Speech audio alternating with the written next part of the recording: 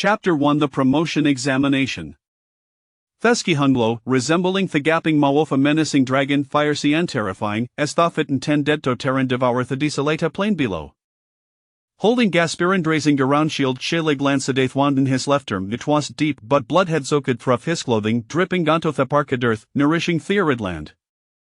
Earth monitor lizard extended scarletting, its dastabuds stimulated bethescent off blood, they golden aeslite like intracted nuthetites previous attack had been successful, and its opponent was wind.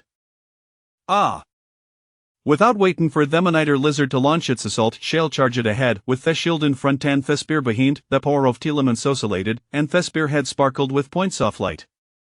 Themoniter lizard also surged forward, its simaden ridged with the actions of these insignificanthuman, it was the overlord of this region and would not tolerate a known challenge in its dignity. Moreover, it had the capital Todoso. With thick scales, sharp claws, unparalleled strength, and teeth filled with various toxins, it intended to teach the Shumana lesson, and thirward would bet a delicious flesh of its opponent. A fe moment the called, Thespir sudden lichen ebrightly such close proximity forced Themoniter lizard to clositses, causing Gito experience a brief stiffness. Shale did not waste the opportunity, vigorously thrust Thespir forward, striking the creature shed directly however, with the sound of metal clashing against bone, such an attack obviously could not pierce through he hard skull and scales. When it trio peneditzes, Themoniter lizard was pleased, it knew with that one, its opponent's move had been executed, and now it was its turn to strike. Opening its massive jaws, revealing teeth coated with sticky venom, Themoniter lizard prepared to capture its opponent in an swoop, but presently a thisment, it suddenly felt something additional in its mouth. This unfolded swiftly, and Themoniter lizard had no time to react. A felt a burning sensation in its mouth, followed by intense pain, causing it to roll back and furred on the ground uncontrollably. Before long, grey smoke emerged from its mouth, and Themoniter lizard struggled even more violently. However, nothing could reverse its fate. It sees gradually lost their color. Senior wise, I accuse Shelley of cheating, a voice scowled out, his using a spear and shield, and no savant attacking the magical creature with corrosive powder, where wizards should fight using magic, Lucatwathas doing jit completely violatest he examination rules. Not far away, three individuals dressed in some black robisa Shayla stood silently observing Thebertily until it was decided, only then did Simeona speak up. Be quiet, Ralph, I'm not blind, said the person, pulling down his hood Toravialeung in different fashioned collar. The requirement for the promotion examination for junior apprentices is to independently hunt three scantier magical creatures, there are no restrictions in weapons. Moreover, shielded as a magic during Thebertal, Butitwasenly LV0 Lumos S and Auxiliarians, therefore, this battle conforms to the regulations. After finishing his words, he swept this gazy over Everion, pausing briefly in Shale before turning and walking towards the distant mountains. Facing a mid-level apprentice, the three junior apprentices taking the promotion examination dared not be presumptuous, Thazalently followed behind, barely daring to breathe. However, the three were clearly divided into two groups, Shale walked alone while he other two stayed closet together. Unanimously, the two cast glance of disdain and resentment towards Shale, fueled by jealousy. The requirements for advancing from a probationary apprentice to a junior apprentice are twofold. Firstly, one is Magicalinergy must reach 120 joules, the size of mandatory criteria on failure to meet trender sanapli ineffective even if matabi themper. Secondly, one must have a mentor willing to take missa disciple. Shala met both criteria, but Theus was that they had taken a shortcut. As a member of 577 Thintakete Helms Wizard Academy, Shale had only been enrolled for a year and a few months. During 13 test 3 months ago, Shale's Magicalinergy had just reached 40 joules. The Racing had qualified for the examination waste to voluntarily underwent a larger-scale wizard body modification, and in return, has secured a discipline position under Mentor Zola. Asonafta for Edrobed Wizard sat the Academy, becoming a discipline of Mentor Zola Wazeli of Tofami and Fortune. Thus, despite the low success rate of such modifications, which could have been resulting death, many still signed up. After testing, Shale had the highest compatibility with the Norbody, and so he was fortunate to not lay on the operating table. The emergency of the wizard community dates back several thousand years through continuous practice, they realized that the human body has limits. Apart from a handful of geniuses, most wizards reach orbital neck to physical constraints, unable to withstand more powerful magical energy.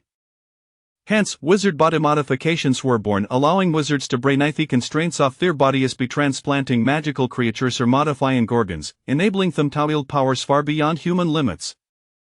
However, ordinary modifications involve only a small part of the body, such as arms or feet. Due to the low success rate, such modifications, even if they fail, do not endanger life. Yet the experiment Mentors tended to conduct was different. It was a larger scale of modification involving all internal organs. Such surgeries were rare in history, and successful ones were even rarer. Yet Shell was incredibly lucky actually survived. Upon retesting, his magical urge reached 136 joules. Excited, Mentors immediately announced that Shell passed the promotion examination. He would become her fifth disciple. How could this not make her envy, especially the other two individuals taking the examination with Shell, who had completed the academy's 5-year curriculum and undergone a brutal competition with peers to secure their promotion opportunities? Wish old Shell, who merely lay on the operating table and close a desires for an app, be on an equal footing with them? Is there no justice?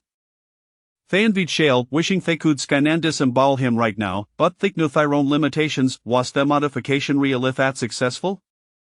At least from Shell's perspective, it wasn't necessarily so. The wizard body modification was extremely brutal. The original body sonorade actually done the operating table. It was Mentors Allah's necromancy to revive him. However, the ritual did not bring back the original soul but summoned a soul from another world. Thus, the current Shell was actually a timid traveler. Yet the experience left for this timid traveler was far from pleasant.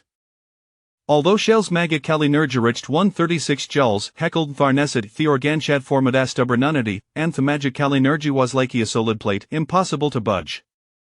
As a result, Shell became a weakest candidate. He couldn't lay as original magical energy to cast LV0 beginner spells, specific light hosey involving light elements to were compatible with them. This meant that a hunt into your magical beasts had to equip himself like a warrior with a spear and round shield and carry various auxiliary materials such as corrosive powder.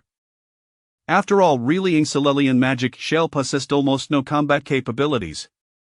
The examination set to us locate Donth Gamer Desert, not far from Helm's Wizard Academy. It was Vastan had become a paradise for magical creatures due to its remoteness. Moreover, Itwasher Thatman and magical materials are produced. For instance, on an Iarba cliff wall, 3 allogras appeared, making Ralph Sias widen instantly. 3 allogras was terrare material, beautitwasquateluable, especially using cethatamuld property and servades and auxiliary material for mana potions. The exchange office if academa purchase a dite around, and it fetch a doyer price in Thunderground market among students. Senior Wise may we take a break. Ralph ran a few steps forward to stand beside Senior Wise, blocking the view from behind with his body and casually handing a few silver cents into the Senior's hand. Of course, Wise replied with a smile, glancing at the cliff wall nearby and understanding the hint. Ralph immediately thanked them and, without waiting for the other two, ran straight to the cliff edge, casting a spell of levitation on himself before taking Gutedagger to start climbing. There were several plants off 3 allogras on this cliff, worth no less than an imperial gold coin. Ralph was gritty-headed and twantum sani, so Hecklin bait around on the cliff. This took quite some time, and by the time finished, Theske had redual darkened. You can proceed in your own for the next part of the journey I don't. Chapter I Conversations off night. Crack, crack. The sound of burning twigs snapping cayenly echoed, and Theramuf roasting bread wafted through the air. Banjan hailed B. Charles. Hungered Noetta the stomach, prompting him to involuntarily swallow. Eat now, it is despastathasment, but be careful not to burn your mouth, said Vis. The senior student Asha sprinkled a handful of sultan handed up as of roasted bread to Charles. I sit Saphir? Ignoring the heat, Charles stooped bites, swallowed after manimulcoing, Anthan inquired. The night synth Gelmer Morari indeed perilous unless you've reached the level of an advanced wizard apprentice. It's best not to venture out easily, replied this casually. But I've been here a many times, and it's safe, sodn't worry. Unlike Charles, Hawasha still consuming his food, the story of a piece of bread, chewed it slowly, and revealed an expression of enjoyment. Upon hearing these words, Charles couldn't help but glance up the bell beside him. Beneath it, a magic circlefinly opened, unnoticeably unless scrutinized due to its lack of luminescence. This is the ability of an intermediate apprentice if they can compress magic and release it through a medium to create an equidomainal their own, explained this. At that moment, the entire hyla enveloped this magic, allowing him to keen perceive an emotemeter disturbance. Charles couldn't help buten vivus issues of magic. I'm surprised you managed to escape those mists so easily. If encountered them, you might not have been able to come out so smoothly, said Vis, glancing at Charles before looking at the spear and shield behind him, as well as that one individual's rapid blinkets. Why did you bring them all out, Tom? They're just a burden, and to seem incredibly strong carrying gas spear and shield is easy, yet you are still dragging 12 people up the hill. Honestly, you don't seem like Daedal, continued Vis. After hearing Vis' words, Charles also glanced back at that one individual and shookished helplessly. He was able to escape thanks to them. If he hadn't been electrocuted and minor paralyzed, he wouldn't have realized that those skeletons were real illusions. As for now, I don't know what to do. If any of them feel sure lady but it's unrealistic to continue thesis meant with them. Charles rugged he genuine lidded no what to do, that one individual arrested alive butanuways in ecatonic state, and theotheramitotherem off roasted meat.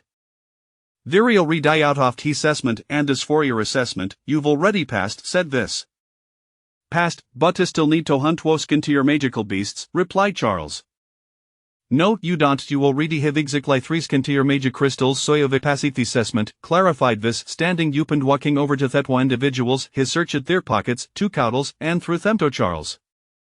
But hat doest it conform to the rules, said Charles, somewhat flustered as she received the crystals. As your senior, let me teach ye something, began Vis. The assessments at Wizard Academia are renowned for their rigor, but hot doest me and their absolute lifair. For instance, you take a turn shunting skin to your magical beasts, but the danger level soft hisa beasts vary. You might struggle and evengetherd, while others might find a taffertless is tot fair. Furthermore, the assessments are designed yet to showcase our abilities. You've hunted an essican to your magical beast and provenio yourself, which is sufficient. After finishing his words, Vis resumed his seat beside the fiery and continued eating his roasted bread. Charles remained silent for a moment before sighing softly and putting Thetwa magic crystals in his pocket. This words medicines through fragments of his past life's memories. Charles knew that wizards were not arias for natalways adhering torial, and eventhosi instructors could turn on uified and signastron le binding contract with them. Duty said, Senior, Thadio hadother matters to tentov here, Charles said, taking go by Taveus roasted bread and initiating Gainotopic Ashlup. Already done, during the time I real busy, replied Vis, pulling a small glass of ale from his pocket and shaking in front of Charles. Thevia looked ordinary, but it contained a swirlingness that occasional lit dispersed, creating a magical effect. A tiny magic circle flickered, sealing Thaviel's opening, Themistsi metafrayed, quickly retracting whenever to shed the seal, as if experiencing an electric shock. Charles didn't ask what it was, as inquisitive like probe in Jintown known matters as a major taboo among wizards. Bothman tacitly agreed not to pursue the topic further. Vis quickly finished his bread and suddenly spoke to Charles. Well, return tomorrow, get a good night's rest. You can take those at war with Eofiowent, or Leavetham behind the Rusla snow, and he'll just say they dathi hands off magical creatures. Noon you will investigate further, continued Vis. Return tomorrow, Charles was start led hadn't expected Visto beso decisive. Otherwise, continued to admire Zinarihiri, replied Vis. My basin assistone, and do passive the assessment, that's enough. Moreover, this more is fraught with danger. I don't want a last assessment participant at Easwell. When you become me a junior apprentice, y'all realize I thought there aren't many tasks to tell you to in credits. I feel leave a bad record, such as being godness to the fel assessment participants. It'll be difficult for you to receive similar tasks in the future, added Vis, stretching and glancing at Charles before waving a hand, picking up a blanket, and going to sleep. Charles rubbed his forehead beneath the elingics housed. He cold and sleepy too much had happened at Toad, leaving him feeling somewhat confused. Looking Upathiski has the clouds rolling incessantly, as if something was wriggling inside them. Even Thester Sarah hidden, Charles said melancholically, touching his chest and feeling his heartbeat. It doesn't feel quiterial. How long wilt his discord last? Can't we coexist peacefully? Charles knew very well what caused the sense of estrangement. He had been in this world for 3 months, and for 3 months he had been battling his own organs. In his previous life, he was the best surgeon in the attended risen top position of department head before turning 40. However, just when he was in his prime, he was diagnosed with ALS, and this condition rapidly deteriorated. With an heir, he passed away due to respiratory failure. In this unexpected life after his accident, had hope had to live well but found that his currentituous warenola challenging fanthosi in his previous life. The organsophasia monster were gradually assimilating esother organs, causing him to occasionally fall into illusions where believe he weighs a fish swimming in the ocean. If this continued, Hahadon Latwapasabay outcomes death or transformation into Anusamonster. Charles fell the hot hate enough and ishbridly went to enthes, Hugh and Ted to live, toser vivia shelta charlanares. Because you asked Sheriff, upon the ingagain, who would have a thiechensa to reincarnatus of human. Therefore, Hanida to advancian becomi discipliosora, the instructor, because lithing kuda possibly beg the instructor to intervene on salvius problems. Fortunately, the first step he had taken was about to succeed. Crack, crack. Adding Marjorie wood to the fire, Charles did lay down instead, he took out a book from his backpack and opened it quietly. It was a meditation album, a specialized boon I thought could help wizards restore their magic and mental energy, ikways illustrated with various patterns that could assist beginners in quickly entering a meditative state. Meditating in the wild was usually a majordabu, as interruptions could potentially cause mental damage.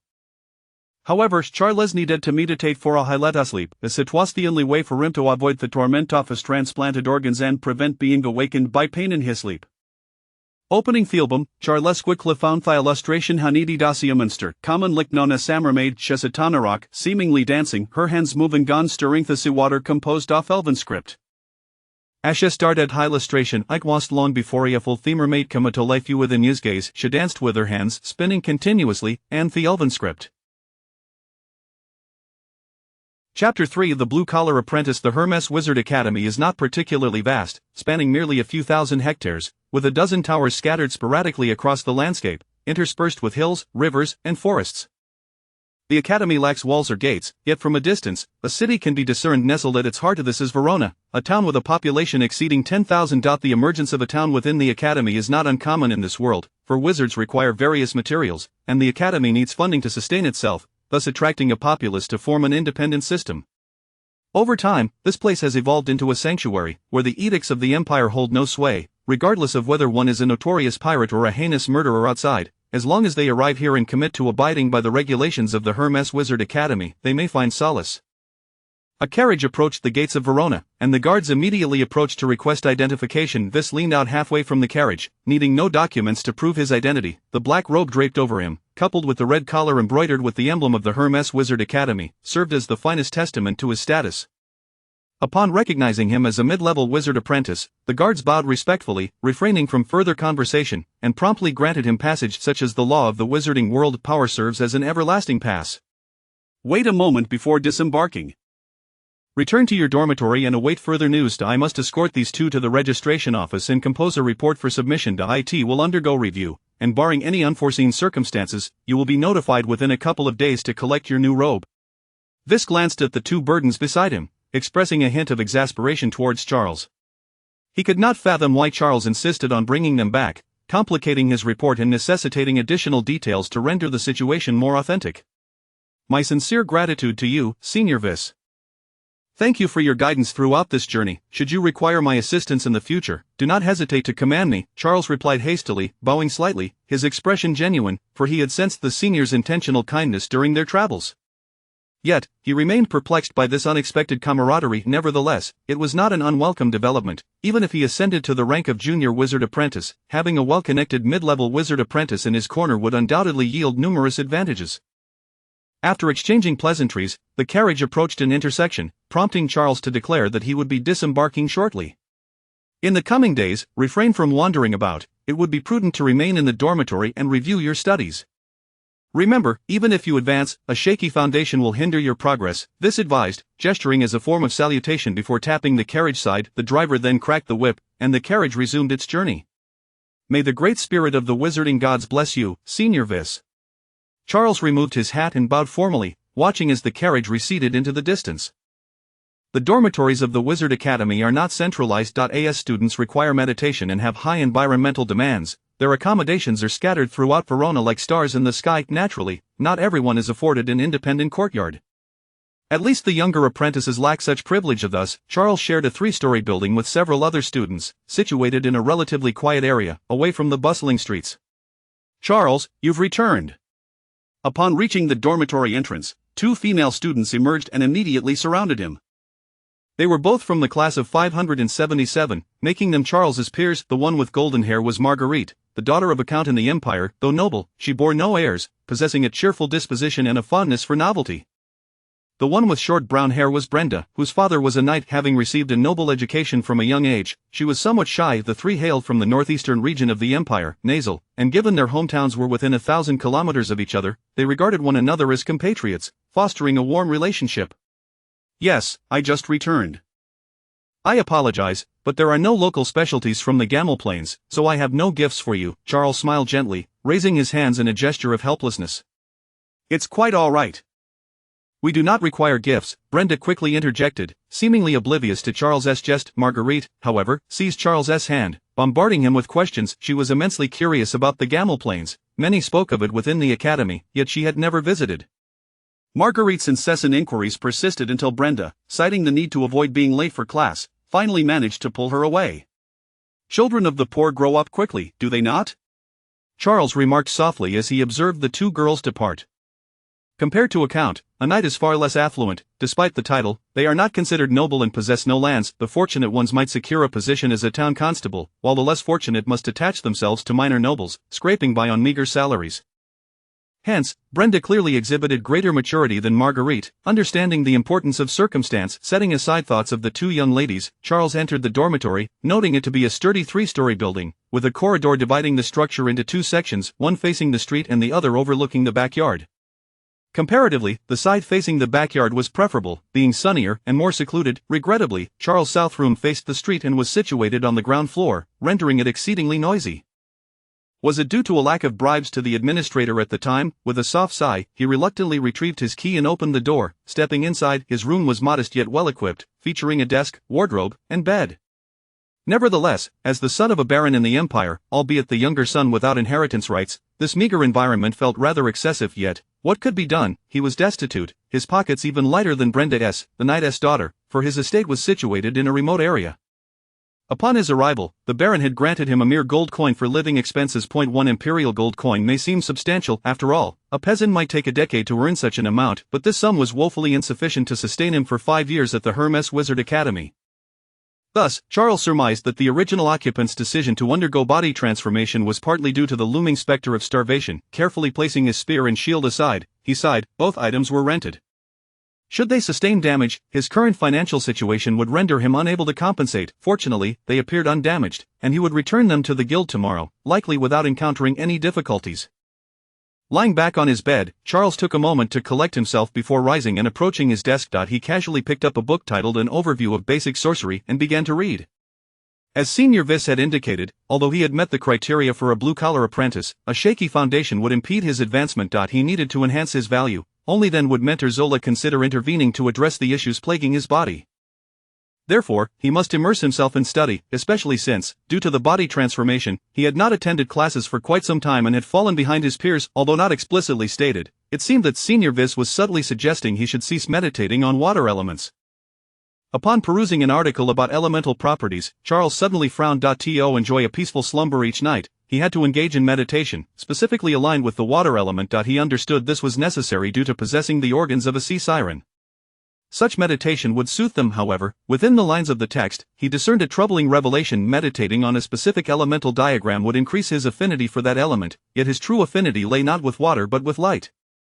Should he consider switching diagrams? Charles fell into contemplation. He had previously attempted to meditate on diagrams of elements other than water, and the organs had reacted violently, as if rebelling. Perhaps it would be best to wait for the results before making any decisions.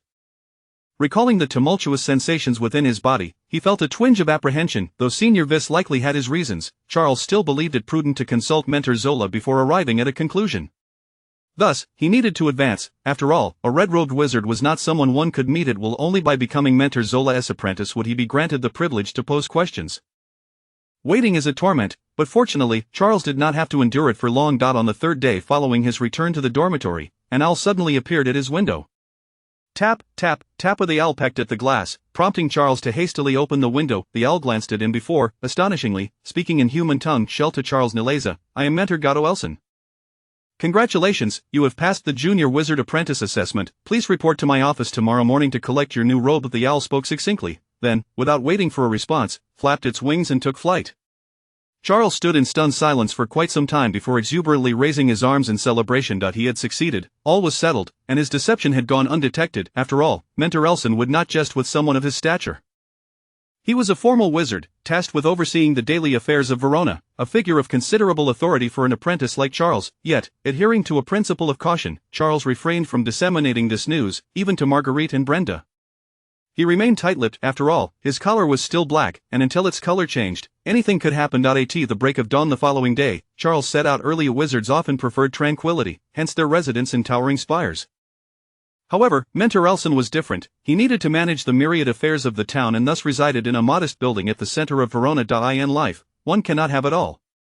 When this blue-robed wizard chose the path of secular power, it signified his abandonment of further advancement in the arcane arts. In a sense, it was a tragedy. Adjacent to the small building were several large structures serving as classrooms. Typically, students would congregate here for lessons, but since Charles had arrived early, few were present. Nevertheless, the guards were not lax in their duties merely because it was breakfast time. They stopped Charles and, upon learning he had been summoned by Mentor Elson, instructed him to wait while they reported to their superior. After approximately 15 minutes, the guards returned, inviting Charles inside and kindly informing him that Mentor Elson's office was located in the innermost room on the second floor. Charles expressed his gratitude, proceeding to enter and finding the space remarkably quiet, with almost no one else present. The first floor was spacious, adorned only with a few decorative paintings, while the second floor surprised Charles with its stark absence of adornment. It is worth noting that the Hermes Wizard Academy is not impoverished, and Verona's economy fares better than many towns of similar size within the empire. Yet, the town hall, serving as the mayor's office, appeared unexpectedly austere. Perhaps it was a statement of integrity, or perhaps as a formal wizard, he regarded such embellishments as trivial. Regardless, the emptiness of the surroundings only heightened Charles's anxiety. Taking a deep breath, he hastily traversed the corridor until he reached a grand door. He knocked and, upon receiving permission, pushed it open. You have arrived. An elderly man sat at the desk, seemingly engrossed in reviewing documents, briefly lifting his gaze to regard Charles with a penetrating stare. Greetings, esteemed Mentor Elson. Charles promptly bowed. Although this was not his first encounter with the mentor, it was his first time in such close proximity. Mentors are not figures one can casually approach. Wizards are typically consumed by experiments or the journey toward them, with little time to spare for apprentices. Even for someone like Mentor Elson, who had chosen not to pursue further advancement, the same principle applied. Thus, since Charles's enrollment, he had primarily encountered upperclassmen, predominantly blue-collar apprentices, with the occasional appearance of red-collared mid-level apprentices. This had formed the ceiling of his social circle. Thus, meeting Mentor Elson, this blue-robed wizard, was a rare opportunity for Charles. Feeling somewhat constrained, he lowered his gaze, unable to meet the mentor's eyes, which created an awkward atmosphere. I have matters to attend to, so time is limited. The items you need are on the cabinet over there.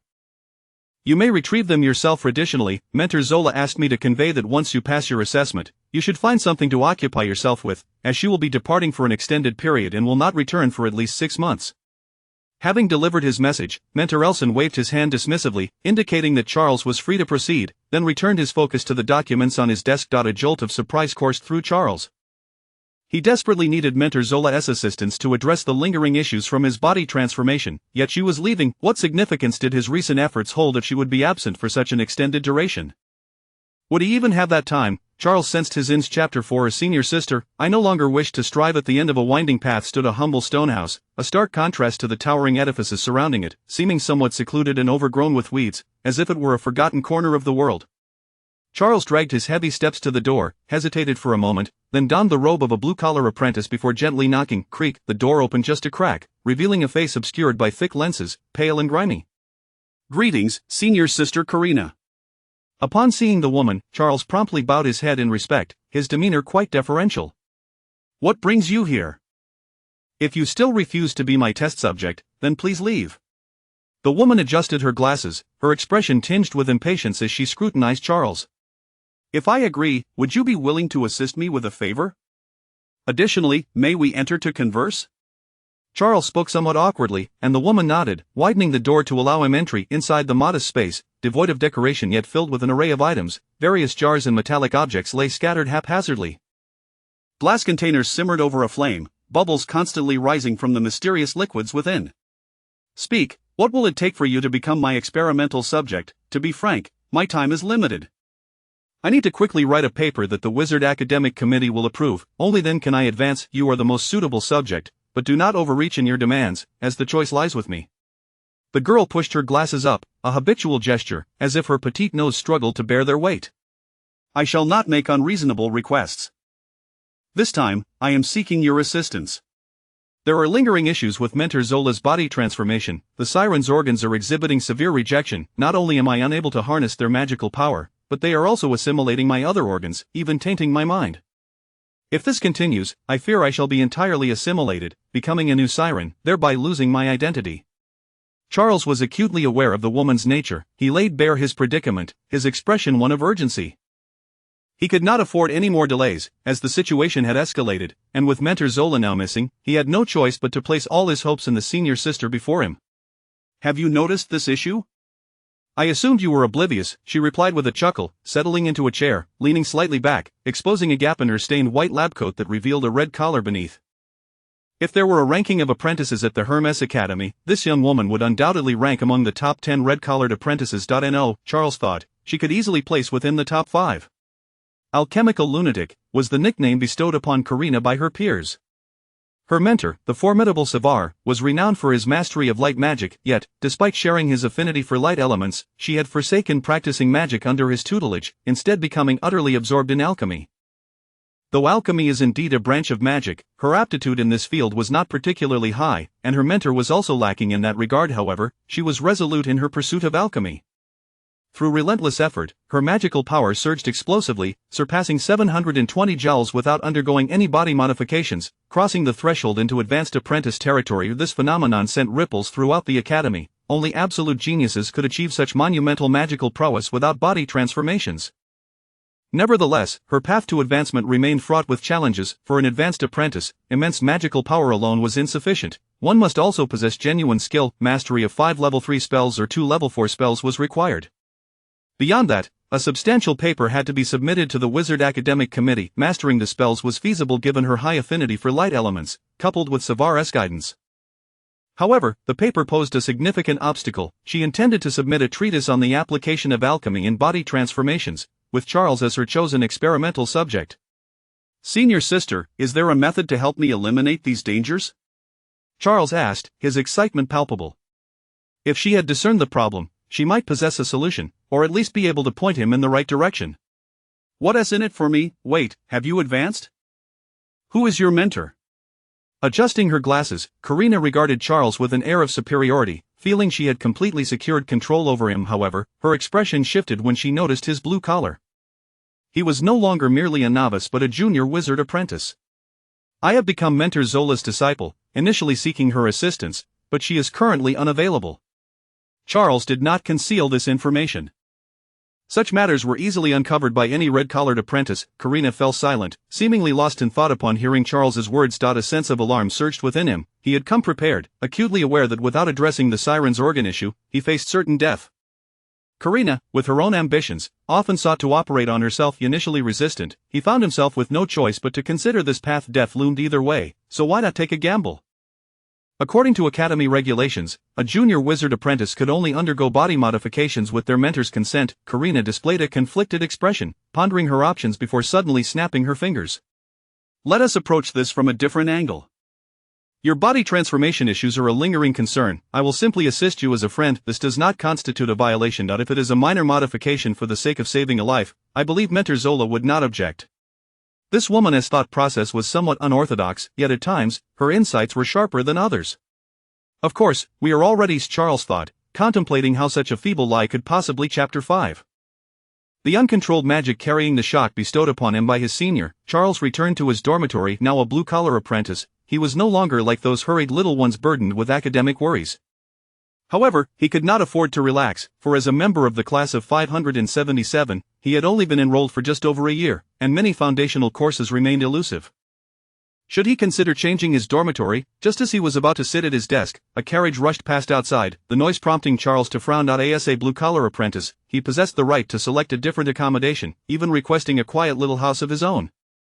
Yet, this would come at a cost. The Academy could fulfill his request, but expenses would be his responsibility. Weighing the contents of his pocket, Charles dismissed the notion that he was not yet in a position to enjoy better conditions and decided to focus on the tasks at hand.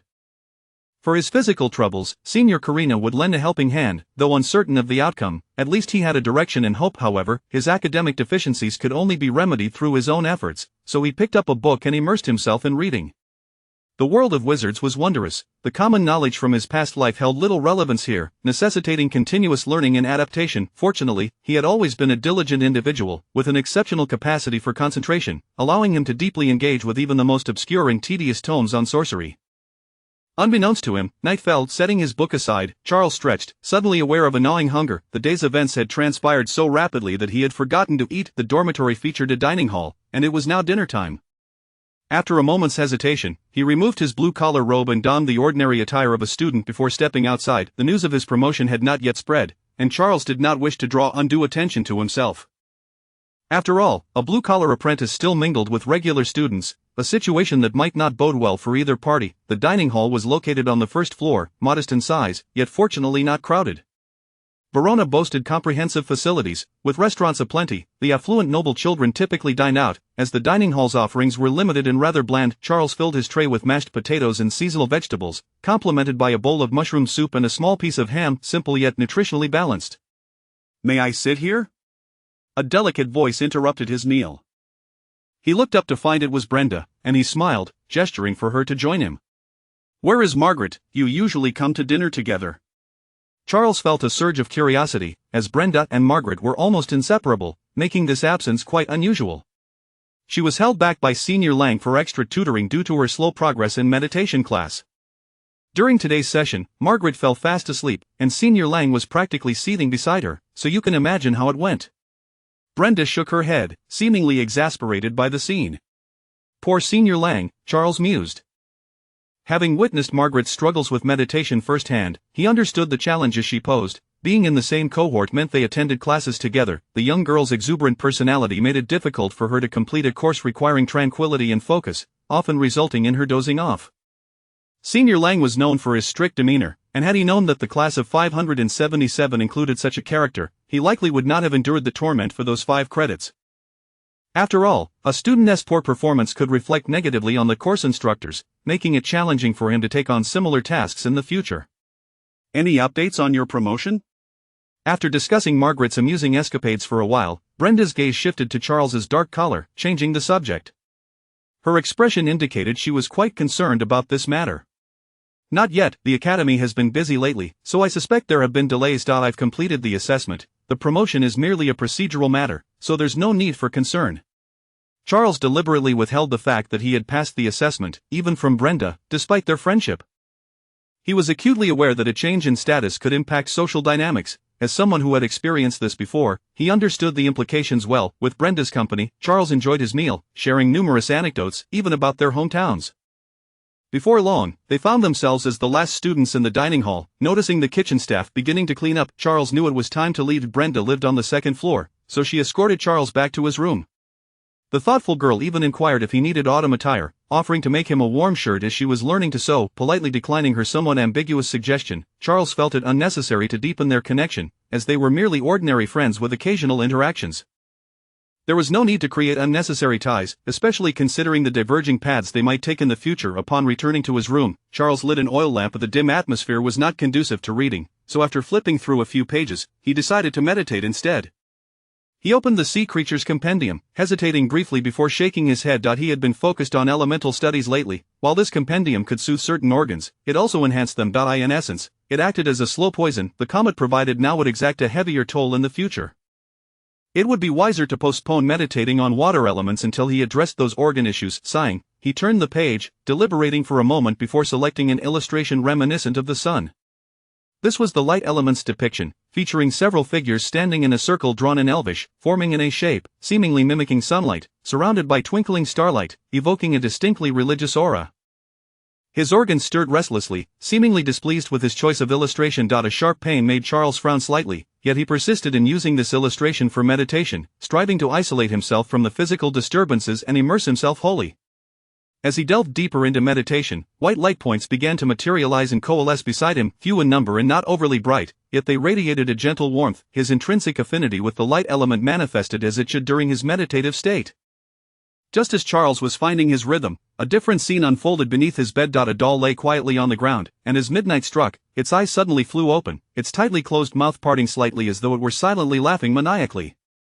An invisible force rippled outward, instantly rendering the dim room even more sinister. Charles remained oblivious to the unusual occurrence, entirely absorbed in his meditation, ignoring the protests of his insides and concentrating all his mental energy on sketching that pattern.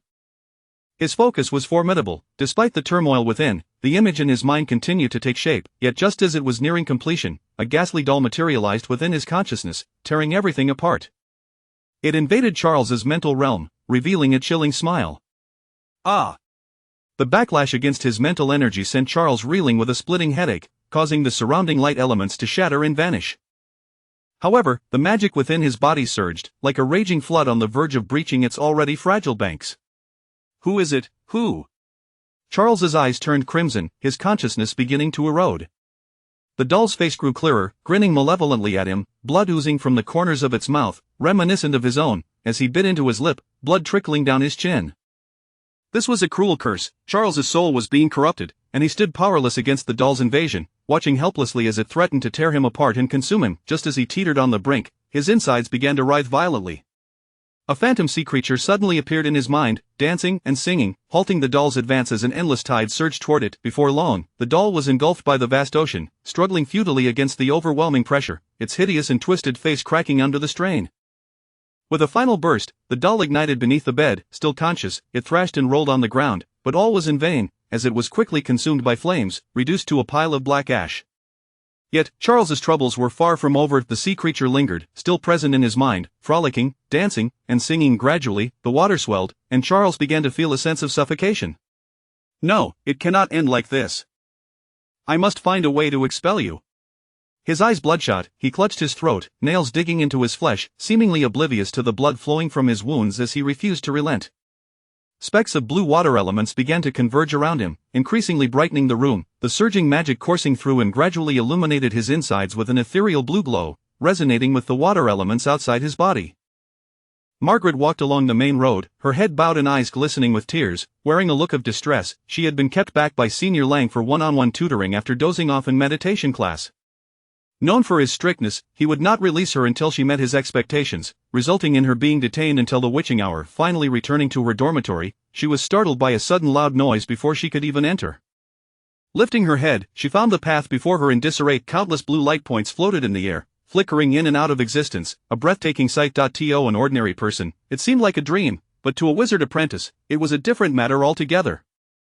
The magic was surging wildly, akin to a tempest. Margaret had no doubt that if she took another step forward and entered that chaos, she would be torn to shreds by the rampant magic. What had transpired in the dormitory, she instinctively took a step back, feeling a twinge of fear. Verona was typically safe, and no one dared to cause trouble here, for it would be a direct affront to the Hermes Wizard Academy. Yet, why was there such a terrifying magical storm outside the student dormitories? Just as Margaret stood in shock, a figure emerged through the shattered window. Turning, the figure looked at her, and Margaret recognized him. The stunned young girl gasped, covering her mouth, her eyes wide in disbelief. Charles? Chapter 6. The terror of the violet-collared apprentice. At this moment, Charles stood in a daze, his movements sluggish.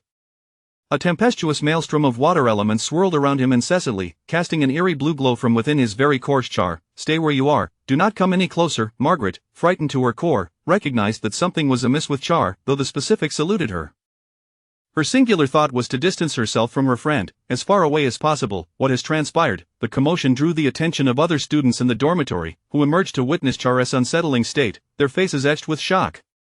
None dared approach the raging water elements, they could only gaze from afar through the windows. Char's magical energy is spiraling out of control, we must alert the academy. Those with some knowledge quickly surmised the situation, for Char's body modification had been a hot topic within the academy, leaving no room for ignorance. Anyone with an ounce of wisdom could discern that such violent magical energy could not stem from a mere apprentice. Only a magical backlash from body modification could elucidate the events unfolding before them. Yet before anyone could act, Char initiated his assault. He lifted his hand gently, and the furious water elements swiftly transformed into a torrent, crashing towards the adjacent dormitory. This water, a product of condensed elemental forces, bore a strength akin to steel. The dormitory, a mere structure of brick and stone, stood no chance against such an onslaught. Its walls cracked, windows shattered, and in the blink of an eye, half of it collapsed. Unfortunate students were swept into the chaos, their cries echoing in despair. Witnessing this, the onlookers dared not linger. They scattered in panic. The disturbance had not only roused the apprentices but also attracted several blue-collar apprentices residing nearby. Upon witnessing the scene, their expressions mirrored that of shock. However, they reacted swiftly, recognizing that Char was in a state of magical turmoil, and united, they launched an attack against him. Windblade, Fireball, Flying Stones, a flurry of LV1 spells surged towards Char, illuminating the street with their brilliance. The swirling water elements, seemingly provoked, began to whirl even more frantically. Although the spells were fierce, they were ultimately of low caliber. Before they could even graze Char's form, they were mercilessly shredded by the chaotic magical energy. Without Char needing to direct them, the water elements had already locked onto the blue-collar apprentices who had cast the spells. In an instant, the water elements surged forth like a tidal wave, enveloping them completely. The apprentices recognized the danger, but it was too late to escape. The water elements descended, and the cobbled path beneath them could not withstand such pressure, cracking and shattering under the strain. Boom! Just as the situation appeared dire, a colossal pillar of fire shot skyward, dispersing the rampaging water elements, allowing the blue-collar apprentices to escape in a frantic scramble. A red-collared apprentice emerged, extending his left hand, with his pinky protruding like a jagged bone spur, adorned with a myriad of shimmering magical sigils. Fire elements began to coalesce, staining the pinky a fiery crimson, resembling a blazing branding iron, strikingly visible in the night. Senior Vis arrived on the scene, having been nearby when Char's uproar drew him in. Yet upon witnessing his junior's condition, a shiver coursed through him. The raging water elements were far more ferocious than those encountered days prior in the Gemmel Wastes. Char's unleashed elemental power filled Vis with trepidation, indicating that the situation was becoming increasingly precarious. "I'll do my best to hold him off. You lot, hurry to the academy and fetch more help. Bring some mid-level apprentices." Vis suddenly turned towards the blue-collar apprentices, urgency lacing his tone. He knew all too well his own limitations. Restraining the rampaging Char was beyond his capability. To merely buy time would be a stretch. As he refocused on Char, strategy swirled in Vis's mind. Char was currently in an unconscious state, and the silver lining was that he could only wield elemental power, devoid of any spells. The bad news was that even this primal elemental force was a daunting challenge to contend with. The blue-collar apprentices, after a brief moment of shock, sprang into action, realizing the situation was beyond their control. Their only recourse was to seek assistance. Seeing the blue-collar apprentices retreat, the frenzied Char chose not to pursue. His attention had shifted to a new target. As he advanced, the power of the water elements began to tremor, the immense pressure pulverizing the cobblestones beneath him, and Vis instinctively stepped back.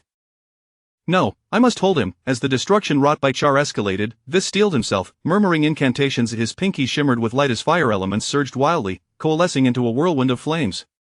With his spell fully formed, Vis's eyes widened, and he bellowed, "Fire Tornado." This was Vis's ultimate move, a level 3 fire spell, manifesting as a colossal fiery whirlwind over 5 meters in diameter, crackling with lightning as it surged towards Char like the gaping maw of a fire dragon, intent on incinerating him. However, Char exhibited no signs of panic. Perhaps he had transcended such emotions. He merely raised his hand nonchalantly, and the surrounding water elements rapidly converged, forming a barrier of blue liquid before him.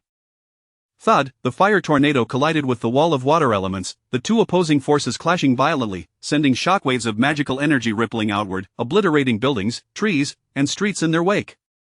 Char's previous assault had already injured several students in the dormitories, and this latest clash caused the already battered dormitory to collapse with a resounding crash. My leg. Most students had evacuated, yet a few unfortunate souls remained trapped beneath the rubble, their screams echoing in despair. No one dared to rescue them. All that could be seen was the chaotic clash of fire and water elements, intertwining and attacking one another, their magical energies entangled and tearing apart. The unfortunate little ones were acutely aware of their fate. Should they be caught in the fray, their demise would be certain, leaving nothing but ashes behind. "Stop this," Vis shouted, realizing the situation had reached a stalemate.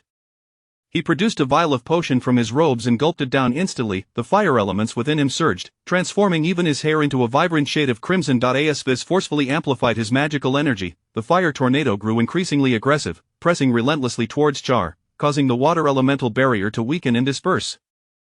Suddenly, harmonious singing reverberated through the air, as Char opened his mouth and began to dance in place, twirling around with abandon. "Oh no, he is on the verge of fully transforming into a siren." Vis gasped, witnessing Charas' visage morphing. The once unremarkable boy with a hint of determination was becoming increasingly ethereal. His pupils shifted from brown to blue, his hair lengthened, and even his ears took on a pointed shape. Most alarmingly, his voice, once distinctly masculine, began to adopt an androgynous quality, ultimately acquiring a sharpness characteristic of femininity. This was a rare occurrence in body modification, known as magical transformation. All of Charas' organs were derived from a singular siren, indicating that as the corruption deepened, he too was evolving into one. At this rate, it would not be long before Char fully metamorphosed into a siren. Vis gave his all, but as Charas' transformation progressed, his fire tornado was increasingly unable to contend with the surging water elements. "Senior Vis, hang in there." Just as Vis contemplated retreating, a shout rang out from afar. The little ones who had escaped were waving their arms, rallying one another with encouragement. "Encouragement, spare me." Vis felt a swell of frustration. Those little ones were evidently lacking perspective. He was on the brink of exhaustion, while they were just beginning to exert themselves. "How can we fight? What is the point?" Moments later, the water elements surged into a massive wave, engulfing the fire tornado entirely before consuming it. Thud. Vis coughed up blood. Having continuously channeled energy into the fire tornado, the spell abruptly ended, causing a backlash that left him reeling. Yet the water elements were relentless, as a titanic wave, towering over 10 meters, loomed, obscuring the moonlight and enveloping Vis wholly. This was highly concentrated water, and undeniably, a human frame could not withstand such force. Vis realized he was teetering on the brink of death, but he had a lifeline. From his robes, he produced a doll and whispered an incantation. Instantly, the doll ignited in flames, and a non-luminous magical array spread outward. He opened his domain, and at the very moment the wave crashed down, his body erupted in sparks, vanishing from sight. He reappeared. Chapter 7. Who was trying to harm me? The dungeons of Verona have always been eerily quiet. After all, in this city, those who err seldom receive a second chance. However, the current atmosphere is different. In the deepest recesses of the dungeon, within a dark, iron cage, resides a new acquaintance. His hair, a flowing cascade of blue reminiscent of waves, is marred by bloodstains, and his tattered garments hang loosely on his frame. The man on the cross is shackled by iron chains binding his hands and feet, with a slender thread, inscribed with magical runes, entwined around his neck. Should he make any untoward movements, that thread would constrict rapidly, slicing through his tender flesh and severing his windpipe. "Siar?" The jailer opened the door to the cage, allowing a woman clad in a flowing black wizard's robe to enter. The flickering candlelight cast shadows across her pale face, highlighting the crimson color of her attire. "Karina," she inquired weakly, her voice tinged with uncertainty towards the unfamiliar figure before her. She lifted her head slightly, her curls parting to reveal a pair of striking blue eyes. "Siar," he replied softly, his voice barely above. Chapter 8. The unreliable surgical team raising his hand to shield his eyes from the brilliant sunlight, Charles's pupils slightly contracted, as though he were in another world. Though his stay in the dungeon had spanned merely 6 days, each moment felt like an eternity, a relentless torment. Touching his neck and inhaling deeply, he sensed the breath of freedom. Indeed, freedom. Those who have never languished in a dark cell can scarcely fathom such a feeling. It was as if he were reborn, the past fading like a distant nightmare. "Let us hasten." "Others are waiting," Karina urged, adjusting her glasses as she observed Charles's demeanor. The young man was undeniably conspicuous. Passers-by cast curious glances his way. His blue curls were a rarity, accentuated by his elf-like pointed ears. Most striking was his visage, reminiscent of a beautiful girl of 16 or 17, with large, luminous blue eyes that sparkled with innocence. Such a countenance, coupled with tattered garments stained with blood, would prompt anyone to furrow their brows, their imaginations running wild.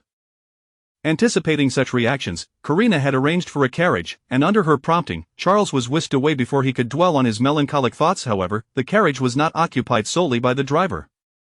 A red-collared apprentice, Heidi, was also present. "Is this Charles?"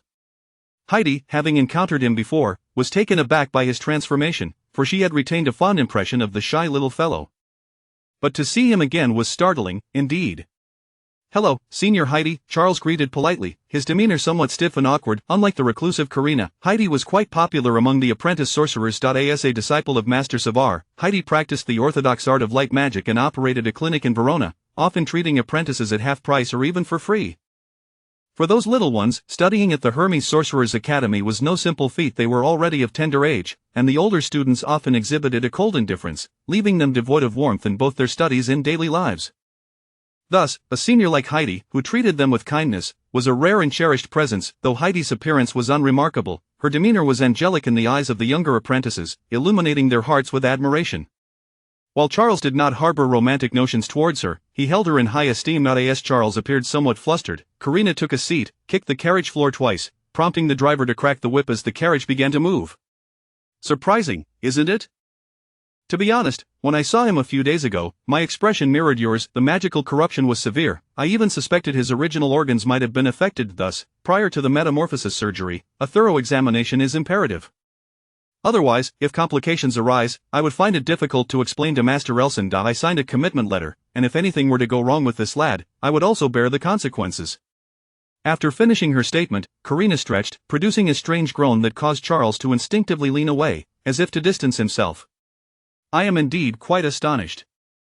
Frankly, Charles now resembles a genuine sea nymph, albeit lacking a potent magical aura, Heidi remarked seriously. Having encountered sea nymphs before, they were enchanting creatures that, once seen, remained forever etched in one's memory. Charles's current appearance bore a striking resemblance to a sea nymph, captivating even women. After all, the pursuit of beauty is an inherent trait of humanity, irrespective of gender. Senior Heidi, might I inquire if you can restore me to my former self? Charles asked, a hint of trepidation in his voice, for he felt considerable aversion towards his new appearance. This visage hardly resembled a man. In contrast, he would prefer a darker complexion and a more rugged countenance, even if it bore a few scars. Yet, when he beheld his reflection now, he felt like a blooming beauty. For any normal man, this was a difficult reality to accept. Uncertain, Heidi replied, this surgery, after discussions with Karina, primarily aims to address the magical conduits within your body. Your alteration in appearance is a consequence of magical corruption. Theoretically, even if the surgery succeeds, it would not revert to its original state. The only solution would involve a cosmetic surgery, but undergoing 2 surgeries in succession might prove overwhelming for you. Therefore, I recommend waiting for a while. Besides, I believe you look quite splendid as you are. There is no need to revert. Heidi smiled, her expression genuine, as she sincerely found Charles's appearance appealing. From a female perspective, Charles's new visage could be deemed flawless, for the pursuit of beauty is a woman's innate desire, akin to diamonds, seemingly useless yet obsessively coveted. After exchanging a few pleasantries, Charles fell silent. Karina and Heidi were well acquainted and had ample common ground to discuss, leading them to delve into topics favored by women, effectively excluding him from the conversation. Consequently, Charles could only lean his head against the glass window, awkwardly gazing at the street in a daze. Verona lacked towering spires inhabited by sorcerers, and Karina's stone dwelling was ill-suited for metamorphosis surgery. Thus, the carriage wound its way through the city before finally halting before an unremarkable small building. However, upon disembarking, Charles was taken aback to see another red-collared apprentice. Standing at the entrance, appeared to be in poor condition, his complexion a sickly pallor, his posture slumped. His left hand was heavily bandaged, and his robe bore numerous wrinkles, as though he had just endured a beating. Indeed, he had been the one to inflict the beating upon himself, sustaining internal injuries and suffering lingering effects from forcibly augmenting his magical prowess. It would take at least a year or more for him to recover fully. When the two met, the atmosphere grew awkward, their gazes locked for a moment before Charles finally broke the silence. I apologize, Senior Vis. I lost control and have no recollection of what transpired. However, I will take responsibility. If there is anything I can do, I will certainly strive to assist. Charles spoke with the earnestness of a penitent schoolboy, his sincerity apparent. After all, he had caused Vis's current plight, and guilt weighed heavily upon him. No worries, it wasn't your fault. Vis shook his head, seemingly disinterested in further conversation, and awkwardly entered the small building first. After all, Charles was merely a blue-collared apprentice. Even in his loss of control, Vis's own defeat left him feeling embarrassed. Come on, there is much to be done before we commence the surgery. Karina patted Charles on the shoulder and, alongside Heidi, walked past him with an air of urgency. All right, Senior Karina, Charles replied, taking a deep breath to steady his nerves, his excitement palpable, as he was on the brink of resolving his troubles. As he stepped into the small building, he was struck by the stark contrast between the interior and exterior. From outside, the structure appeared unremarkable, blending in with the other buildings. Yet upon entering, he discovered an expansive space enveloped in a faint magical aura, effectively muffling external sounds and creating an atmosphere of profound silence. Most notably, the interior was entirely open-plan, devoid of individual rooms or doors. Everything was laid bare to view, reminiscent of an office space characterized only by beams and columns. I remain skeptical regarding this surgery. If his magical corruption issue cannot be resolved, I stand firm in my belief that he should be returned to the dungeon. As Charles pondered, a voice interrupted his thoughts. He turned to see Karina engaged in conversation with a man, both displaying hints of excitement. Wait, that man has a purple collar. Charles thought in astonishment, realizing that Karina had indeed managed to enlist a high-ranking sorcerer apprentice to assist. Do you not remember him? Oh, right, you've lost your memory. Allow me to introduce him. This is Gulam, the prized disciple of Master Elson, the chief of Verona's law enforcement. Heidi whispered beside him, and Charles suddenly recalled this was the individual who had subdued him during his loss of control. Charles, come here. Gulam wishes to see you, Karina called out, her tone somewhat irritable as she turned to face him, seemingly displeased by their earlier argument. With a mix of trepidation, Charles approached, only to feel an overwhelming pressure enveloping him as he neared Gulam. Though Gulam did not release any magic, his mere presence left Charles momentarily disoriented. Listen here, kid, don't presume this matter is resolved. I care not whose disciple you are or how formidable your abilities may be. If you cannot rectify your physical issues and remain at risk. Chapter 9 Mithril, Magic Circles, and Alchemy. Holding a surgical knife in his hand, Bull felt a wave of anxiety as he gazed at the beautiful youth adorned with vibrant, colorful lines on the stage. The situation unfolded thus. After concluding his lecture for the little ones today, he intended to return to his dormitory, only to be intercepted by Weiss and Karina, who ushered him into a carriage. They expressed their need for his assistance in a body modification procedure, which, while straightforward and devoid of any organ transplants, required him only to master the depth of the incision. The remuneration offered was 2 4th-level magic crystals. Considering they were all disciples of the Savar mentors, and the compensation was quite appealing. Bull acquiesced. However, he was taken aback to discover that the subject of modification was a magically altered blue-collar apprentice, and that he would also need to collaborate with Karina's alchemy. Having only participated in a few minor body modification procedures, he was unprepared for such a high-stakes operation. Moreover, the presence of Gulam, a purple-collar apprentice, added to his bewilderment. Was he not a constable? Why was he so invested in a body modification procedure, appearing ready to intervene at any moment? What was truly happening here? Was there anyone who could elucidate this for him? Despite the turmoil in his mind, he had already arrived and thus had no choice but to proceed with the surgical knife, beads of sweat forming on his forehead. Ahem, let me first outline the surgical steps, Karina said, noticing that Bull, the reluctant helper, was prepared. She cleared her throat, puffed out her chest, and began to articulate the process of the body modification procedure with an air of authority. The primary objective of this operation is to validate my hypothesis regarding the application of alchemy in body modification. Specifically, I will utilize alchemy to create a magical energy guiding device, which will then be implanted within the subject to channel magical energy. This procedure is divided into 3 parts. The first step involves Bull incising the subject's flesh, after which I will implant the magical energy guiding device around the internal organs, forming a new magical energy transport network. The second step requires guiding this magical network towards the limbs and inscribing magical circles on the hands and feet for energy extraction. The third step involves Heidi casting a healing spell to fully integrate this external magical extraction system with the muscle tissue. Note, Heidi, that you must not only complete the final healing but also maintain the subject's vital signs throughout the process. If you find yourself short on magical energy, borrow from Weiss.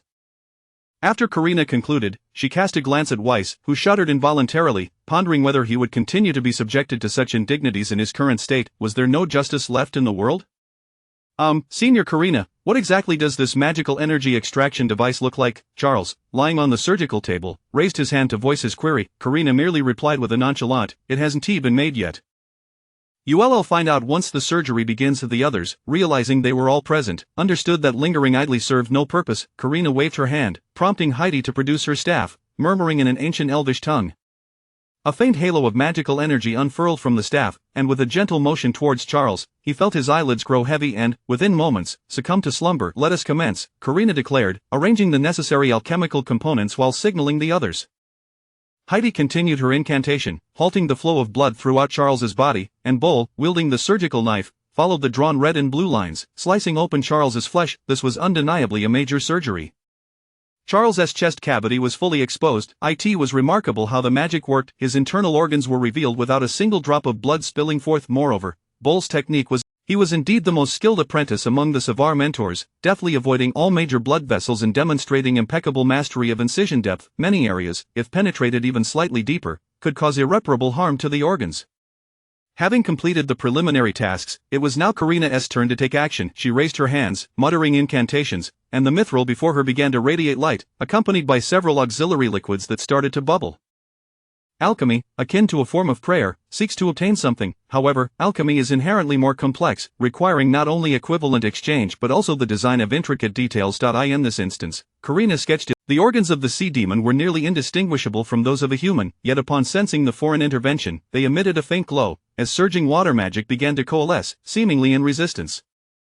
Weiss," Karina murmured, and Weiss sprang into action, unwrapping the bandages from his left hand to reveal his charred pinky. Gritting his teeth, he recited an incantation. Instantly, a series of small magical circles burst forth, gathering fire elements that attracted the dispersed water elements. With the water elements no longer obstructing the process, Karina found her task significantly eased. As the alchemical procedure progressed, the mithril began to integrate with the internal organs, forming intricate patterns akin to tattoos on their surfaces. These were magical circles, entirely crafted from mithril, from which fine lines emerged, intertwining to create a connected network among all the organs. The first step was complete, now it was time for the second step. To incise the flesh of the limbs, following the arteries quickly, Karina urged, beads of sweat forming on her brow as her magical energy waned. Bull nodded, immediately adhering to the plan and beginning to slice open the flesh along the blood vessels. Charles's appearance grew increasingly grotesque, resembling an anatomical diagram, with even his bones laid bare. Karina manipulated the mithril liquid, stretching it along the blood vessels, ultimately converging at the hands and feet to form complex magical circles. The internal organs, now drawn by magical energy, radiated a ghostly blue light. Mithril was the perfect conduit for magical energy, gradually channeling this energy into the limbs, culminating in the magical circles at the hands and feet. "This lad truly is fortunate," Ghulam remarked, having been an observer throughout the procedure. He could sense the potency of the magical energy emanating from those organs. "Alright, Heidi, it's your turn now." Having completed the final magical circle, Karina, nearly exhausted, gestured for Heidi to perform the concluding steps. Heidi closed her eyes, raised her staff, and spoke in an arcane elvish tongue. A wondrous beam of light pierced through the roof, converging upon Charles. His skin rapidly healed, granulation tissue proliferating, and he gradually reverted from an anatomical diagram back to his original form. The marvels of magic were vividly displayed in that moment. "We succeeded," Weiss exclaimed, his voice filled with exuberance. As Karina completed the final step, the water elements dissipated, signaling that the organs had begun to be controlled. "Indeed, we have triumphed." Bull raised his hands in celebration. This marked a groundbreaking body modification. Karina's alchemy had proven capable of playing a significant role in such transformations. As the principal operator, he too would bask in the glory of this achievement. Thud, Karina collapsed onto the ground. Although the surgery had lasted nearly 2 hours, her magical energy was nearly depleted, and her mental fortitude had been significantly drained, leaving her utterly exhausted. However, just as the others reveled in their success, Carl furrowed his brow. He displayed signs of distress. The organs continued to emit a ghostly blue light, and the implanted mithril began to glow in tandem, rendering Charles akin to a glowing cephalopod in the night. The surrounding water elements began to coalesce, inducing a magical disturbance, and the expressions of all present shifted dramatically. Ghulam swiftly moved closer, fixating on Charles, his hands poised to act at any moment. The others were equally tense, watching Charles, afraid to even breathe. It appeared that this operation had taken an unexpected turn. Chapter 10. Still friends. Look, this is Charles, he looks so beautiful. Is it true? Does body modification for wizards also have cosmetic effects? If I didn't already know he was male, I would almost be tempted to propose. In the teaching building, Charles's appearance elicited a chorus of gasps. There was no way around it, he had become a hot topic. His magic went out of control, transforming his body into that of a sea demon, and with merely the overwhelming force of elemental energy, he obliterated an entire street.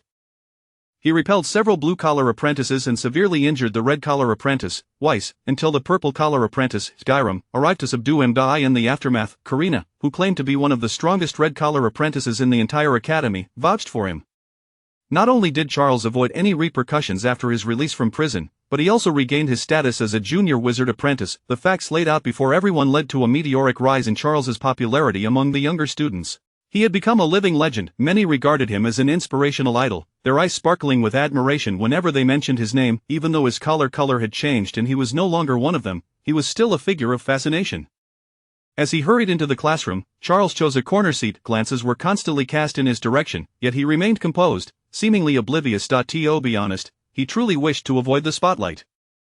His mind was consumed with thoughts of self-improvement to tackle new troubles. Yes, new troubles, for his old ones had escalated. In a certain sense, the recent body modification surgery had been remarkably successful. Karina was a genius, and her concept was not flawed. The sea demoness organs had been harnessed, channeling magical energy into his limbs. The iron plate had been shattered, and after undergoing tests, Charles's magical energy surged to 376 joules. Thus, in terms of sheer magical power, he had reached the level of a mid-tier wizard apprentice, capable of standing shoulder to shoulder with the red-collar apprentices. However, the issue lay in the fact that such formidable magical energy was entirely beyond his control. The water element naturally coalesced, as the mithril-drawn magic array functioned as a magical convergence circle. While this energy had indeed departed from his internal organs, it had become concentrated in his limbs. Consequently, Charles had to expend the accumulated magical energy daily, otherwise, the immense power could potentially crush his limbs, rendering them entirely unusable. More alarmingly, if he failed to dissipate this energy in a timely manner, his internal organs would rebel, accelerating his transformation into a sea demon. Nevertheless, this predicament offered Karina some convenience. Now that Charles was living with her, he would cast LV0 water spells every night for over an hour, consuming magical energy while transforming water elements into clean water to fill a large vat, alleviating the daily chore of fetching water. The crux was that Charles felt weaker. As the water element grew stronger, his perception of light elements was suppressed, rendering him unable to even utilize the LV0 light spell. In other words, in a confrontation, he could at most unleash an LV0 water spell, spraying water at his opponents. What good was that? Karina was entirely absorbed in her thesis, making it impossible for him to rely on her any further, so Charles had to depend on himself to seek new solutions. While Charles was engrossed in searching for potential remedies in his books, a gentle voice interrupted him. Turning his head, he discovered it was Margaret. Perhaps due to the unfamiliarity of the new dormitory, the young girl did not appear well. Behind her, Brenda seemed similarly affected, clearly troubled by the chaos caused by his previous loss of control. I truly apologize for my magical energy going awry. It must have caused you both significant trouble. This was their first meeting since the incident, and Charles spoke politely, expressing his regret. It's all right. The new dormitory is quite pleasant, and we're settling in well. Moreover, you need not concern yourself. We understand that the loss of control was due to the body modification procedure, not you, Margaret hastily replied, glancing at Brenda, as if seeking her support. We're still friends. Charles discerned the girl's worries and smiled faintly, shifting slightly to create space for both of them. Yes, we're still friends. Margaret nodded, her delight evident. To be honest, the entire situation had placed her under considerable pressure. Despite her lively personality, making friends at Helmos Wizard Academy was no easy feat. As such, her only close friends were Brenda and Charles. Now, however, she could sense that Charles had transformed significantly. They no longer inhabited the same world. She remained a small figure, with a dark collar, tirelessly moving between classes and the dormitory. Yet Charles had become a blue-collar apprentice. He no longer needed to complete assignments. Surrounded by prodigies like Karina, their social circles had diverged entirely, leading her to believe she might lose this friend. However, Charles's frequent appearances in the classroom recently made her feel that perhaps this friend had not changed at all. He still possessed that endearing naivete, even if his appearance was now unrecognizable. Sitting beside him, Margaret began to scrutinize her friend. She had never seen a sea demon, only illustrations in books depicting them as formidable creatures that lured sailors to their doom with enchanting songs at night. Thus, the sea demons in literature were often grotesque, yet gazing at Charles, she realized that all those depictions were utterly misleading. With his striking blue curls, delicate features, fair skin, and well-proportioned physique, he was, to be frank, mesmerizing. Any stranger encountering Charles would undoubtedly find him captivating, a perfect blend of innocence and allure. If this is what a sea demon looked like, it was no wonder sailors fell under their spell. Even a woman like herself felt a tug of temptation.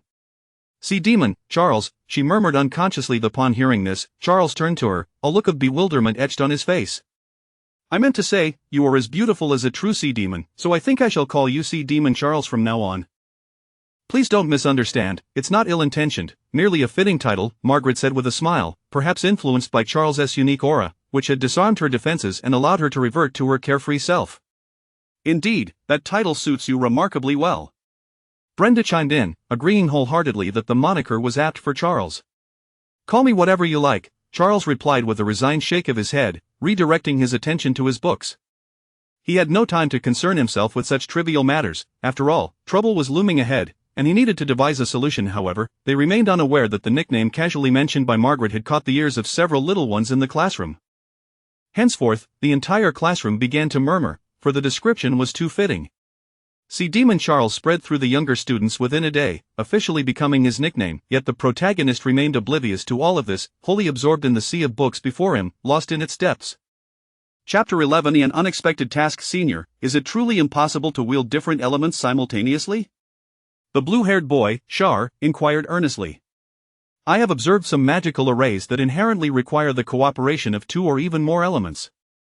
This theory of elemental resonance eludes my understanding. I comprehend that elements attract one another, and their opposing attributes can engage in conflict, yet the notion of elemental compatibility remains baffling to me. Alberto, the instructor responsible for imparting the fundamentals of elemental theory to the students of Class 577, felt a wave of frustration wash over him. The barrage of questions from the boy before him was overwhelming, with most inquiries clearly exceeding the grasp of a mere blue-collar apprentice like him. The irony was not lost on him. This boy, with his striking blue hair, was not just any apprentice, but the exceptionally popular junior wizard apprentice known as the Sea Witch Char.at. That moment, Alberto was engulfed in anxiety, torn between the desire to respond and the realization that he had no answers. Ignoring the many onlookers would only amplify his embarrassment. What should he do? Perhaps he should inform the task registration office that he would decline this assignment and allow them to seek someone more capable. Losing credits was of little consequence compared to the humiliation of remaining in the academy under such circumstances. Just as beads of sweat began to form on Alberto's brow, someone tugged at Char's sleeve. It was Vis, who gestured for Char to follow him, seemingly with something important to discuss. Grateful for the interruption, Alberto hastily took his leave, clutching his book as he made his way to the registration office to request an extended leave of absence. In a secluded corner, Vis handed Char a note, his demeanor shrouded in secrecy as he glanced around furtively with a frown of curiosity. Char unfolded the note and quickly scanned its contents, his expression darkening. It was a letter from Mentor Savar, conveying that there were disturbances at the Knoll Cemetery, where the aura of death had thickened, posing a potential risk of a necromantic surge. Senior Tullum, stationed there, had expressed his inability to manage the situation alone and requested assistance from a few fellow apprentices. "What does this have to do with me?" Char asked, perplexed, as he was a disciple of Mentor Zora, and Savar's concerns did not extend to him. "Given my current condition, do you truly believe I can confront the undead? This is your responsibility." "You must own up to it," Vis replied, placing a reassuring hand on Char's shoulder, his tone earnest. Char found himself momentarily speechless, caught in a whirlwind of thoughts. It was indeed his recklessness that had led to Vis's severe injuries, resulting in the latter's diminished magical prowess, rendering him incapable of engaging in combat. The directives issued by mentors were absolute. In the realm of wizards, apprentices could afford to be lax with academy tasks, but the assignments entrusted by one's mentor demanded utmost diligence. Failure to comply could lead to relentless repercussions that might even jeopardize one's life. Thus, armed with the letter, Vis had sought out Char, clearly intending to hold him accountable for assisting in the task. "But I am still in my observation period," Char protested. "As you know, my bodily issues have not been entirely resolved, and I still carry the risk of becoming a sea witch. Moreover, should I leave Verona, I would require Mentor Elson's approval." Char was reluctant to wade into murky waters. This matter seemed to pertain solely to Savar's internal matters. Provided everything went smoothly, he would be fine, but should complications arise, he would likely bear the brunt of the blame as an outsider, especially since the others were all from the same mentor's faction. Furthermore, he was still grappling with his own troubles. He had no time to meddle in others' affairs. "There's no need for concern," Vis reassured him. "With us red-collar apprentices around, even if you were to transform into a sea witch, we could manage the situation. Thus, Mentor Elson will surely grant permission." Vis's confidence was palpable, yet Char shot him a skeptical glance. "Do you not recall who inflicted those injuries upon you? Now, be straightforward with me. Are you going or not?" Vis pressed, growing impatient with Char's silence. "If Mentor Elson and Senior Karina agree, then I have no objections," Char conceded, realizing he could not evade the situation any longer. "Excellent. Let us seek out Karina at once," Vis declared, seizing Char's arm and hastening towards the exit. Gripping him tightly as if fearing he might slip away, they made their way directly to Karina's stone cottage, and upon entering, they found the red-collar apprentice engrossed in her writing, completely absorbed in her thesis. She was on the cusp of promotion, her magical prowess had already met the requirements, and she had mastered 2 level 4 spells. All that remained was for her paper to gain the approval of the Wizard Academic Committee, after which she could petition the Academy to conduct her promotion examination. The examinations for apprentices at the Wizard Academy could be held independently, even for purple-collar apprentices. Hence, the crux of the matter lay in the thesis. Once it was deemed satisfactory, Karina would secure her position at the Academy permanently. After all, she was already 28 years old, and her goal had always been to don her own purple-collared robe before turning 30. Now, she was merely a paper away from achieving that modest ambition. "What is it?" "Speak quickly," Karina snapped, her gaze flicking briefly towards the two, then returning to her work, her tone laced with irritation, clearly uninterested in interruptions. "Senior, I have a letter from Mentor Savar that I hope you will read," Vis stammered, feeling the weight of the situation. "Save it. Read it aloud to me," Karina commanded, showing no inclination to acknowledge even a letter penned by her mentor. With no other choice, Vis recounted the contents of the letter to Karina, only to be met with a curt refusal. "I won't go."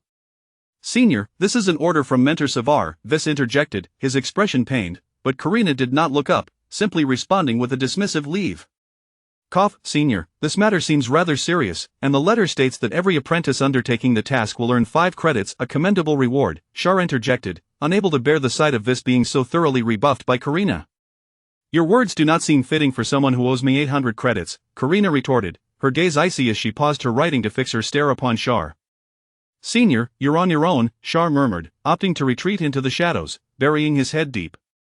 One cannot bite the hand that feeds, he mused silently. All the trouble stemming from his previous loss of control had been smoothed over thanks to Karina's assistance, and with the expenses of his body modification, he owed her a staggering 800 credits. Repaying the debt would likely take a lifetime of servitude.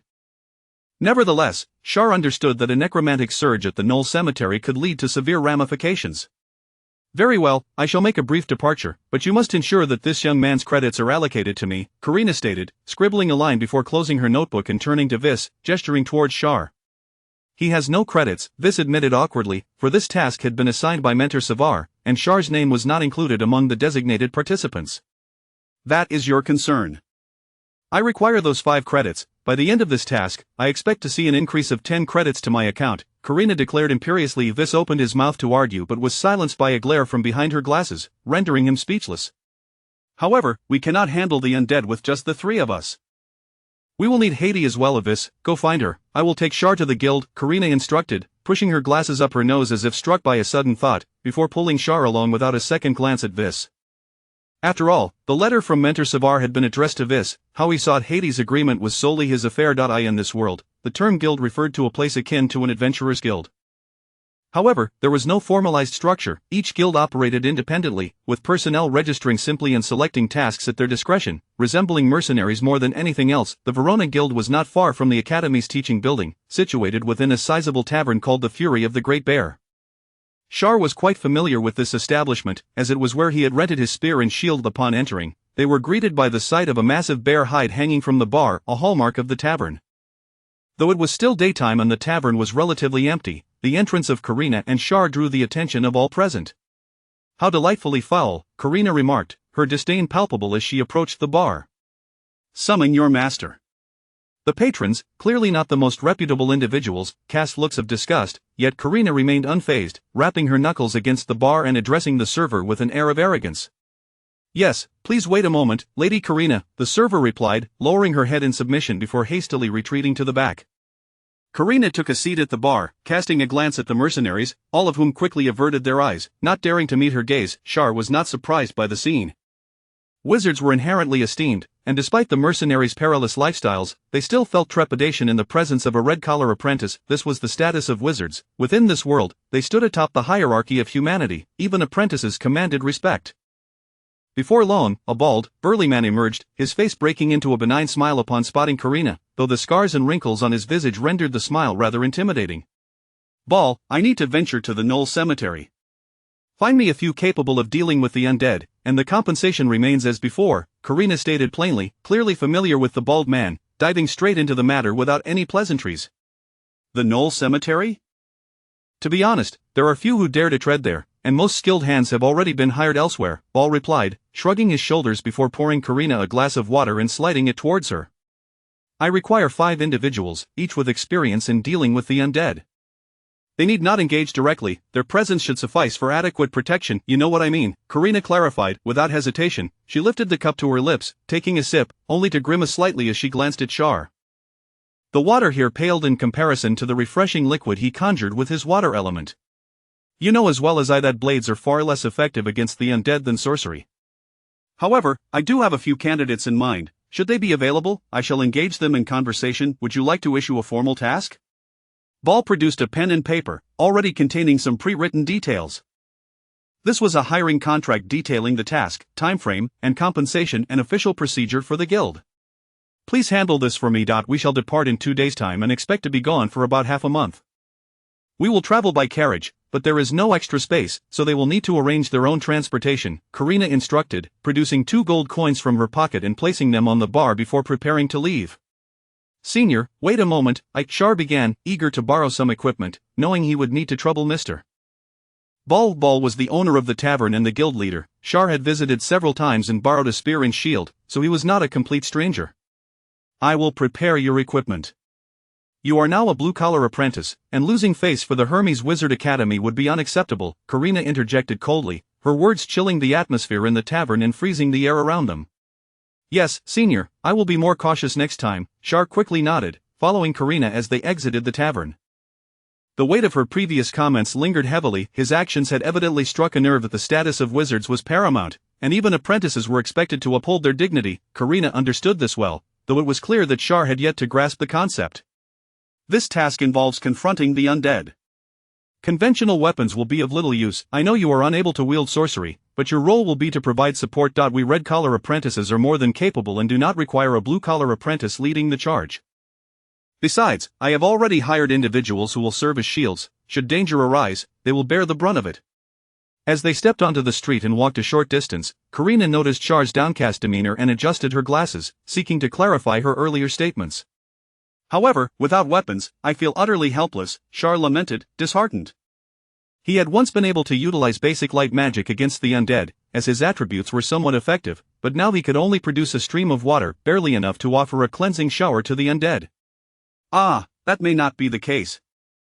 Do not forget, I am an alchemist, and you possess an abundance of magical energy. I know how to maximize your potential, Karina said, a peculiar smile gracing her lips as she regarded Shar. In that moment, a chill ran down Shar's spine. He thought to himself, this girl surely has some peculiar scheme in mind. Chapter 12. In Old Cemetery. On that day, a gentle drizzle fell from the sky, as Charles, umbrella in hand and suitcase in tow, traversed the desolate streets. To be frank, Charles was not fond of such weather, for the presence of moisture rendered him feeling damp all over. Today marked the day of departure. However, after Karina, his senior, had burdened him with numerous tasks, she had vanished without a trace, leaving him to make his way to the designated meeting point alone. Ah, Charles, over here. Upon arriving at the agreed location, he spotted a covered wagon parked by the roadside, with Heidi, another senior, lifting the curtain and waving at him with exuberance. Charles offered a smile and a slight nod before hastening towards her. Did Karina not accompany you? Once inside the wagon, Heidi assisted Charles with his luggage while inquiring with genuine concern. She left quite early, and I have no idea where she went, but she should not be too late, Charles replied, somewhat evasively, as he too was uncertain of Karina's whereabouts. Let us hope she arrives on time. Knoll Cemetery is not nearby. Weiss withdrew a pocket watch from his coat, the second hand ticking away, signaling that there were less than 10 minutes until their appointed time. His brow furrowed slightly, revealing his dissatisfaction. She has arrived. Just as Heidi prepared to continue teasing Weiss, Charles spoke up. Following his gaze, they beheld a carriage approaching from the distance, and seated beside the driver was Karina, clad in a raincoat. It appears she is not late. Moreover, I suspect that even if she were, you would not dare venture forth alone. The carriage came to a gentle halt, and Karina cast a glance at the trio, her tone brooking no argument. Indeed, apart from this formidable leader, the remaining trio were rather ineffectual. Weiss was injured, Heidi lacked combat prowess, and Charles was akin to an ordinary person. Should they encounter even a moderately strong undead, this combination would likely meet with utter annihilation. For a moment, the three exchanged awkward smiles, too intimidated to utter any defiant words. Fidax, come out and greet us. Karina waved her hand, beckoning a middle-aged man with a small mustache to emerge from within. He nodded slightly in acknowledgement. This is Fidax. He was once a paladin of the Church of Light. Given the challenges we may face, I sought his assistance along with his retinue. Karina spoke with a nonchalance that belied the weight of her words, yet Charles's heart skipped a beat. The Church of Light served as the state religion across this continent, boasting a distinctive hierarchy of clergy unlike that of wizards, capable of invoking divine miracles through prayer. They could heal ailments, dispel plagues, and it was said that a bishop-level prayer might even alter the climate, bringing forth gentle rains or banishing frost. In contrast, paladins represented the martial arm of the church, blessed with formidable combat abilities against the undead. However, as Karina noted, Fidax was a former paladin, implying he no longer belonged to the church.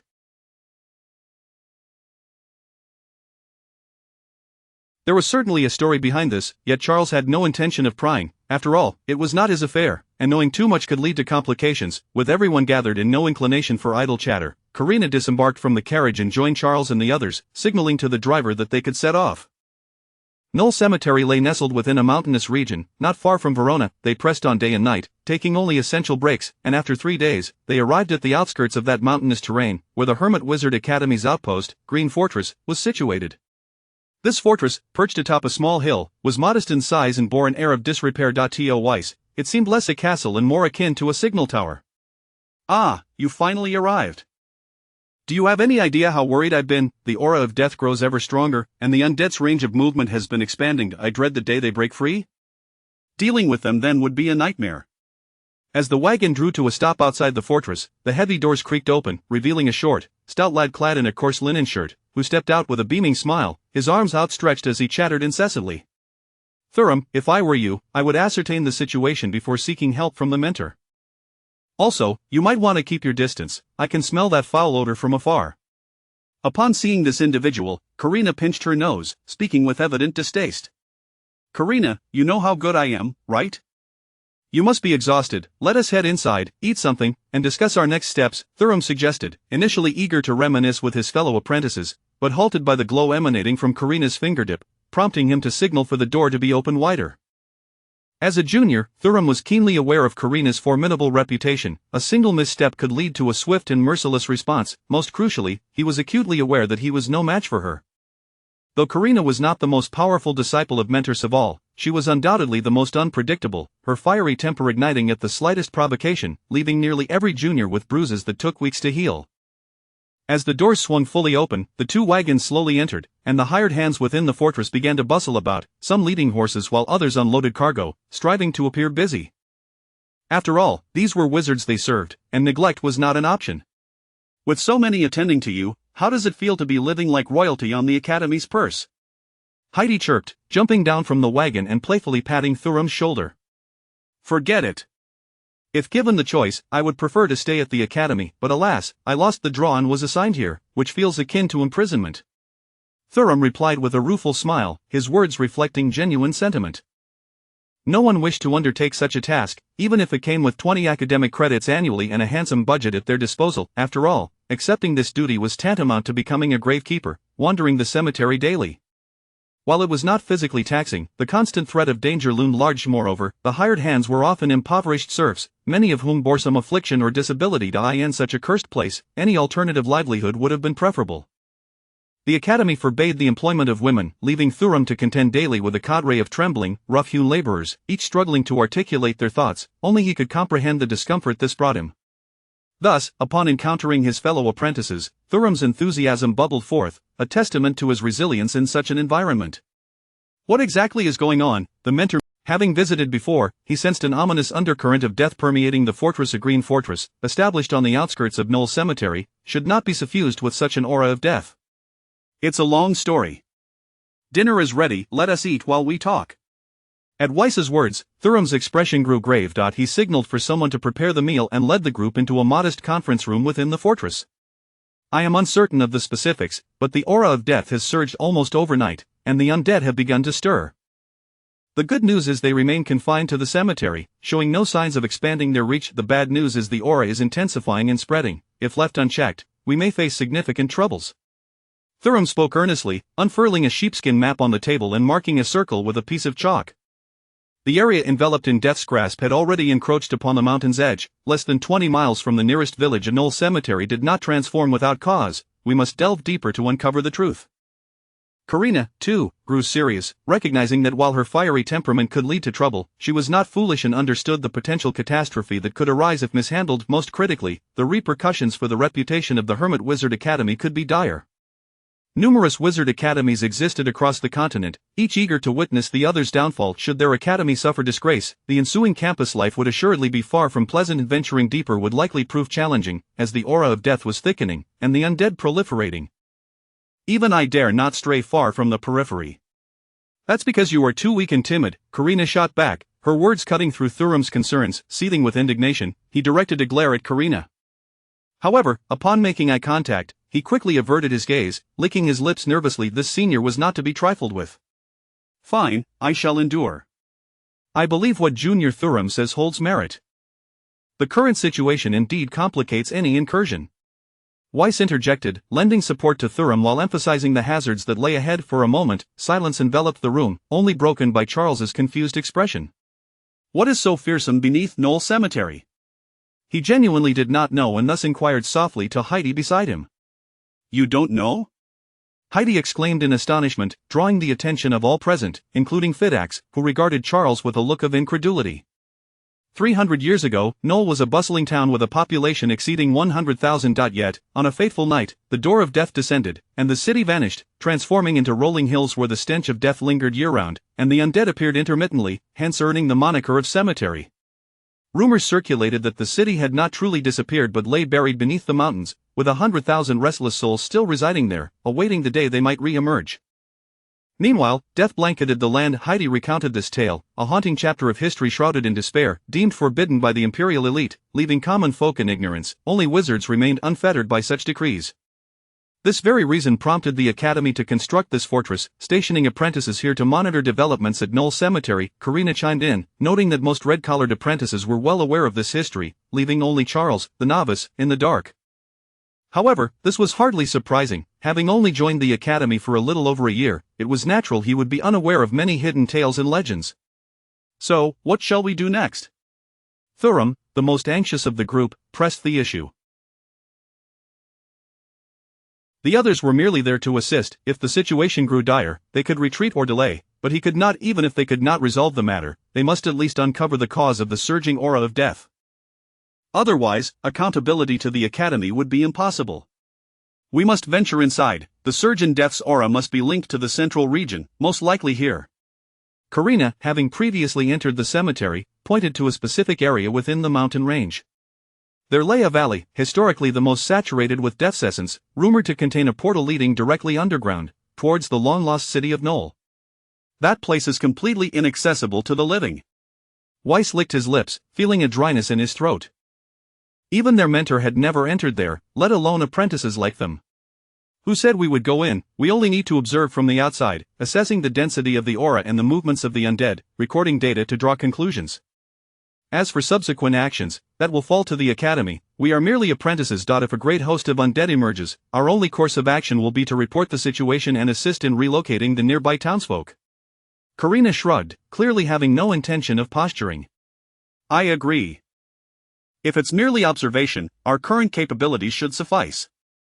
Thuram nodded, endorsing Karina's proposal. After all, they were just apprentices. Dealing with a handful of undead was manageable, yet they would be powerless against overwhelming numbers or formidable foes. Then it is settled. We shall rest well today and depart tomorrow, striving to uncover the source of this crisis before it escalates further, Karina concluded, surveying the group to ensure no dissent arose. She clapped her hands, signaling it was time to eat, then instructed Thuram to arrange accommodations for the night. Green Fortress was not expansive, yet it boasted several guest rooms. Charles was assigned a small room of less than 10 square meters, furnished in a state of disrepair and simplicity. Yet he remained content, for it was a far cry from enduring the elements. How underestimated the mysteries of the wizarding world are, he mused, gazing out at the newly risen moon, lying on his bed and speaking to himself. He had not anticipated that Knoll was such a place. He had initially assumed it to be merely a vast graveyard. Had he been more informed beforehand, he would undoubtedly have abstained from coming. Alas, once the arrow is loosed, there is no turning back. He was already here. With a few sighs of resignation, fatigue washed over him, the exhaustion from their journey rendering him weary. He tilted his head and drifted off to sleep. Unbeknownst to him, beneath the moonlight, a shadow flitted past his window, barely perceptible. Chapter 13. The unheard flower name. A gentle breeze caressed the tips of his hair, causing Charles to furrow his brow and slowly open his eyes. As he sat up and surveyed his surroundings, he was taken aback. The humble room had vanished, replaced by a picturesque valley. The twinkling stars above illuminated the vibrant red blossoms carpeting the ground. Charles was unfamiliar with the names of these flowers, but he found them breathtaking, their slender petals reminiscent of orchids. With delicate yellow stamens, they swayed gently in the wind, releasing a sweet fragrance.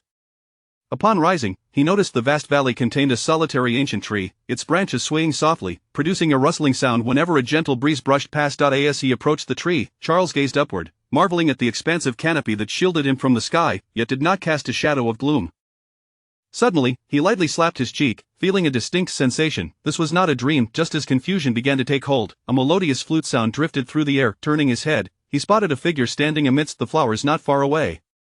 With golden hair cascading down her back and a pink gown fluttering in the wind, she was a young girl, tranquil and exquisite. "Hello," she greeted, her presence both strange and enchanting. Despite his unease, Charles forced himself to maintain composure and raised his hand to greet her. However, before he could utter another word, the girl opened her eyes, and his words were abruptly stifled. Her hollow eye sockets held only a swirling void. "Greetings, soul not belonging to this world," she smiled at Charles, then gracefully approached, as the flowers beneath her feet parted to make way, as if welcoming their queen. A sense of trepidation began to creep into Charles's heart. Her words were laden with implication. His soul indeed did not belong to this realm, a secret he had kept, yet she seemed to have sensed it. "Do not be so guarded. I sought you out for a request." With a delicate leap, she perched herself atop the treetop, and in that moment, Charles discerned that her form appeared somewhat ethereal. This revelation heightened his anxiety. He felt the perspiration forming in his palms. After all, he had heard tales of such occurrences. Upon death, the soul separates from the body, either dissipating or embarking toward an unknown realm. If one were to linger in the presence of the living, it was likely they were a malevolent spirit. Malevolent spirits inherently harbor hostility toward the living and are perilous. Charles had no experience in dealing with them, and if she were to turn against him, the outcome could be dire. "We hail from the same world, which is why I sensed your approach to Noel. However, to be frank, you should not be here. This is a realm of the deceased, and your presence here could spell near certain doom. Yet since you have come, I believe you might attempt to help him find release from his past entanglements." After speaking, she seemed to recall something and clapped her hands. "I haven't introduced myself. I am Priel Winnick Noel, daughter of Count Noel, or rather, the eldest daughter of the Lord." Her seemingly casual words struck Charles like a bolt from the blue, leaving him momentarily speechless. During dinner, he had inquired about the Noel cemetery, learning that this town once fell under the dominion of a count. The count's surname was Noel, and the town had been named after him.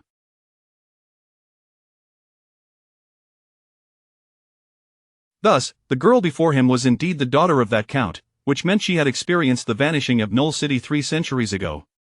Can I truly contend with a malevolent spirit that has lingered for 300 years? Charles swallowed hard. The gravity of her lineage weighed heavily upon him, and he felt utterly isolated. If it came to confrontation, he feared he would fare poorly. "You may call me Winnie, that is what my friends call me. Now, it is your turn. What is your name, blue-haired boy from another world?" Winnie asked, her expression tinged with playful mockery. Had she possessed eyes, her smile would undoubtedly have been enchanting. Alas, the voids of her eye sockets rendered her smile somewhat eerie. "Charles, Shelter Charles Nilesay." He executed a deep bow, placing his hand upon his shoulder in a formal gesture of nobility. "Another noble?" "Yes, I am the second son of Baron Nilesay." "Nilesay? I have not heard of it. Merely a small noble family from the borders." "Oh, I see." Winnie nodded, then swung her legs casually as she sat atop the tree, seemingly lost in thought. "You mentioned needing my assistance." After a brief silence, Charles tentatively ventured, "Is that still the case?" "Yes, I intended to ask for your help, but now I am uncertain." "You seem rather weak, and it may prove challenging." "I am indeed weak. Perhaps you could share the details with me, and I could seek assistance elsewhere. After all, my seniors from the Helmos Wizard Academy are quite formidable. They are red-collared apprentices with significant power." Charles aimed to placate her, intending to escape this perilous situation and regroup with Karina and the others to strategize.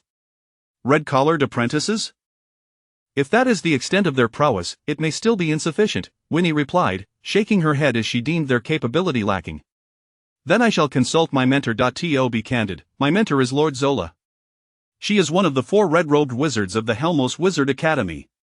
Charles found himself at a loss, resorting to invoking his mentor's name in a bid for salvation. "Zola?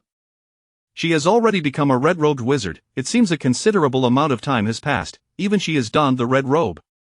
Winnie smiled, as if recalling a cherished memory, her gaze drifting toward the sky, a soft smile gracing her lips. "You know my mentor?" Seeing Winnie's demeanor, Charles felt a flicker of hope. If she were an acquaintance of his mentor, perhaps this challenge could be navigated through that connection. "I met her once. The young girl was quite shy. I recall she was a blue-collared apprentice back then." Charles was momentarily stunned, unable to fathom that he had traversed such a distance in his connections, reaching back to a time when his mentor was merely a blue-collared apprentice. Wizards typically have longer lifespans than ordinary people, but only formal wizards enjoy longevity, as their magical essence alters their very being, regardless of whether they undergo body modification. Under the nurturing of such potent magic, it becomes somewhat inaccurate to refer to them simply as human. As for his mentor's age, Charles was uncertain. After all, formal wizards are notoriously reticent about their age, especially women. However, it seemed likely she had surpassed 300 years, given that the ancient figure before him had lived 3 centuries ago. Very well, you may attempt it. If you cannot succeed and the situation escalates, others will undoubtedly intervene. However, I sincerely hope you succeed, for he is my beloved, and it should be I who decides his farewell. Winnie's expression turned wistful as she spoke, and after a moment, she shook her head and vanished from the tree, reappearing before Charles. Let me share a story with you. If you feel compelled to try, then do so. If you believe it is beyond your capabilities, you may refuse. Winnie turned her back to Charles and took a few steps away, stopping before a flower, kneeling down to gently caress it. When I arrived in this world, I was equally bewildered. This place differs vastly from my original realm empire, sorcery, the church. To be honest, I felt quite out of place. It seemed fraught with peril, akin to a purgatory. Fortunately, as the Count's eldest daughter, my inherent status spared me from many tribulations. Do you know the saying? When you are strong enough, even the coldest world will smile upon you. After all, noble status is part of one's strength, much like when a wealthy individual engages in charity. Everyone praises their generosity, deeming them a good person, without questioning the origins of their wealth. Standing up, Winnie turned to face him, her expression devoid of emotion, yet, with such a beautiful youthful visage, her philosophically laden words felt somewhat incongruous. However, nobles have their own troubles. The intricacies of social relationships can be exhausting, and it was then that Gwir entered my life. He was the steward's son, a second son with a simple nature, often bungling tasks. Yet, he was pure-hearted, akin to a loyal puppy, faithful, kind, and earnest. We were of similar ages and spent much time together. He vowed to become a knight when he grew up, pledging to protect me for life. He said this, and he meant it. Every day, I would watch him practice swordsmanship from dawn till dusk, never tiring of the sight. It was as if he were playing house with me, pretending to be my father. He would always blush, a sight I could never grow weary of. Thus, we became each other's most cherished childhood memories.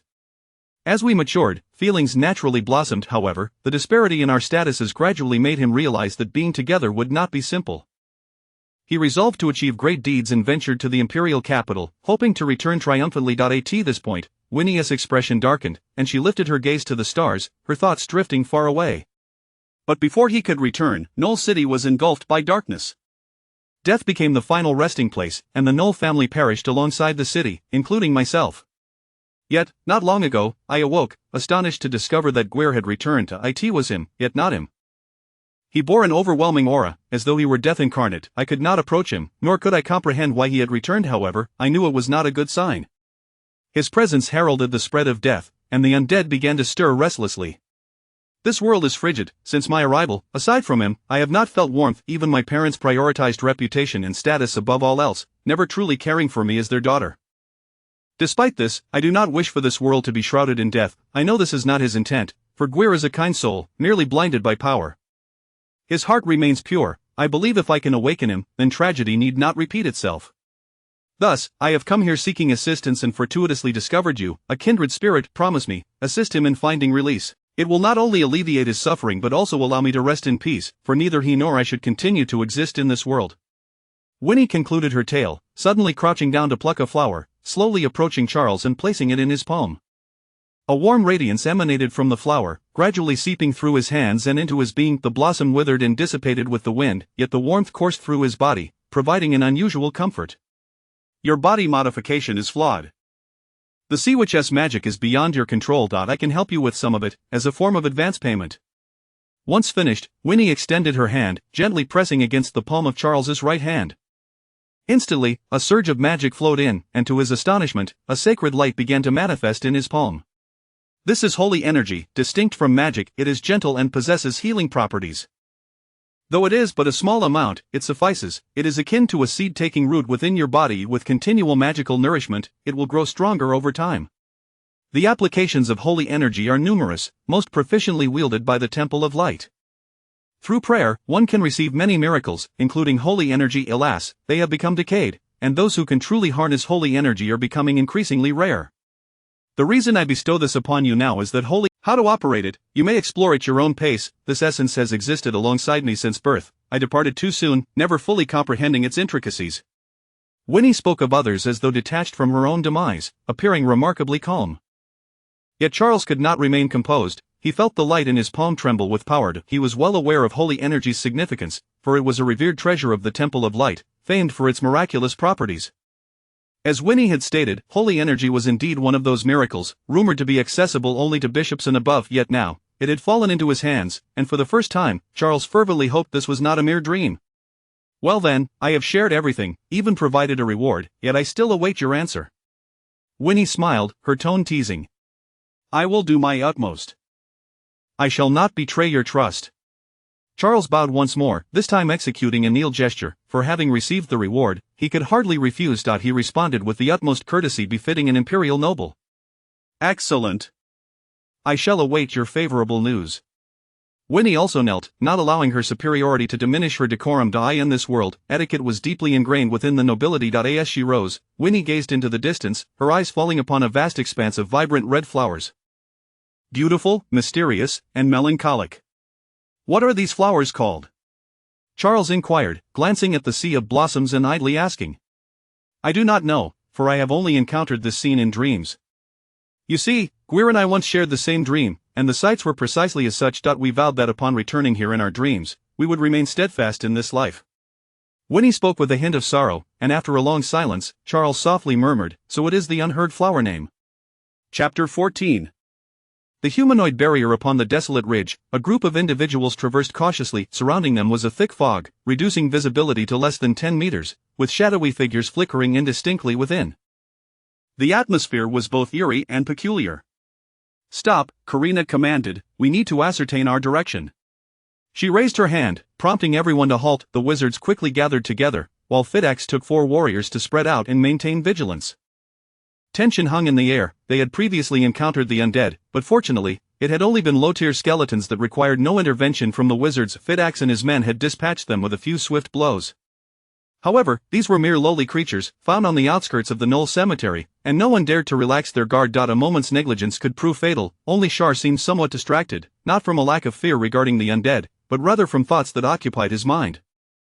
The events of the previous night were not a dream, for upon waking, Shar discovered he had indeed harnessed a fragment of holy energy. Though merely a small amount coalesced in his palm, he felt a surge of excitement. Moreover, as Winnie had mentioned, holy energy could be nurtured through magical power, a perfect match for Shar, who possessed an excess of magical energy that needed to be expended. It was evident that this reward had been tailor-made for him. Yet, recalling Winnie's commission, anxiety crept in. She had said little about the target they were to confront, only indicating that he would encounter it deeper within the heart of Knoll.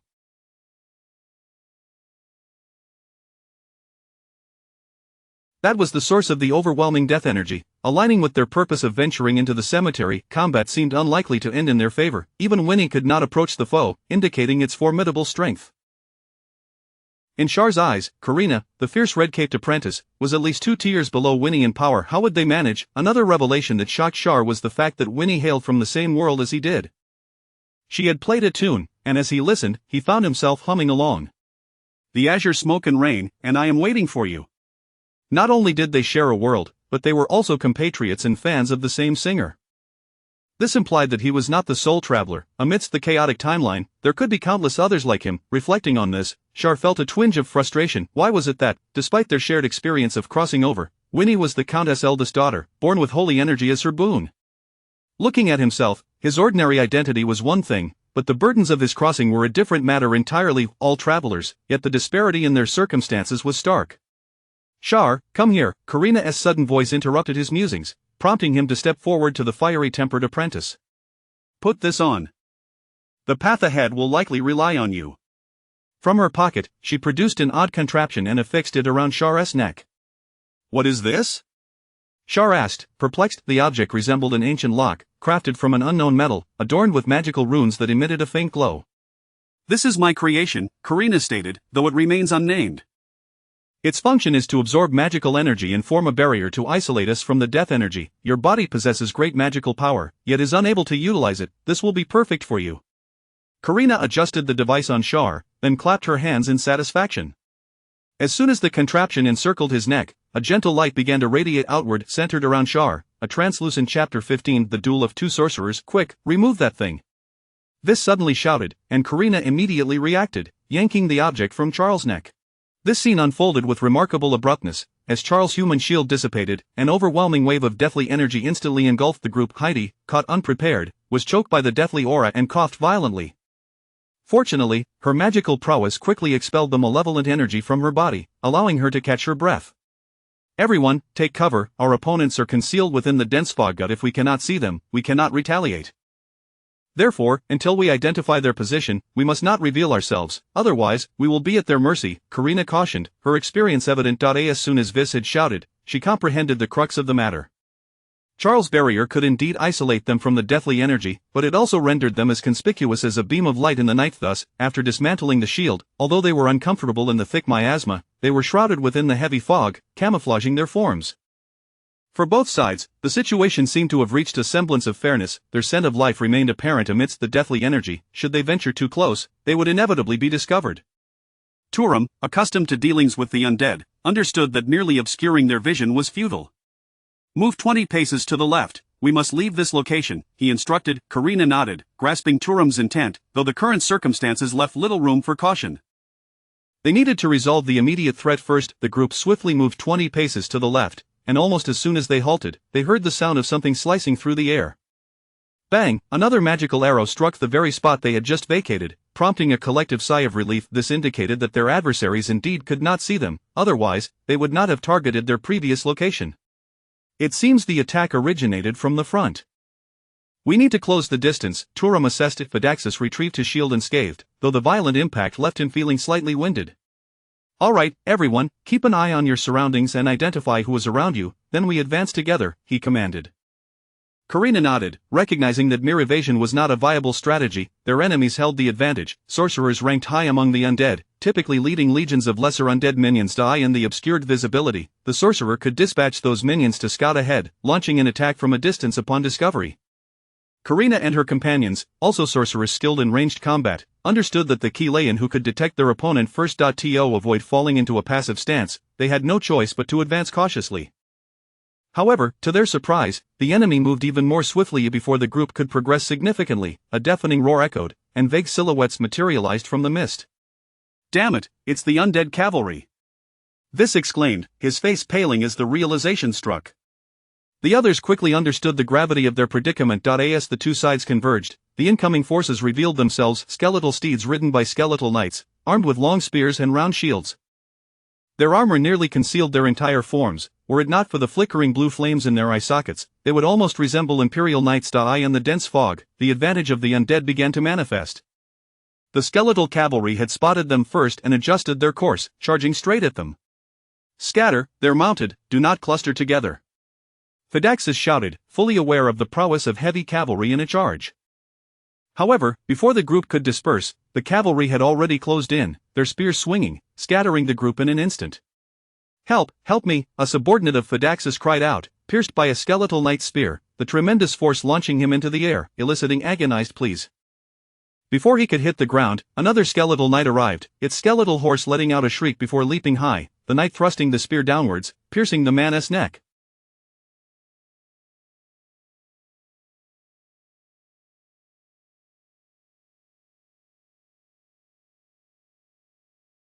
Blood gushed forth as a gaping wound appeared upon landing. The force severed his already damaged neck, separating his head from his body, which rolled away. Damn it! Karina clenched her teeth, the situation spiraling out of control far too rapidly. The appearance of cavalry was devastating for sorcerers, as casting spells required incantations, and that duration was ample for the enemy to behead them. If the front line could provide protection, they might attempt to cast spells, but with Fidaxis and the others' strength, they were unfit to withstand the onslaught. What do we do now? As Karina pondered their strategy, the skeletal cavalry reformed and launched a second wave of assault. Use minor spells. Even if they cannot inflict harm, they can disrupt their actions. Though Karina was the strongest, Vis had more experience in combat. He extended his pinky finger toward the indistinct figures in the fog and unleashed a level 1 fireball. Due to the low level of the spell, the incantation was brief, allowing them to act more swiftly. However, the drawback was evident. Such spells could not penetrate the enemy's armor. Nevertheless, they served to disrupt the cavalry's charge, causing them to veer off course. Seeing the effect, Karina, Heidi, Turam, and even Charles followed suit, employing minor spells against the undead knights. While they could not injure them, the cavalry felt considerable discomfort, particularly Charles, imbued with holy energy, found that even a level 0 water gun spell purged the undead knights, resulting in chaotic scenes on the battlefield. The sorcerer team was thrown into disarray, scattering into the fog and losing contact with one another. The skeletal cavalry was even more chaotic, their potential for coordinated charges utterly lost, devolving into isolated skirmishes. We must continue forward and devise a way to eliminate that undead sorcerer. Amidst the turmoil, Karina and Phaedaxus gradually distanced themselves from the fray. The young woman pursed her lips, resolved to take a significant risk. The skeletal cavalry was evidently the undead sorcerer Esgard. With them engaged, the protective forces around the sorcerer would have diminished significantly. This presented her with an opportunity, and Karina was confident that if she could detect her foe first, she could obliterate him. As Karina and Phaedaxus advanced to locate the undead sorcerer, the chaotic battle intensified. The knights, taking advantage of their elevated positions, pressed their advantage, and in the dense deathly fog, they gained the upper hand. Despite the skirmishes, they gradually overwhelmed the sorcerers, who found themselves increased. We will be overwhelmed. This, seasoned from frequent encounters with various creatures, recognized the importance of assessing the situation. They were at a disadvantage and needed to change their circumstances. I'll divert their attention. You prepare a significant attack. Charles evaded an attack from a malevolent cavalryman, shouting to Vis, before donning the century-old lock that Karina had provided. An immediate pull of energy ensued as the alchemical artifact siphoned his magical essence, emitting a faint glow that radiated outward. The eggshell gleamed anew, driving the deathly energy away and creating a clear space around him. Several malevolent cavalrymen turned their attention toward him, abandoning their previous targets. You better hurry. Charles glanced at Vis, who was chanting fervently, then focused entirely on the incoming cavalry, aware that this was a matter of life and death. Any lapse in concentration could lead to dire consequences. The cavalry charged swiftly, almost instantaneously closing the gap. Relying on his exceptional physical prowess, Charles deftly maneuvered, slipping through the gaps between the knights. However, the cavalrymen reacted quickly, turning their steeds to deny him any respite. Narrowly escaping their encirclement, Charles stumbled away in a desperate scramble, but before he could catch his breath, more cavalry were charging at him again. Are you done yet? The scene transpired with astonishing swiftness. Charles had drawn their full attention, and the skeletal knights, still in their charge, remained oblivious to the sorcerer casting spells nearby. By the time they noticed, it was too late. They collided head-on with the fiery vortex, which seared their bodies and those of their steeds. Unable to endure the scorching flames, the horses screamed in agony before collapsing. The undead knights, suffused with deathly energy, attempted a final stand, but Vis was determined to deny them that opportunity. Suddenly, he extended his hand and clenched it fiercely, causing the fire elements to surge even more violently before erupting in an explosion. Boom! The blast wave hurled Charles into the air, but fortunately, the ground was not too hard, and although he landed heavily, he sustained no injuries. Who the hell? Not everyone was as fortunate. A figure with flames erupting from his head charged toward Vis, unleashing a torrent of curses. Turam had once again been caught in the blast, his robe tattered and smoking, his already pallid face now charred black. Regardless, they had ultimately vanquished 3 malevolent cavalrymen. Vis exhaled deeply, his complexion pale as the exertion of casting a level 3 spell took a toll on his already injured body. The battlefield dynamics shifted. With 3 fewer undead cavalry, the pressure on the group significantly eased, and the situation had become manageable, at least for the moment. Just as they began to relax, the sound of something slicing through the air echoed. Charles instinctively dropped to the ground the moment he heard it. His instincts were correct. A magical arrow whizzed by, narrowly missing his hair and striking a nearby boulder with a resounding crash, shattering a corner of the hard granite. The force was akin to that of a high-caliber anti-material sniper rifle. If it struck him, the consequences would be dire. A cold sweat broke out on Charles' brow, while in the distance, Karina smiled. The flash from the magical arrow had illuminated the position of the undead sorcerer. Move forward a bit, I need to ascertain the exact distance. With the direction confirmed, Karina gestured for Phaedaxus to proceed, and he nodded, drawing his sword as he advanced cautiously. However, as they progressed, they were soon detected. Several small skeletons brandished weapons and lunged at them. Phaedaxus rushed forward to intercept. At that moment, another magical glow appeared, a magical arrow aimed at the distant eggshell. It was this brilliance that allowed Karina to finally discern her adversary. Before her stood a skeleton cloaked in black robes, wielding a staff surrounded by murky, death-infused elements. Karina spotted the sorcerer, and he noticed her in turn. Both sorcerers locked gazes, and in unison, they began their incantations. It was as if 2 snipers had simultaneously identified their targets. Whoever acted faster would secure victory, while the other would face demise. They were racing against each other in the speed of their incantations. The victor would claim the battle, and the vanquished would perish. Radiant light surged toward Karina, illuminating her staff. Dark elements swirled around the undead sorcerer, rendering its form sinister and grotesque. Boom! The undead sorcerer completed the incantation first, releasing a magical arrow that traversed the swirling deathly energy, hurtling toward Karina. Phaedaxus, alarmed, threw himself forward, intent on intercepting the lethal projectile with his own body, but a skeletal hand clutched his ankle, rendering him immobile. By the time he severed the grip, it was too late. The arrow was mere moments from striking Karina, who wore glasses. Boom! In the nick of time, Karina concluded her incantation, unleashing a brilliant beam of light that shattered the magical arrow into fragments. Phaedaxus was left speechless, murmuring, "Level 3 spell, Radiant Beam. No, a level 3 spell wouldn't be this powerful. Indeed, this is a level 4 spell, known as the Annihilation Ray." Karina's voice was weary, yet the light illuminated her face, revealing the subtle smile at the corners of her mouth. The undead sorcerer had caused them much trouble, and she was prepared to deliver a grand gift in return. A level 3 spell seemed insufficient. She had resolved to unleash the level 4 spell she had recently mastered. "See how magnificent it is." The small skeletons along its path disintegrated in excitement.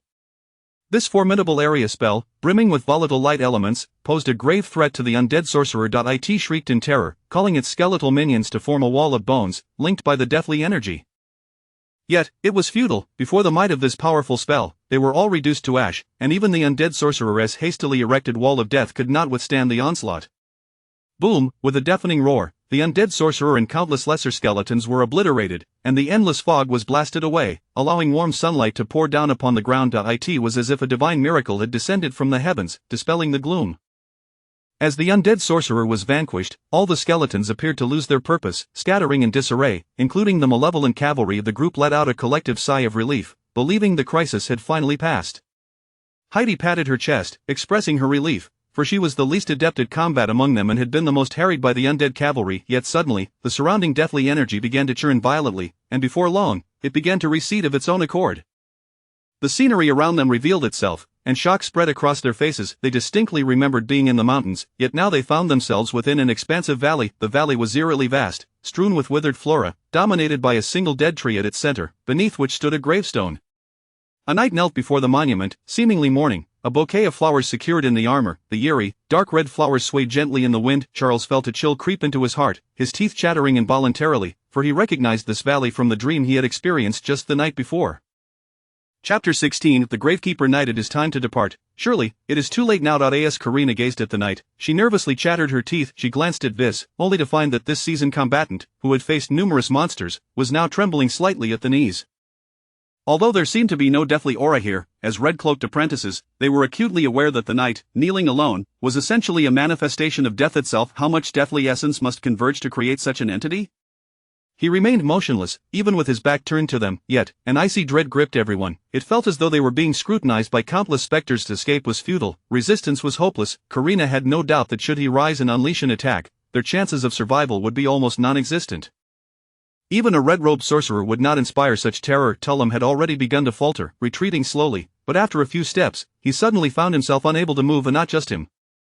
Everyone felt as if paralyzed, their bodies seemingly ensnared by a binding spell. They could hardly even twitch a finger, let alone flee. What could they do? Karina, too, was gripped by fear, but she understood that inaction would lead only to death. To resist might offer a glimmer of hope, to do nothing was a certain demise. Suddenly, she bit her tongue, a surge of immense magical energy erupting forth. A strange shattering sound echoed, and she regained control of her body. Without hesitation, she seized her staff and began to chant. The light element began to gather, radiating a brilliant glow from the tip of her staff. With almost blinding speed, Karina completed the incantation of this level 4 spell and, summoning all her strength, released it in one breath. A beam of light shot towards the knight, igniting the withered flora beneath it in a fiery blaze that spread like a line of fire. Boom! The beam struck the knight, emitting a dazzling light that forced everyone to shut their eyes. After a considerable pause, they finally opened them, filled with trepidation. Had they succeeded? But Karina, her heart racing, glanced toward the brilliant flash in the distance. The spell's power was immense, and the explosion would linger for a while, making it difficult to gauge the outcome.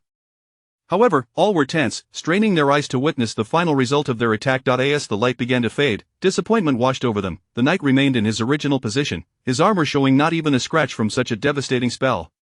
Why disturb Weenie's eternal slumber? The knight's voice emerged, deep and disconnected. He stood and turned to face them. His entire visage was concealed by a helmet, yet unlike other undead, there was no flickering azure flame in the slits of his eyes. He was not a skeleton but a ghoul, an intermediate undead. Vis, possessing a discerning eye, immediately identified his race, while Shar questioned, "Intermediate undead, is he truly that formidable?" "Not necessarily," Vis replied. "Ghouls are categorized as intermediate undead, yet certain individuals possess extraordinary strength, rivaling even higher tier beings. Today, we face such an entity, we might not survive this." His words chilled not only Shar's heart but also instilled fear in the others. The knight, clad in black armor, exuded an imposing aura. Confronting the intruders, he drew his longsword and swung it with might. Instantly, a fierce gust of wind surged forth, sending the group flying while inflicting numerous small wounds upon them. The advantage was that the paralysis had been lifted, the downside was that they could not regain their footing. Ball fell heavily, regaining control over their bodies, but soon discovered their innards were injured. Most critically, the knight showed no sign of ceasing his assault. He raised his sword again, and another gust of wind struck, lifting them once more, even as they lay prone on the ground. A sudden scream shattered the air as they turned. Chapter 17. Hand in hand, together to the underworld. "You are in great pain, aren't you?" Behind the gravestone, a figure suddenly emerged, a spectral hand gently caressing the knight's cheek. Charles gazed in astonishment. It was Winnie, still radiantly beautiful, her smile pure and elegant. "Winnie," the knight uttered with a trembling voice, yearning to embrace the girl, yet his hands grasped only the void. "We now belong to different dimensions. However, do not worry, let go of hatred and obsession, and then we can be together," Winnie said with a smile, lightly touching the knight's mask, causing the fierce visage to contort, as if a vengeful spirit silently howled within. Soon after, with a resounding crack, the mask shattered, revealing a visage akin to that of a corpse. This was a face that should have been handsome, yet the skin was parched, as if devoid of moisture, resembling a desiccated cadaver. The eyes were dull and lifeless. He was already dead, yet his obsession persisted, keeping him wandering in this world. "Winnie!" The knight's mouth mechanically opened in an attempt to smile, but his features had become rigid. This simple expression eluded him. He had lost the essence of humanity. He was now merely an echo of his former self, a haunting fixation on the loss of his beloved. "Let it go. It will be much easier." Upon uttering this, Winnie reached into his armor, and a chilling scream erupted as countless souls surged forth, transforming into ethereal wisps. There were so many spirits that they seemed innumerable, coalescing into a grayish-white cloud that hovered above the pair for a moment before ascending into the night sky. With the departure of the souls, the deathly aura surrounding the armor shattered, and the knight's appearance gradually transformed. He too became ethereal, yet discovered he could smile, could entwine the arm of his beloved. Gawain, he had finally attained liberation. Rustling softly, the once withered old tree revived, and the valley burst forth with countless enchanting red blossoms. The young man and woman embraced, finally reunited. "Let us dance, just as we used to. However, without a band, could you lend a hand?" Winnie glanced at Charles, playfully tossing him an object, which he instinctively caught, realizing it was a wooden flute. "This must be crafted from fig wood," he mused, recognizing it was no ordinary flute. Intricate magical patterns adorned its surface, rendering it suitable as a wand as well. "Try to play it, even without experience, just think of a melody, and it shall produce sound." Winnie gestured playfully as if to blow the flute. Though Charles had never mastered such an instrument, he brought it to his lips, recalling an appropriate tune. In his past life, he had little interest in music, and in this life, he had scarcely encountered any. Thus, after much contemplation, he could only remember a film score, and while recalling the melody, he gently blew into the flute. The Lament of the Sea, the soundtrack of that globally acclaimed disaster romance film. Although Charles's memory was incomplete, the flute seemed to perfect itself, effortlessly producing the winding and grand melody. Under the night sky, it resonated throughout the valley. "What a fitting tune," Winnie remarked with a smile, then took Gawain's hand, slightly bending her knee in a courtly invitation before commencing their dance. Beneath the stars, the valley transformed into their stage. They danced joyfully, their forms gradually shifting. It was as if they had returned to the past, with Winnie donning a blue gown and Gawain clad in a black suit. They were two souls from beyond, yet they felt no fear, only a joyous fulfillment of their desires. Regardless of whether they lived or died, they trusted and needed each other, and even in the absence of sunlight, they remained blissful. For in this moment, they had finally met and possessed one another. Charles set the flute down, suddenly overwhelmed by an irrepressible impulse. The film depicted a maritime disaster and a love story, awakening certain instincts within him reminiscent of a siren. Unconsciously, as he recalled the film's imagery, he began to sing. "Every night in my dreams, I see you, I feel you." It must be said, after his transformation, Charles's voice rivaled that of a virtuoso. Such a challenging song flowed effortlessly from him, his breath and pitch impeccable, rivaling even the original artist. The flute too seemed to resonate with his spirit, emanating a soft blue glow. Charles did not play it, yet it sounded harmoniously alongside his voice, and even the dancing couple couldn't help but cast appreciative glances their way. "And I know that my heart will go on." As he reached the climax of the song, Charles fully unleashed his voice, the soaring melody echoing through the valley. Winnie's hair danced in the wind, her magic radiating outward, summoning the peculiar blossoms, which began to emit faint red glimmers. The golden flower centers appeared to melt, transforming into tiny golden lights, akin to fireflies, floating in the air. This scene was breathtaking, and Charles became entirely entranced by the song, oblivious to the intricate patterns on the flute that were quietly shifting. Having sung the piece once, he could not suppress his emotions, repeating the song again and again. The dancing couple seemed lost in time, beneath the night sky, beside the ancient tree, amidst the red blossoms, and among the golden lights. They danced with abandon, their eyes solely on each other, as if striving to reclaim every lost moment, savoring each second greedily. It was only when Charles's magic was depleted that he finally paused, regaining his composure and feeling a wave of astonishment at his recent actions. "This time, I truly thank you. Without you, I could not have approached Gawain, nor could he have reclaimed himself." As a token of gratitude, he offered the flute. "It possesses many wondrous properties. If you invest your heart into it, exploring and discovering, you shall surely be rewarded with surprises. Alas, our time has come. This world holds no place for us any longer. It is time to bid farewell." Winnie concluded, embracing Charles and whispering something softly in his ear. She then smiled, skipping over to Gawain, and together they bowed to Charles before turning to walk hand in hand towards the ancient tree. Their figures gradually faded, and once they reached the tree, they vanished completely. Hand in hand, together to the underworld, Charles murmured, gazing at the gravestone. After a moment of contemplation, he resolved to approach it, drawing out a small knife to etch a name upon the stone. Gawain, Chapter 18, Heritage and Mysteries. Just as the name was completed, the ancient tree trembled, leaves swirling about, while the blossoms simultaneously shattered, gracefully ascending into the heavens. Char felt a slight shudder coursing through his body. When he regained his senses, he found himself back in the desolate valley. Glancing back, he noticed, for reasons unbeknownst to him, that Karina and Vis had also succumbed to unconsciousness. He hurriedly approached to inspect them and discovered they were largely unharmed, their chests gently rising and falling. Turning again to face the ancient tree, he beheld its return to a lifeless state, and beneath it, two names now adorned the gravestone: Prilwyn Nicolor and Gwyll. "My sincerest apologies, but I do not know your full name," Char lamented, shaking his head in resignation. After all, he had scarcely exchanged words with Gwyll. Holding the wooden flute before him, memories of Heidi's whispered words echoed in his mind. "The matters concerning Knoll City are far from simple.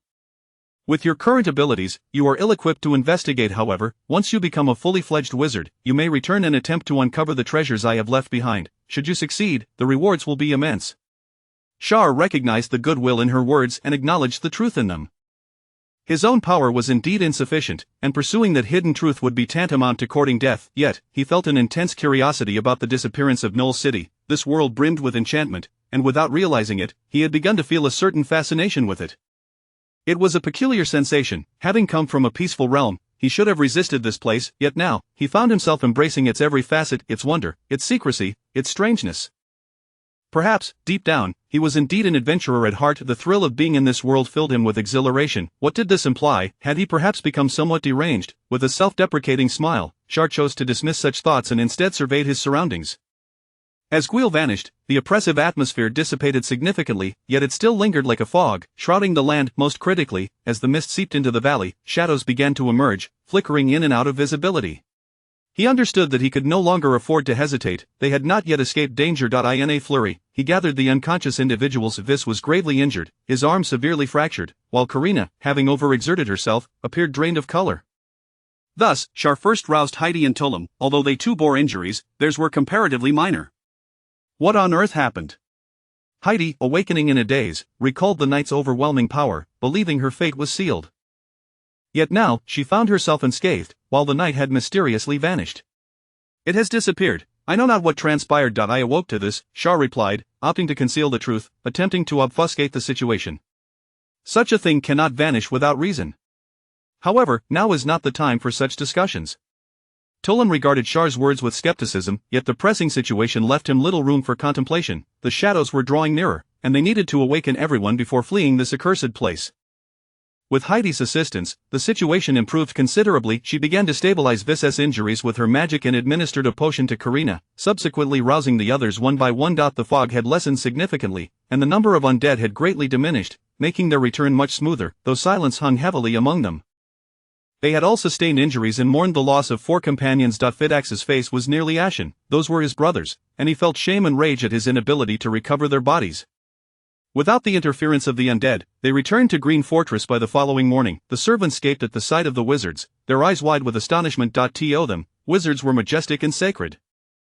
In their eyes, there was hardly a challenge too great for them, rendering them nearly invincible. Yet, as they observed the state of the wizards, having left in high spirits but returning battered and bruised, it resembled the return of a pack of defeated hounds. However, reason dictated that they remain silent. After all, to survive in this world, it was imperative to keep one's eyes and mouth in check. The temper of a wizard was typically less than forgiving. "We shall return tomorrow. Let us rest well today," Karina stated, her countenance still grim. Her desperate casting had been interrupted, and though she had preserved her life, she suffered backlash and could not wield magic for the time being. She resolved to return to Verona as swiftly as possible. For a wizard, being unable to use magic was akin to being a lamb led to slaughter. She needed the protection of the academy and her mentors. This proposal met with unanimous agreement, particularly from Vis, for while Heidi could provide only emergency treatment, he required the expertise of more specialized professionals to save his arm. Thus, they quickly consumed a meal before retiring to their chambers for rest. Gazing out the window at the distant Knoll Cemetery, veiled in a delicate mist, Shar took out the wooden flute, caressing it gently. He was acutely aware of the flute's extraordinary nature. It seemed to resonate with him, allowing him to perceive the magical vibrations emanating from it. It was immense yet tranquil, akin to the serene depths of the ocean, imbued with a sense of peace.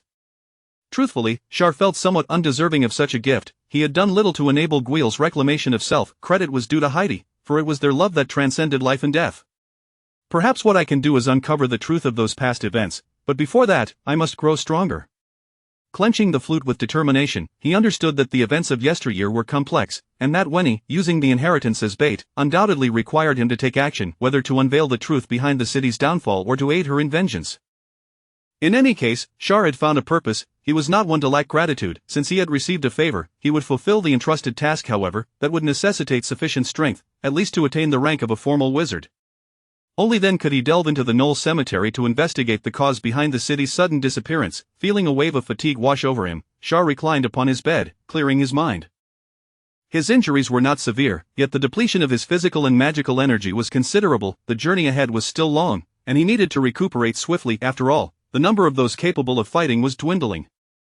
In their current state, they would be vulnerable even to a band of robbers, who could easily annihilate their band of wizards. Should that occur, they would become an everlasting disgrace to the Hermos Wizard Academy, a laughingstock in the entire wizarding community. This was a fate Shar could not accept. He took pride in his identity as a wizard, having witnessed firsthand the strength and exceptionalism of this profession. Chapter 19. Charles, the most skilled surgeon. On the following morning, Green Fortress was abuzz with activity. The crowd that had hurried from the Hermes Wizard Academy to lend assistance was preparing to return. The servants busily loaded essential supplies onto the wagons, while the coachman meticulously checked the condition of their steeds. Karina and Charles, with expressions of helplessness, were detained by Turam, who incessantly rambled on. "Senior Karina, you must speak to the mentor about replacing the personnel here. If that is not feasible, perhaps we could alter the regulations and have someone come to check on me every month." "No, I mean conduct inspections." "Yes, inspections, once a month. If manpower is insufficient, every 2 months will suffice."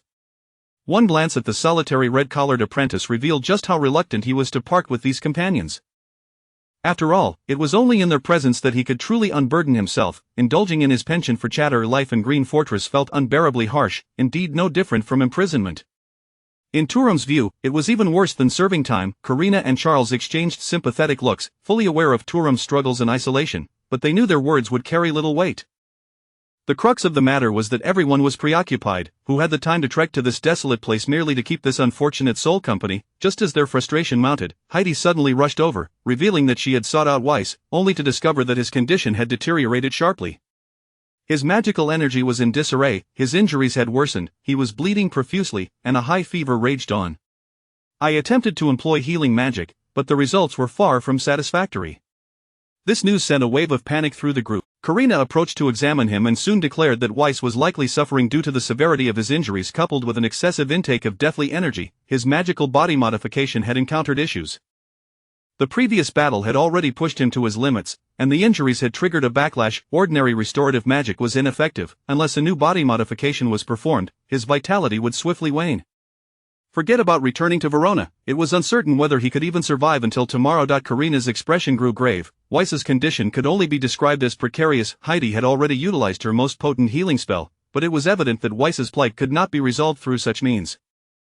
Only a body modification surgery could bring him back from the brink. Yet now, we are unable to perform surgery on him. Heidi grew anxious. They lacked the necessary materials, and crucially, they had no one capable of performing the operation. It doesn't need to be a large-scale procedure. We only need to extract the shattered bone and implant compatible substitute tissue. The issue lay in the fact that Weiss was attuned to fire elements, necessitating corresponding materials. Furthermore, these materials had to be similar to those used in his original body modification. Otherwise, rejection would occur, hastening his demise. Though Karina was not well versed in body modifications, she understood some fundamental rules. Modification was not to be taken lightly. A second modification needed to be compatible with the first. Otherwise, the conflicting magical structures would lead to dire consequences. In minor cases, one could lose their magical ability and require the removal of conflicting organs. In severe cases, death could ensue, or one might even succumb to madness. In short, secondary modifications were far more challenging than initial ones, unless one, like Charles, opted not to transplant organs but instead to implant guiding mediums. Strictly speaking, Charles's surgery could not even be classified as a secondary modification. At most, it was a minor adjustment to the initial procedure. Why not simply amputate the arm? Fidax interjected, appearing despondent. After speaking, he took a swig from his flask. Amputating the arm is the simplest of tasks, and I would have done it long ago. He is now experiencing magical disruptions. If left unaddressed, the wildly surging magic will lead to the complete collapse of all his organs. If we could use alchemy, I could create a guiding medium, but at present, we are left with no choice but to resort to another transplant to resolve the issue. Karina shot Fidax an irritated glance. Considering he had just lost 4 significant companions, she refrained from harsh words. However, as she pursed her lips, the thought of losing the opportunity to showcase her alchemical skills in body modifications stirred her anger. Charles's surgery had opened a window for her. Alchemy offered great potential in creating guiding mediums, and even external guidance could resolve their current predicament. Yet, the crux was that she was unable to utilize alchemy now. If it's materials you seek, I might have something suitable. Turam interjected, quickly departing. Moments later, he returned with a wooden box. Upon opening it, they discovered several bones, appearing akin to human bones. One was entirely charred, adorned with dark red markings. Is that a mutated death mage bone? Where did you find that? Karina's eyes widened as she carefully picked it up, examining it with an expression of fascination. I found it in a graveyard. At the time, several low-level undead were fighting over it. I ended up getting lucky. Before Turam could elaborate further, Heidi swiftly interrupted. This deathmage bone contains fire elements. It would be perfect for Weiss. The only question remains, who will perform the surgery? Now that the appropriate material was at hand, the only remaining issue was who would wield the scalpel. If all else fails, I shall do it, Karina asserted, pushing her glasses up, striving to project confidence. Perhaps I can give it a try. Charles was acutely aware of the surgery's difficulty. While it was not as intricate as internal organ surgery, one could still easily sever an artery or critical nerve tissue, jeopardizing Weiss's arm. Body modifications were miraculous but did not defy basic principles. Damage to vital tissues could lead to significant ramifications, even if no immediate problems arose during the procedure. Thus, in Charles's perspective, body modification should be a fusion of surgical technique and magical application. Karina, being somewhat inexperienced, would undoubtedly struggle. Can you even handle a scalpel? Both Karina and Heidi questioned in unison, while Charles merely smiled, replying, How will I know unless I try? The two exchanged incredulous glances. Although they found the notion somewhat absurd, it appeared they had no other options. It was fortuitous for someone to volunteer. If failures or complications arose, they could easily absolve themselves of responsibility, leaving Weiss to confront Charles instead. As Weiss lay unconscious, his opinions were disregarded, and the decision was made with a sense of reluctant eagerness. After all, they had no better alternatives. The surgical procedure for the body modification commenced its preparations. Though Green Fortress was dilapidated, it could spare a room for the operation. Additionally, the surgical tools were mostly available, which surprised everyone, considering Turam was merely a gravekeeper and should not possess such equipment. Actually, these are not mine. They belong to my predecessor. He was a fellow who dabbled in oddities. To be honest, he left behind quite a few strange items. If you have the time, I can show you. Perhaps you'll find something of interest. Karina casually inquired about the origins of these tools, prompting Turam to launch into a lengthy monologue, causing the others to quickly disregard him and attend to their tasks. Bring the patient over, face up, and secure his left arm. Let us clarify our respective roles.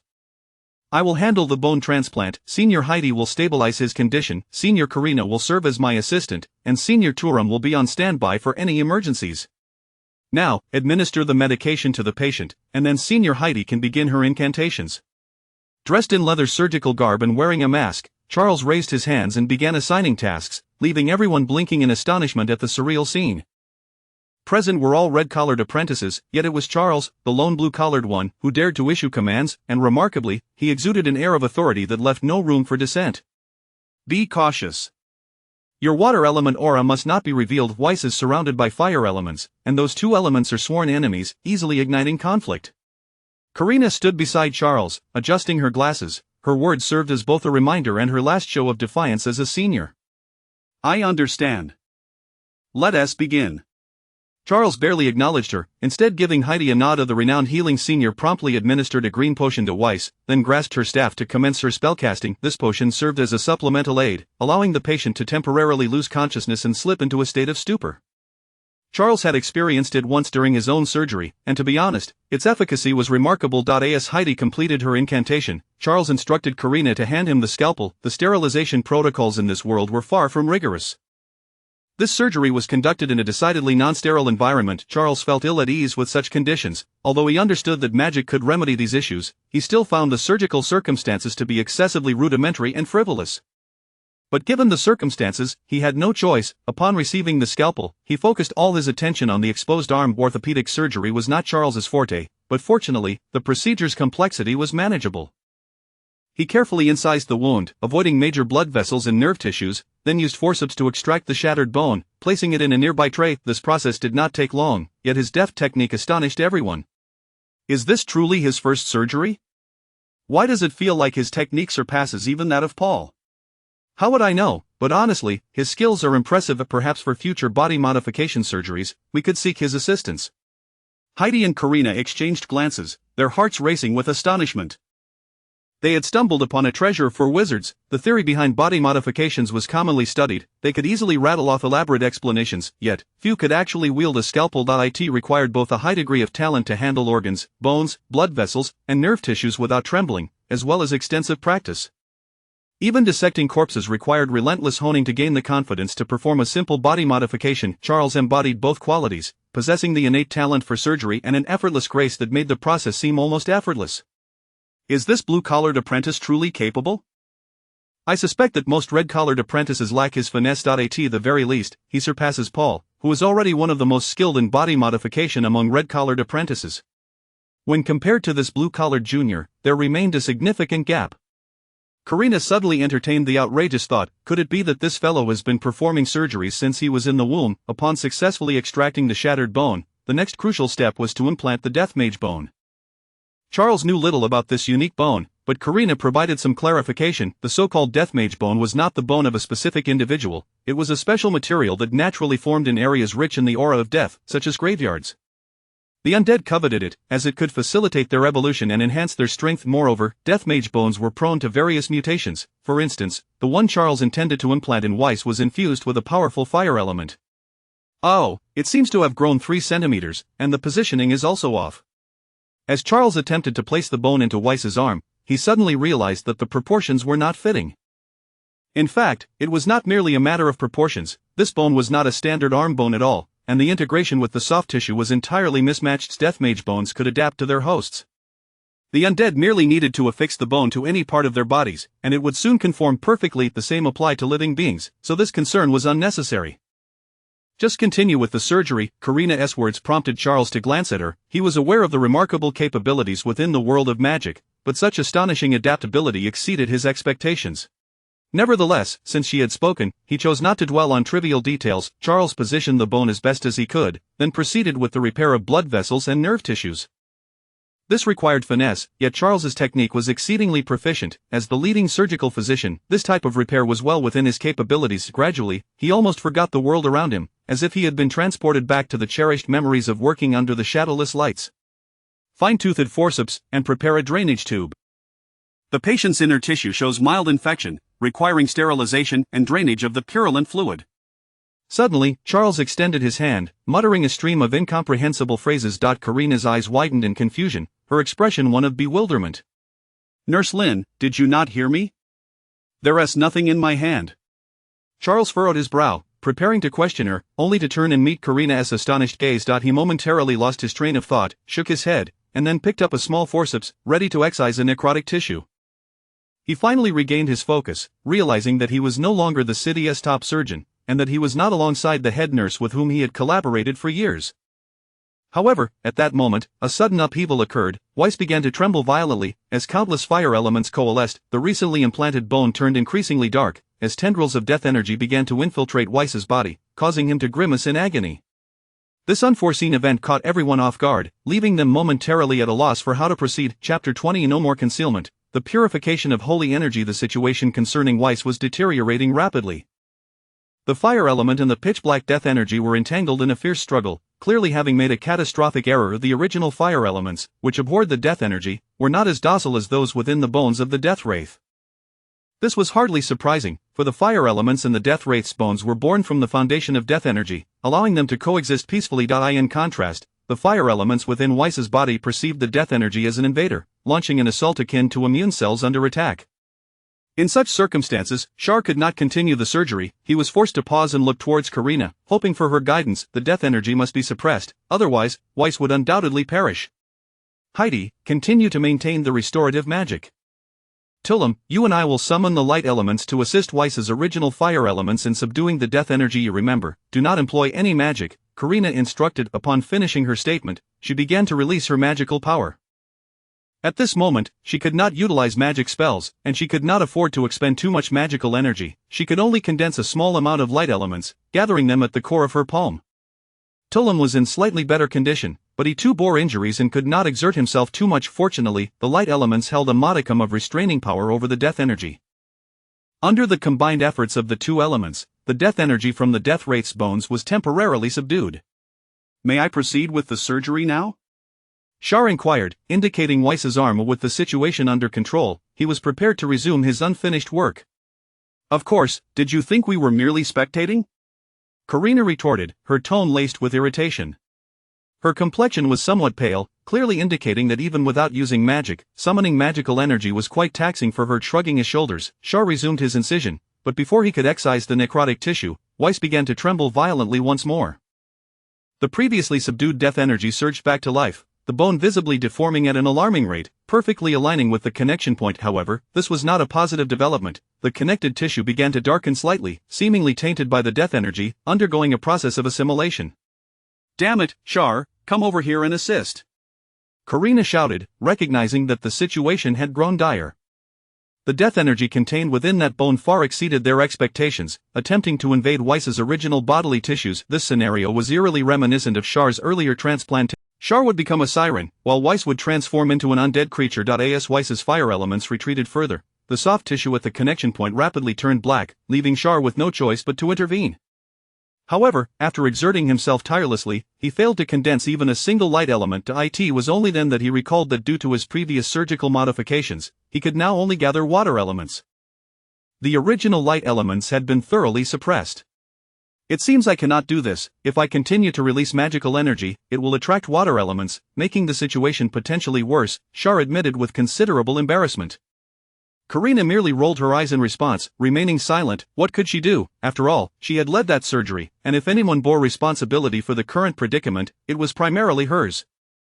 Weiss's condition continued to worsen, the connective tissue had entirely turned black, and death energy was spreading along his blood vessels and nervous tissues. His skin began to lose its color, shifting towards a pallid gray. "If only we could summon a bishop from the Temple of Light, perhaps there would be hope. After all, their holy energy can purify the death energy." Karina mused. However, those ensnared by greed would not easily budge, they would demand exorbitant fees until they drained every last coin from your purse. Phaedaxus, who had been observing from the sidelines, remarked in a tone tinged with sarcasm, lifting a wine bottle to his lips for a hearty gulp. His expression then shifted to one of indignation, as if recalling a bitter memory. "If you wish to avoid dying here, it would be wise for you to keep silent." Karina could no longer contain her frustration. They were exerting every effort to save Weiss, and yet this man merely stood by, offering only sardonic commentary. She resolved that once Weiss's situation was resolved, she would have a serious conversation with this exiled former paladin. At the very least, she would see to it that he lost his tongue, otherwise, she would not be able to swallow her indignation. As Karina contemplated which form of torment to inflict upon Phaedaxus, a soft yet profoundly warm light began to rise before her eyes. Just as Phaedaxus lifted his wine bottle, he abruptly halted, his eyes widening in disbelief at the unfolding phenomenon. Char had extended his hands, a gentle radiance coalescing in his palms. The death energy dissipated into white smoke upon mere contact, vanishing swiftly. This was purification. Unlike magic, the light Char conjured lacked any violent essence, it radiated warmth, gentleness, and even sanctity. Karina gazed at Char with incredulity, feeling as though she was encountering this individual for the first time. Perhaps guided by a woman's intuition, she sensed that Char had undergone a complete transformation. The Char she had known previously had been naive, impulsive, and even somewhat foolish, yet now, the person before her exuded an air of authority, strength, and mystery. She desperately wanted to ask, "Who are you?" But the pressing situation compelled her to keep her questions at bay, prioritizing the resolution of the immediate crisis. As Char wielded the holy energy, the death energy was visibly being purified, the blackened tissues gradually regaining their original hue, with Weiss's skin slowly returning to a healthier color. Most crucially, the death wraith's bones began to settle down, they ceased their agitation and slowly became compliant. "May I continue?" Char, now somewhat overwhelmed from expending considerable holy energy, was sweating profusely. However, upon noticing Weiss's condition stabilizing, he turned to Karina to inquire. She nodded, exhaling a sigh of relief, yet her gaze remained fixed upon Char, unwavering. "Was that a light element? How is it different from ours?" Karina, well versed in such matters, recognized it as holy energy, while Tullum, with his more limited experience, merely sensed a distinction between Char's light and that of Karina and himself. "Light elements come in various forms. Not every manifestation is the same. That is not magic, but holy energy." Phaedaxus interjected, casting aside his wine bottle and unsheathing his sword, pointing its blade at Char with an air of challenge. "Boy, you had better clarify yourself. Are you a wizard or a spy sent by the Temple of Light?" Chapter 21. I am gifted. Phaedax, sheath your sword, this is not the time for folly, lest I be compelled to act without civility. Karina's icy gaze bore into Phaedax, with whom she shared a modest acquaintance through their prior missions together. She harbored a certain understanding of his character. The reason for his expulsion from the Temple of Light had never piqued her curiosity, as prying into the secrets of others was a grave taboo among wizards. However, she was acutely aware of Phaedax's animosity towards the temple, suggesting that some unfortunate incident had transpired, otherwise, he would not have sought refuge in Verona, a city sheltered by the Hermetic Academy of Wizards. After all, the temple's influence could not reach there. Thus, upon witnessing Char's display of holy energy, Phaedax's overreaction was somewhat comprehensible to her, but at this critical juncture of the body modification procedure, she could not allow Phaedax's recklessness. The two remained locked in a tense standoff. Fortunately, Phaedax merely exhibited hostility without resorting to action. Faced with Karina's resolute demeanor, he resigned himself to retracting his sword, casting a fierce glare at Char as if regarding a sworn enemy. At that moment, Char spoke. "I have no ties to the Temple of Light. Once the procedure concludes, I shall elucidate everything." His tone was calm yet serious, his gaze steadfastly focused on Vissa's arm, never once glancing in Phaedax's direction. With the interference of death energy now absent, Vissa's own fire element had been nearly depleted. It was undoubtedly the opportune moment for the operation, and Char was determined not to let it slip away. He skillfully excised the necrotic tissue, realigned the area, and commenced the final suturing. After completing the requisite surgical tasks, Char, before the assembled onlookers, summoned the holy energy. After all, the death energy merely lay dormant. It had not vanished entirely. According to Karina, Char would likely need to administer holy energy treatments to this frequently in the days to come. However, that was a matter for another time. Phew, that was quite the ordeal. "I feel as though I could sleep for 3 days and nights," Heidi sighed with relief, finally allowing herself to sit on the ground and fan herself.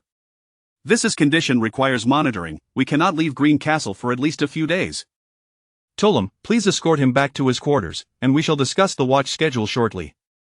Karina waved her hand dismissively at Tullum, who was about to voice his thoughts but was met with a fierce glare from Karina. Realizing his presence was unwelcome, he acquiesced, shaking his head in resignation as he called for a few attendants to carry Viss away. "I'll check on Vissa's condition. Tullum knows nothing of the injured and may not know how to handle it if something arises." Heidi promptly followed suit, understanding that for wizards, the less one knows of another's secrets, the longer one tends to survive. "Now, you may explain yourself." With only himself, Char, and Karina remaining in the room, Fidex took a few steps forward, fixing a steely gaze upon Char, his hand resting on the hilt of his sword, poised to draw it at the slightest provocation. "And what if I claim it is my innate gift?" Char replied nonchalantly.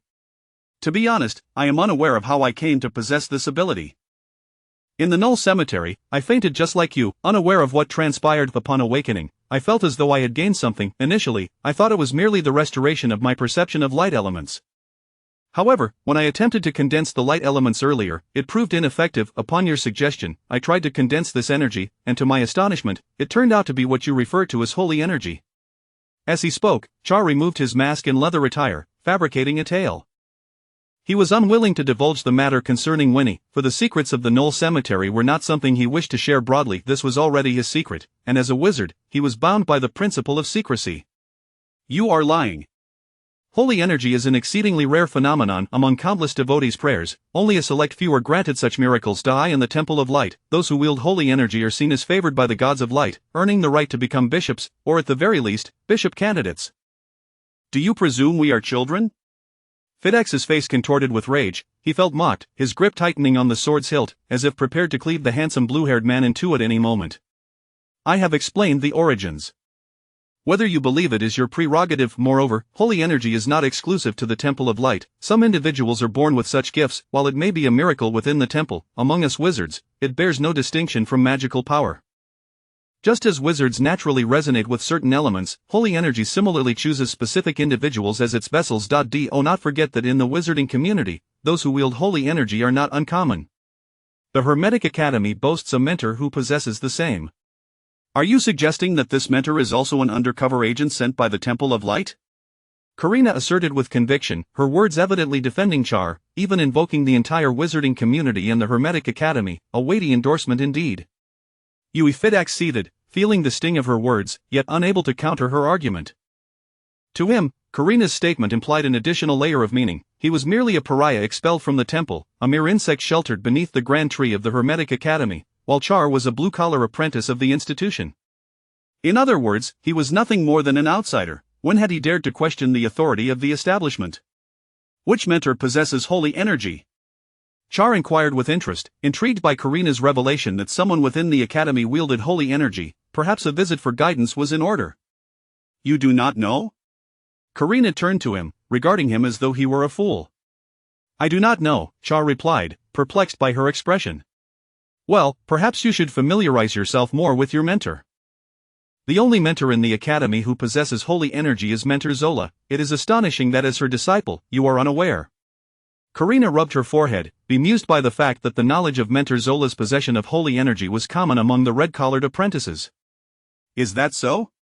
Char scratched his cheek, feigning embarrassment. "Enough. Let this matter rest. Furthermore, whether Char has any connection to the Temple of Light is of no concern to you. However, I must caution you, Char is a blue-collar apprentice of the Hermetic Academy, a disciple of Mentor Zola. I do not wish for his possession of holy energy to escape your lips, otherwise, you would not only offend Char but also myself, Mentor Zola, and the entire Hermetic Academy. You should comprehend the consequences of such actions." Karina's voice took on a menacing tone, while Fidex's expression darkened. After a moment of silence, he reluctantly spoke. "There are likely already many who are aware of this matter. Why should he bear the blame for the information leaking when several had witnessed Char wielding holy energy? Rest assured, aside from Heidi and Tullum, no one else will learn of it." Karina's tone grew frigid, as she adjusted her glasses, a subtle yet palpable aura of menace emanating from her. Both Char and Fidex shuddered involuntarily. Chapter 22 Indifference. 4 bloody severed heads dangled ominously from the gates of Green Fortress, while the servants trembled in fear, for just hours prior, these 4 men had shared meals and toil with them. The master wizard, in a fit of rage, executed them without a hint of justification, perhaps merely for their perceived sluggishness. Thus, they met their untimely demise. The absurdity of the situation was hard to fathom. For living souls extinguished without reason, yet, what recourse did they possess? He was the master wizard, and the whim to take a life required no more than a fleeting thought. Through the window, Charles observed the lifeless bodies being carried away, devoid of any trepidation, as he had long grown accustomed to the sight of death. In a moment of reverie, he recalled a documentary he had watched, depicting war-torn regions where law and morality held no sway, and lives could be extinguished at a moment's notice.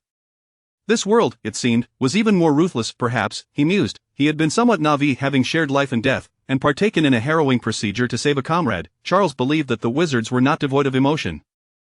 They understood camaraderie and compassion. Just look at those around him. Were they not concerned for one another? However, in the blink of an eye, Karina had slain 4 individuals without uttering a word, simply casting a spell to paralyze them before severing their heads.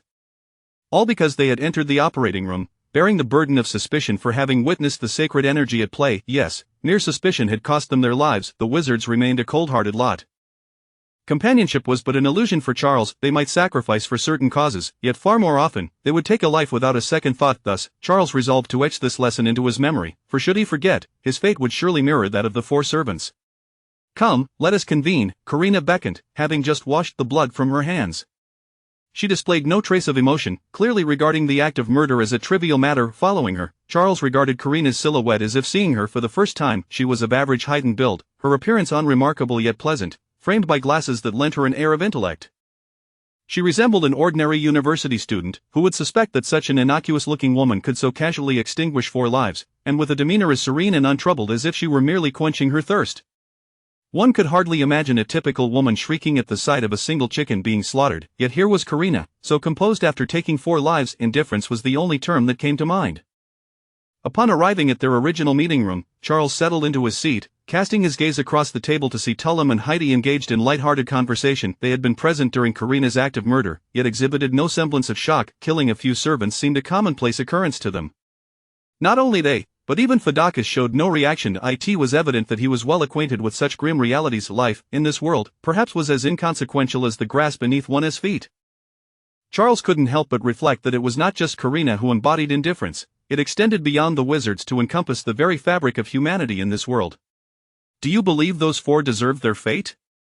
Karina quipped, noticing Charles lost in thought. On the contrary, I think death may have offered them a form of liberation, he replied hastily, aware that opposing her views would be unwise. Her methods might be radical, but they were ultimately self-serving. They were merely servants. After all, Tullum, we must quickly replenish our ranks. The operations of Green Fortress cannot falter. This is not just for you, but for the Academy as well. Karina ignored Charles, turning her focus to Tullum. Very well, I shall procure more servants in a few days. Tullum nodded, resuming his animated discussion with Heidi, clearly engrossed in the fascinating topic at hand. It was evident that the deaths of those 4 meant little to him. In his eyes, servants were scarcely different from livestock. Enough chatter, you both. I have matters to address, Karina interjected, her brow furrowed. She intended to announce something important, and the 2 engaged in idle conversation had challenged her authority. She rapped the table, her gaze tinged with mild ire. At the sound of her tone, the pair fell silent, straightening in their seats, adopting a model student demeanor. After all, this was a woman they could not afford to provoke. Now that everyone is present, I shall outline our next steps. Time is of the essence, so let us be succinct. Karina began, clearing her throat, for she was not one for lengthy discourses. The issues surrounding the Knoll Cemetery have largely been resolved. Tullum, you are to draft a comprehensive report detailing all events for the Academy and Mentor Saval. However, this report should conclude upon our departure from the Knoll Cemetery. It must exclude the operation on Weiss and must not divulge the matter of Charles's sacred energy. Karina's tone was grave, and Tullum comprehended her intent. They had not sought the Academy's approval for Weiss's operation, nor had they informed their mentor, hence they bore the responsibility for any fallout. Karina was unwilling to shoulder this burden, thus she sought to conceal it, at least for the time being. Furthermore, the matter of Charles's sacred energy was not to be shared. Sacred energy was a rare commodity, especially within the context of body modification, and under certain conditions, it could dictate success or failure. The fewer individuals privy to this information, the better. Otherwise, they risked attracting the attention of a mentor who might seize Charles for their own purposes, not out of concern for his safety, but because they too required sacred energy, which could prove invaluable in the future, possibly becoming their trump card.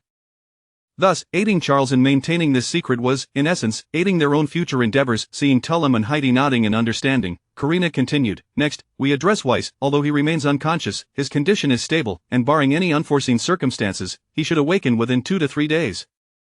During this time, we must remain by his side, taking turns to keep watch for any potential emergencies. Additionally, Charles, you will need to supply him with sacred energy daily to counteract the residual death energy within his body. Is that clear? Karina looked at Charles, uncertain if this peculiar apprentice of Mentor Zola possessed sufficient sacred energy for the task at hand. I will do my best, though I cannot guarantee how long I can sustain it, he replied, aware that he had little knowledge of the quantity of death energy residing within Weiss, nor the threshold required for him to escape the threat of corruption. Whatever you can manage will suffice.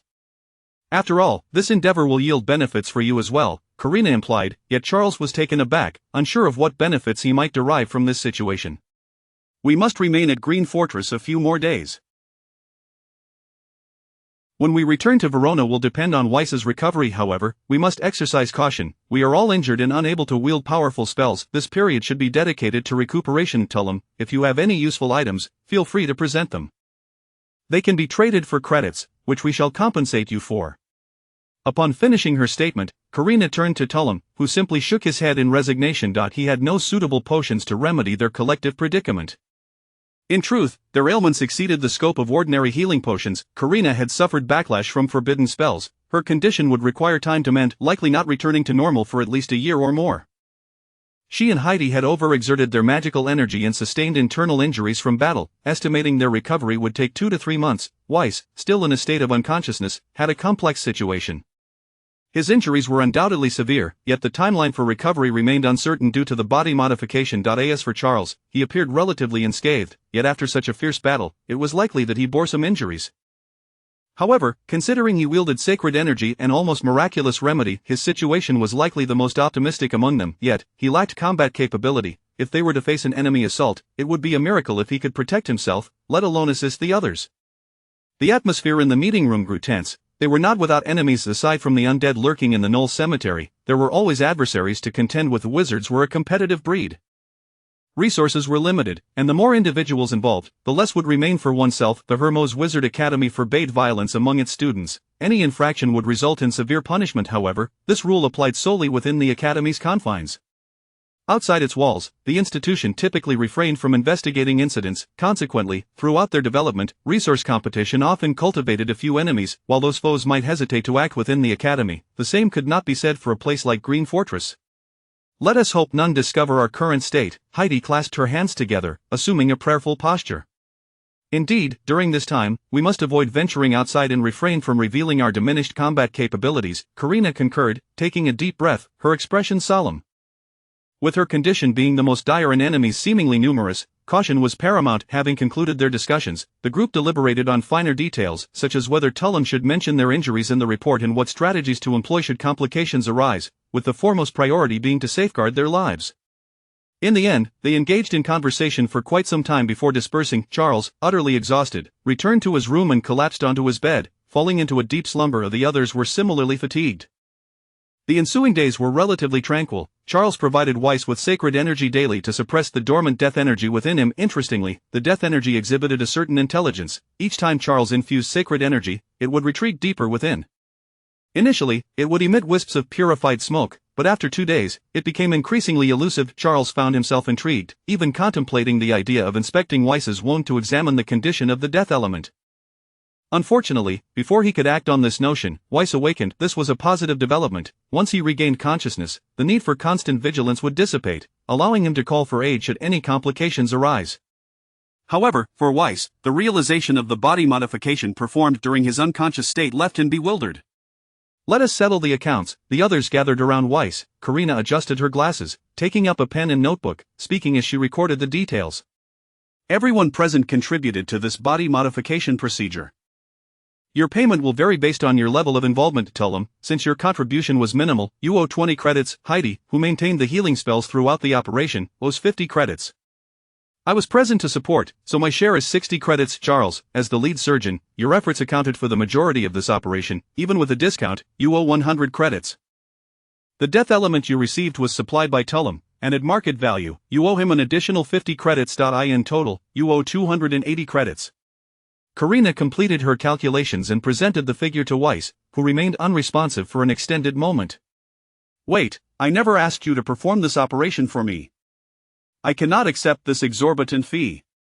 Weiss exclaimed, aghast at the sum.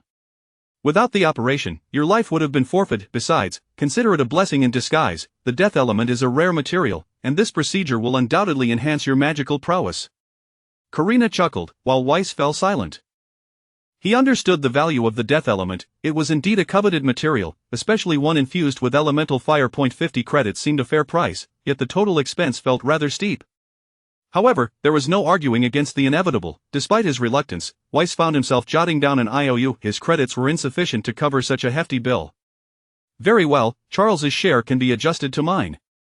After all, he still owes me quite a bit. It's only fair the debt be shared. Just as Weiss was poised to write the note, Karina interjected, catching both him and Charles off guard.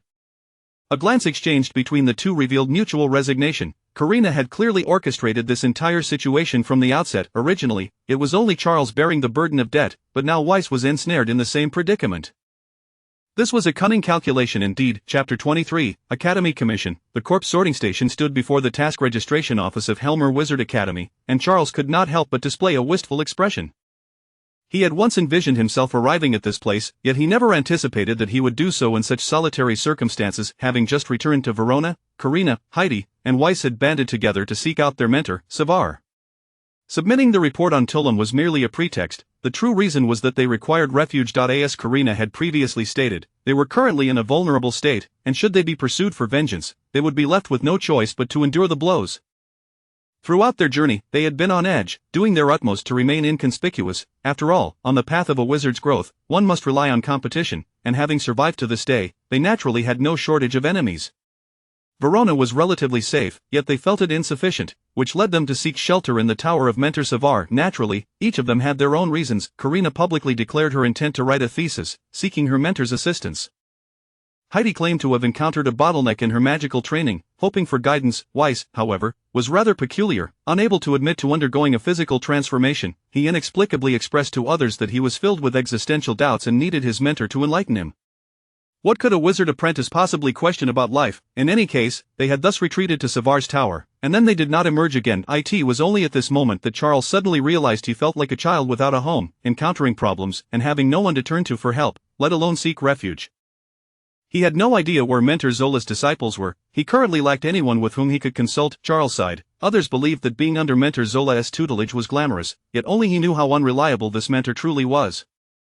Unlike the little ones, once apprentices donned colored collars, they would naturally form numerous small groups. These groups predominantly centered around their respective mentors, akin to graduate students in a previous life. Whomever they studied under became their brothers and sisters in the art, rather than mere classmates.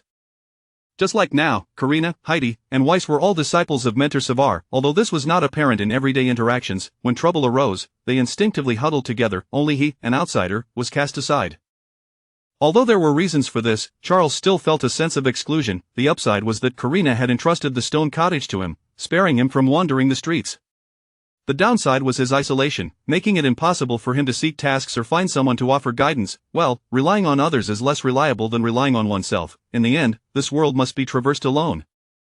Shaking his head, Charles encouraged himself and then stepped forward. It was his first time here, and honestly, he felt somewhat anxious. Every wizard academy had its own task reception area, but unlike an adventurer's guild, this place resembled an office building rather than a tavern.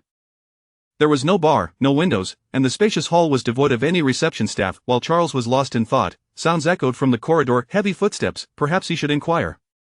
Charles immediately headed towards the source of the sound, but after taking only a few steps, he abruptly halted. A burly man appeared in the corridor, draped in a wizard's robe, yet the garment clearly could not conceal his robust physique. His calves were exposed, with solid muscles straining against the fabric. Up close, he resembled a gymgoer clad in tights. "Little girl, what do you want?" The towering man, easily over 2 meters tall, made Charles feel like a child in comparison, and thus their conversation carried an inherently domineering air.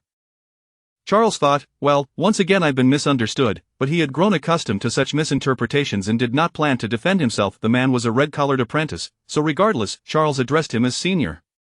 After a brief introduction, he voiced his confusion. He wished to undertake a task but was uncertain where to go or how to begin. "Has your mentor or senior not informed you?" The man waved it off. "Oh well, you must be a new blue-collar apprentice. We get your kind every year. Since I'm in a good mood today, I can take you there. However, this service comes at a fee, 2 gold coins, not too much, I suppose." The burly man extended his hand, indicating that Charles should pay. Charles thought, asking me for money is almost like asking for my life. What I lack is precisely funds, and I came here to take on tasks to earn some credits to exchange for gold coins. Otherwise, even eating would become a problem. The academy did not prohibit the exchange of credits, they served as a form of currency that students could freely trade. 1 credit could be exchanged for 20 imperial gold coins, but in reality, within the academy, the value of credits far exceeded that of gold coins, with actual exchange ratios reaching as high as 1:22 or even 1:25. Forget it, I'll look for it myself, Charles politely declined and took a couple of steps away, passing by the man. Are you sure not every office is open to students? If you knock on the wrong door, the consequences could be severe. The burly man reiterated his warning, but Charles merely waved his hand in response. I hope you don't knock on that door. It would lead to quite a bit of trouble. Seeing that Charles was not interested in his assistance, the man shrugged and strode off, for wizards were always busy, focused solely on their own affairs, and rarely meddled in others' matters, lest they be deemed foolish. Of course, if there was an advantage to be gained, that was a different story. The corridor was lined with identical wooden doors, devoid of numbers, yet each bore unique engravings. Some depicted individuals holding books, others wielding wands, some slaying magical beasts, and others harvesting grain. An array of images. Charles passed by over 20 doors, some he could roughly guess at, while others were entirely inscrutable. Ultimately, he paused before a door engraved with a surgical knife cutting through an arm. Weiss's physical transformation had rekindled his sense of holding a surgical knife, not merely in familiarity but in a deep-seated yearning. Standing before the operating table, he would feel an uncontrollable impulse, coupled with a sense of pride. It was as if he had been transported back to the moment after his university graduation, standing beneath the surgical light for the first time, filled with both trepidation and excitement, as well as the satisfaction of reaching the pinnacle of his aspirations. To think that in this life, he would have such an opportunity again. Charles smiled, extending his hand to gently tap on the door. After knocking a dozen times, a response finally came from within. He gently pushed the door open, only to be blinded by a brilliant light. Once inside, he peered through his fingers and noticed that the source of the radiance was an apparatus resembling a projector. What is it, rookie? A nonchalant voice inquired. Charles turned his head slightly to find a figure standing beside the projector. Smack! The individual casually turned off the projector, allowing Charles to see more clearly that it was a purple-collared apprentice. Immediately, he adopted a far more respectful demeanor. I am Shierta Charles Nyraseth, a disciple of Mentor Zola. I have come to inquire about undertaking some tasks. Charles inclined his body slightly in a gesture of respect, then got straight to the point. A disciple of Mentor Zola? Oh, I remember now, you are that sea monster, aren't you? The man chuckled, causing Charles to swallow hard. The individual was a man of pallid complexion. Had it not been for his clear, unclouded eyes, Charles might have mistaken him for a corpse. Thus, the man's smile appeared somewhat eerie, though thankfully it was fleeting, as he soon regained his composure. My name is Viali, a disciple of Mentor Frank Hanze. Given your demeanor, it seems this is your first visit here, and you are not well acquainted with the rules. The man seated himself in a chair at the back, propping his feet on the desk, and regarded Charles with a tone tinged with disdain. Indeed, it is my first time. If I have acted rashly, I hope you will forgive me, senior. Charles did not feel offended by the man's attitude. After all, he was a purple-collared apprentice, inherently of a much higher rank than himself. Moreover, in terms of mentors, Hans was no lesser than his own mentor, Zola. Even if Charles was unaware of much, he certainly knew of the 4 red-robed wizards at Helmer Wizard Academy. Frank Hans was one among them, though his reputation did not match that of Mentor Zola. A red-robed wizard was still a red-robed wizard. This identity was irrefutable. Thus, in the presence of Viali, Charles felt a twinge of nervousness, but fortunately, the man showed no intent to make things difficult for him. After observing Charles for a while, he continued, the Academy's task reception area comprises 32 rooms, each representing a type of task. For instance, my room pertains to dissection, physical transformations, and corpse handling, among others. You cannot enter these rooms indiscriminately. The moment you knock on the door, you must be prepared for the consequences. If you approach with a mere curiosity or a casual intent, you may find yourself severely beaten and unceremoniously tossed into the street. Additionally, some credits will be deducted as a penalty for provoking the Academy. Viali's words, though somewhat harsh, conveyed the truth. Chapter 24 of the body repository of the sorcerer Hermes Academy lies beneath the Tower of a Mentor, situated a few leagues from the city of Verona, making it the closest sorcerer's tower. However, unlike the towering and spire-like structures of other sorcerers, this edifice appears squat and unremarkable, rising to less than 10 meters, constructed haphazardly from stone, resembling a makeshift building. One cannot help but wonder if a strong wind might one day bring it crashing down, burying its occupants beneath the rubble. Taking a deep breath, Charles stepped forward and gently rapped on the door. Moments later, an elderly servant clad in a coarse robe with a pallid visage opened a crack, peering out with curiosity at Charles. Taken aback by the silence that followed, felt a twinge of discomfort. After a brief pause, he spoke, "Greetings, I am Shelta Charneil Sayer, here on a mission from the Academy. May I inquire if Mentor Saria is available?" Judging by the servant's attire, it was evident he was a purchased slave of the Academy, possessing little standing. Indeed, he seemed to be of lesser worth than the vagrants who had fled to Verona. Nevertheless, Char maintained an air of respect and deference. Glancing at the color of Char's collar, the servant remained silent but opened the door wider, gesturing for him to enter. "Thank you." Char inclined his head slightly and stepped inside, only to feel a sudden drop in temperature, causing him to shiver involuntarily. Though Char had ventured into sorcerer's towers before, this one struck him as particularly peculiar. The spacious interior was devoid of decoration, cluttered with various items, and permeated by the acrid scent of preservatives. While many sorcerers are indifferent to the simplicity of their surroundings, this one resembled a bare shell of a building, which was rather uncommon. The servant led the way down a short corridor and signaled for Char to wait in a room. Char, opting for silence, nodded slightly before entering, and the servant promptly departed, likely to seek instructions. Before long, footsteps echoed from the corridor, and Char looked up to see a masked woman entering. She appeared relatively young, with pale golden hair cascading over her shoulders, of average stature and attire, resembling an ordinary woman one might encounter on the streets of Verona, save for the pale mask obscuring her features. "Greetings, Mentor Saria. I am Shelta Charneil Sayer. I have come on the recommendation of Senior Viali regarding a task involving the examination of corpses, and I hope to receive your guidance." Although Char had never met Mentor Saria, he could sense from the aura of magic she emanated that she was undoubtedly a formal sorcerer. In the sorcerer community, it is rare for a formal sorcerer to appear in the tower of another, as one can never be certain if the other party might leave something behind in their lair. This has become a dangerous taboo over time. "I have heard of you, the Siren Char, disciple of Mentor Zola. However, you possess no significant achievements, and the corpses are hard-won by the Academy. They cannot be carelessly entrusted to you. I must first assess your abilities."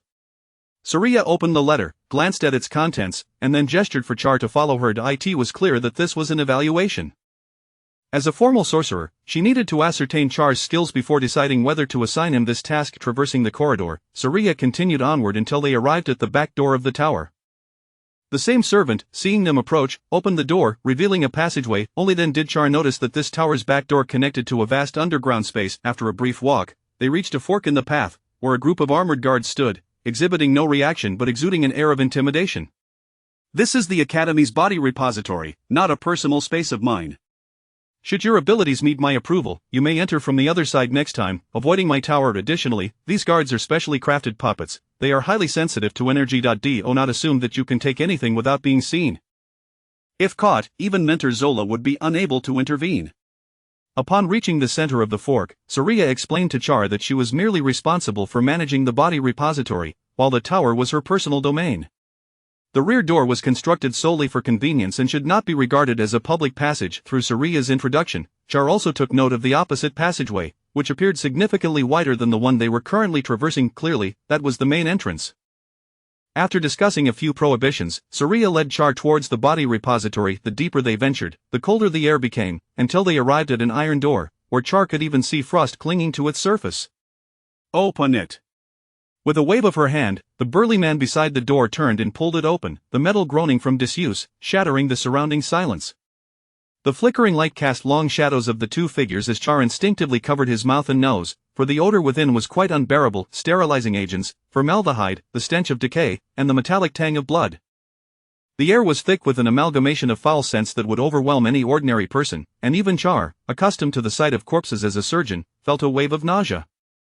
Yet, observing Saria's unperturbed demeanor, Char began to suspect that perhaps this sorceress had lost her sense of smell. The body repository was vast. They walked down a corridor lined with stone chambers, each filled with corpses. Char estimated that each room contained at least 100 bodies. After what felt like an eternity of walking, having passed over 200 stone chambers, Char began to feel uneasy. How many corpses were there? Perhaps 2,000 or 3,000. In comparison, he recalled that Verona's population was no greater than 20,000. Glancing down the dimly lit corridor, Char roughly estimated that Chapter 25. The mad servants. In comparison to life-saving surgery, the task of dissecting a corpse is considerably less challenging. Examining the areas of mutation requires little concern for the size of the wounds or their healing. One merely picks up the scalpel, makes the incision, and proceeds to excise. Nevertheless, even a single dissection demands over an hour to complete, and with necessary breaks in the time taken for the servants to transport and manage the remains, it takes Charles nearly 2 hours to finish one procedure. This pace, while swift, still feels inadequate to him. The reason is simple: he cannot reside here. The daily commute consumes over 3 hours. Charles is in dire need of funds and hopes to accumulate enough credits quickly. He must earn some money before Karina returns. Yes, money, not mere credits. In the Wizard Academy, credits hold far greater value than currency, as the Academy's exchange office does not accept other forms of currency and only permits transactions with credits. However, Charles is burdened with a significant debt, fully aware of the importance of credits, yet, he has no choice. Leaving credits behind would allow Karina to deplete them in an instant. He is utterly convinced of this, having observed that the young lady is exceedingly mercenary, obsessively focused on her own gain. Wizards, by nature, are a pragmatic group, always considering their interests before undertaking any endeavor. Karina has taken this to an extreme. She left the stone house to Charles, yet in reality, it has been entirely emptied. Various tools and decorations have been packed away and moved to Master Savar's tower. Had it been any other mentor, they would have been furious to see their student act in such a manner. However, Master Savar is known for his gentle temperament. The Academy speaks of his kindness and indulgence towards his students. Charles had always been somewhat skeptical of this reputation, for the notorious temperament of fully fledged wizards is well known, and even the kindest would not permit their disciples such liberties. Yet, upon witnessing the young lady hire a group of individuals in 2 carts, he became convinced that she had indeed moved all her possessions to her mentor's tower, doing so without prior consultation.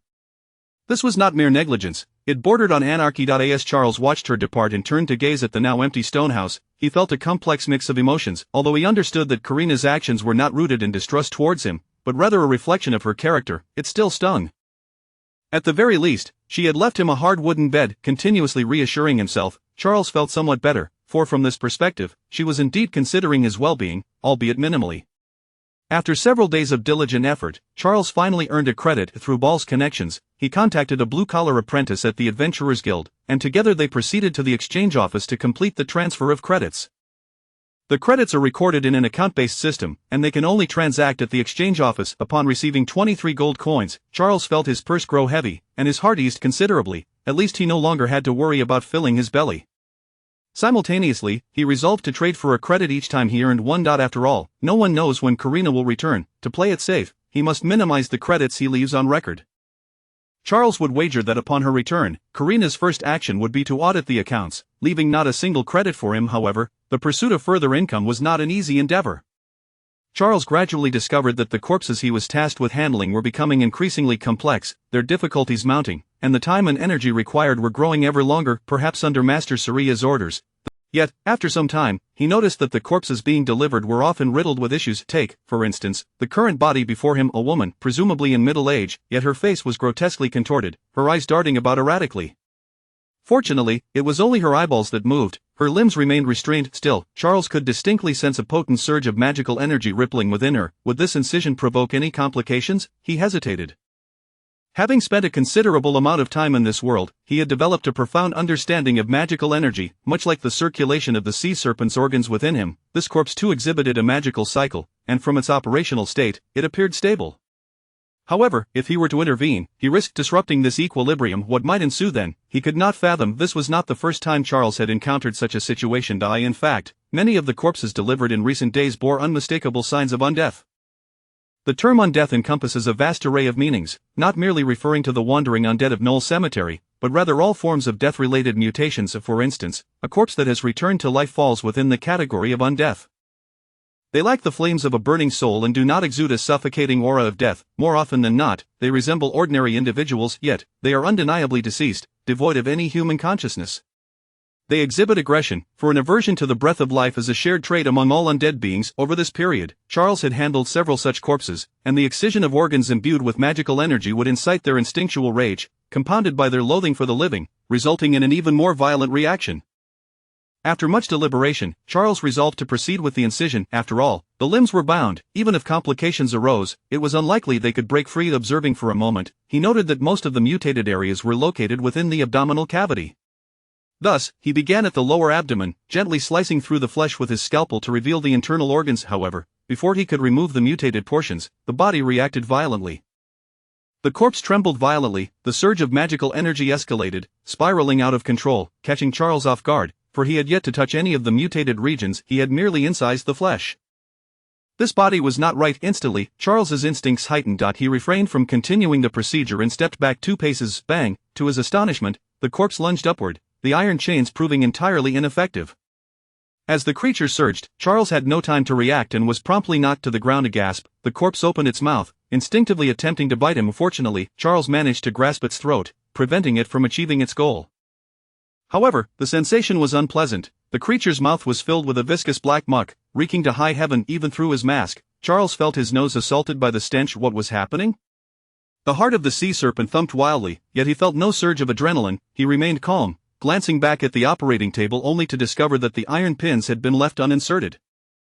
Clearly, the servants had neglected to secure them, violating standard operating procedures. Not just one, but all four had failed to do so. In an instant, Charles's brow furrowed. The servants posed a serious problem, one of significant magnitude.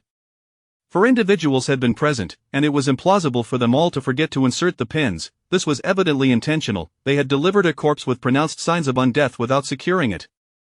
He could no longer remain here. It was imperative to leave swiftly. Charles caught a whiff of conspiracy in the air and resolved to vacate this perilous location. Moreover, he was confident in his strength. Although the corpse was mutated, it was not significantly stronger than an ordinary person, and he could manage. Gathering his strength in his arm, he forcefully shoved the corpse away and, as he rose, delivered a kick squarely to its lower abdomen. With a resounding thud, the creature was propelled into the corner, the violent impact causing its intestines to spill forth, creating a gruesome scene. Had this been a living person, they would have been writhing in agony on the floor, but this corpse had undergone complete mutation, or rather, undeath.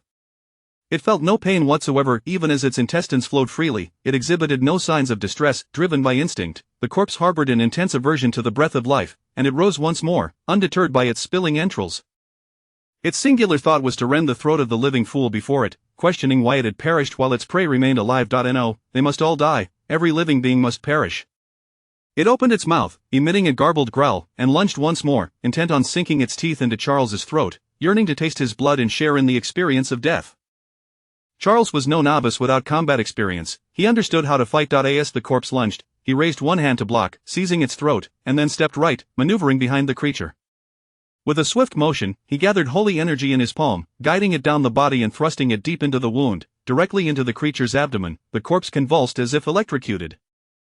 Charles had amassed a considerable amount of holy energy, which, while beneficial for the living, was lethal poison to the undead, and not just any poison, a potent one. The corpse struggled to break free, but Charles held firmly.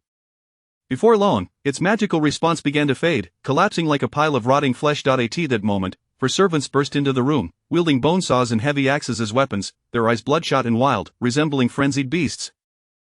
In this state, their minds appeared clouded. Charles had anticipated this scenario, and thus remained composed. Rather than retreating, he advanced, taking a step forward. This unexpected maneuver caught the first servant off guard, who was swiftly knocked aside by Charles's shoulder.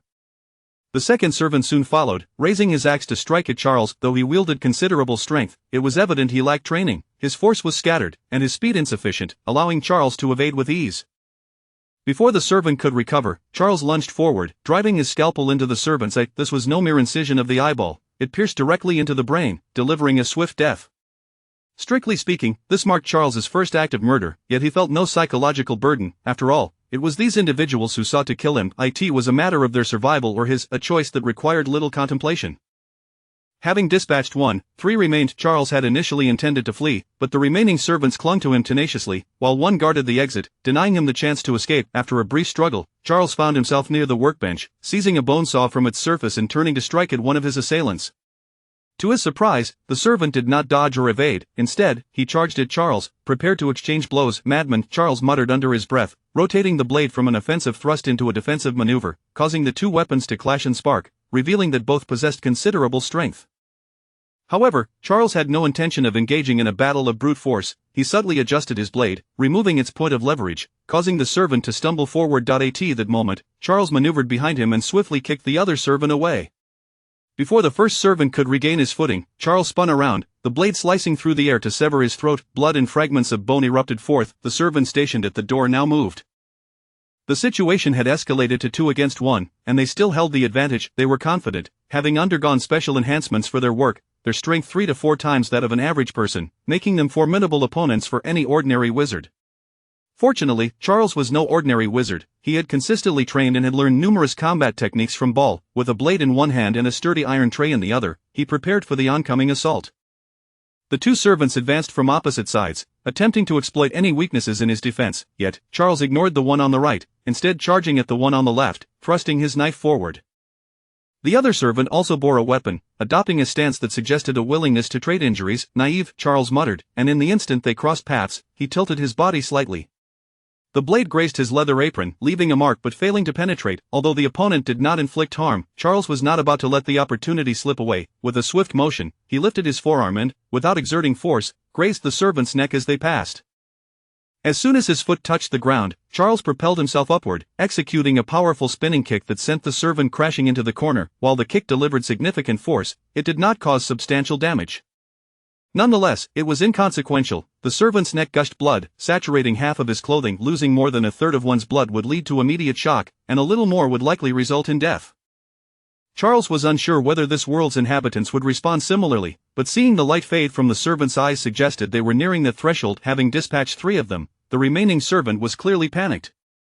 He brandished his weapon, his hands trembling. After making a few threatening gestures, he turned to flee. Charles had no intention of killing him. He bore no grudge against these servants, and their actions were evidently part of a larger scheme.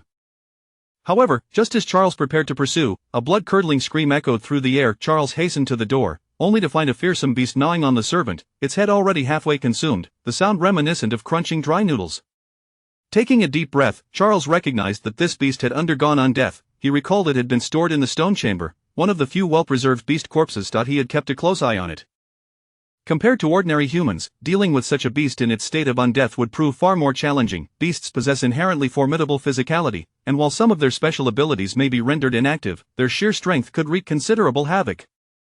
Furthermore, in this state, they felt neither pain nor fear. Unless one unleashed powerful spells, they were nearly impossible to subdue. As the beast lifted its head, it detected the scent of a living being, adjusting its stance to face Charles, revealing empty eye sockets. Its eyes had been removed for experimentation, leaving behind only 2 gaping voids, yet this did not hinder its pursuit of Charles. After all, beasts rely far less on sight than humans do. Emitting an eerie growl, the beast advanced step by step toward Charles. It lacked eyes, yet its other senses had already locked onto its prey. Glancing at the knife in his hand, Charles sighed in resignation. This weapon was adequate for dealing with the frenzied servants, but to confront a beast, now that was a joke. Chapter 26, The Struggle of a Cornered Beast. Unconsciously retreating step by step, Charles found himself back in the disposal room, where 3 lifeless bodies lay silently on the ground, exuding a ghastly stench of blood that rendered the space even more constricted. Indeed, it was far too cramped, leaving little room for evasion. Charles understood that he was trapped in a dire predicament. If not, he might as well fight with all his might. Licking his lips, he realized that his opponent had cornered him here, leaving no avenue for escape. The only course of action was to take a desperate gamble. Perhaps there was still a glimmer of hope to break free. Yet, a headlong charge was certainly not the solution. After a moment of contemplation, Charles retrieved a wooden flute from his pocket. To confront such a monstrous beast, he could only resort to sorcery. The good news was that he was a wizard, fully capable of wielding magic. The bad news, however, was that he could only employ low-level spells, rendering him nearly powerless in combat. It felt rather embarrassing. Charles endeavored to harness the magical energy within him, but the amount he could muster remained minuscule. He could manage a basic water jet spell, but more advanced water-based offensive spells, such as the water blade technique, were utterly beyond his capability. What was he to do? Use a mere water jet to give the beast a bath? That would serve no purpose, as the creature would not spare him simply for offering it comfort. Gazing at the wooden flute in his hands, Charles felt a pang of conflict. He suddenly perceived his own inadequacy. As a blue-collar apprentice, he felt even less formidable than a mere insect when it came to actual combat. Clearly, engaging in battle with his own magic was futile. Nevertheless, the flute held another potential. It served as a staff, possessing the inherent ability to absorb magical energy. If played, the flute would siphon the magic from the player and release it through a magical circle. This was akin to indirectly casting spells, which, given Charles's current situation, was rather fitting. However, this approach seemed rather ineffective. The magic released by the flute resembled hypnosis, capable of creating illusions. Such sorcery would have little impact on undead creatures, as they did not rely on sight to track their prey. After a moment of internal struggle, Charles sighed heavily and returned the flute to his pocket. A dignified blue-collar wizard apprentice, yet his magic had become his weakest asset. Where could he find justification for this? The beast was steadily closing in, devoid of eyes, yet after becoming undead, it no longer required them. Upon achieving its undead state, its sensory system underwent a complete transformation. It was akin to the undead in the Knoll Cemetery. Despite being mere skeletons, could still accurately locate their targets and charge forth with weapons in hand. Vision held no significance for them. As long as they could sense the presence of life, that was sufficient. The sound of the beast's teeth suddenly began to chatter, clashing against one another to produce an indescribably eerie noise, a primal instinct, a display of threat. Even in death, this instinct had not vanished. One hand brandishing a knife, the other gathering holy energy. Charles had nurtured a significant amount of holy energy through his magical prowess during this time. For undead beings, the threat of holy energy far surpassed that of mere magical energy. If given the chance, it seemed prudent to pay a visit to the Temple of Light to acquire some means of utilizing holy energy. It might very well prove life-saving in a critical moment. Muttering to himself, Charles cautiously advanced a step forward, hoping the beast would sense the holy energy emanating from him and abandon its assault. The beast halted, indeed sensing the holy energy, which posed a threat to undead creatures, akin to how people would instinctively pause at the edge of a rushing river, fearing drowning. However, it soon became apparent to the beast that the holy energy was far too feeble. While it could inflict harm, the extent of that harm was exceedingly limited. Thus, the situation was not akin to facing a torrential river, but rather a stream barely deep enough to reach one's knees. Faced with the choice between sustaining minor injuries and eliminating its opponent, the beast opted for the latter. The life force exuding from the human was overwhelmingly potent, evoking feelings not merely of aversion, but of a profound hatred. Yes, it was hatred. Why should this being continue to live while it lay dead? If one must perish, then let all perish, leaving behind naught but silence and desolation. The beast lowered its body slightly, assuming an aggressive stance. It had grown weary of the rigidity brought on by death, which restricted its once unstoppable ability to run freely. Yet, dealing with a single human was still within its capabilities, especially one brimming with life and the potential for poison. To bite and kill him, yes, that was the plan. To snap his neck and savor. Chapter 27. A misunderstanding. With a slight bend of her arm, the radiant glow of magic illuminated the entire corridor. Zyraya unleashed a formidable spell, causing the beast to collapse instantaneously, rendering it completely immobile despite its desperate struggles, as if it were being held down by an invisible force. The scent of resurrection potion wafted through the air, igniting my curiosity about the unfolding events. Approaching slowly, Zyraya spoke in a tone that fluctuated between uncertainty and severity. She glanced at the beast and then at Shar, her expression laden with questions. Shar, bloodied and battered, regarded her with a wary gaze. The situation felt eerily strange. Zyraya's sudden appearance raised doubts in Shar's mind about whether this was a fortuitous turn of events. If he were to embrace the notion of her as a savior only to find her transformed into a harbinger of doom, it would be a grievous irony. Noticing Shar's silence, Zyraya chose not to elaborate further.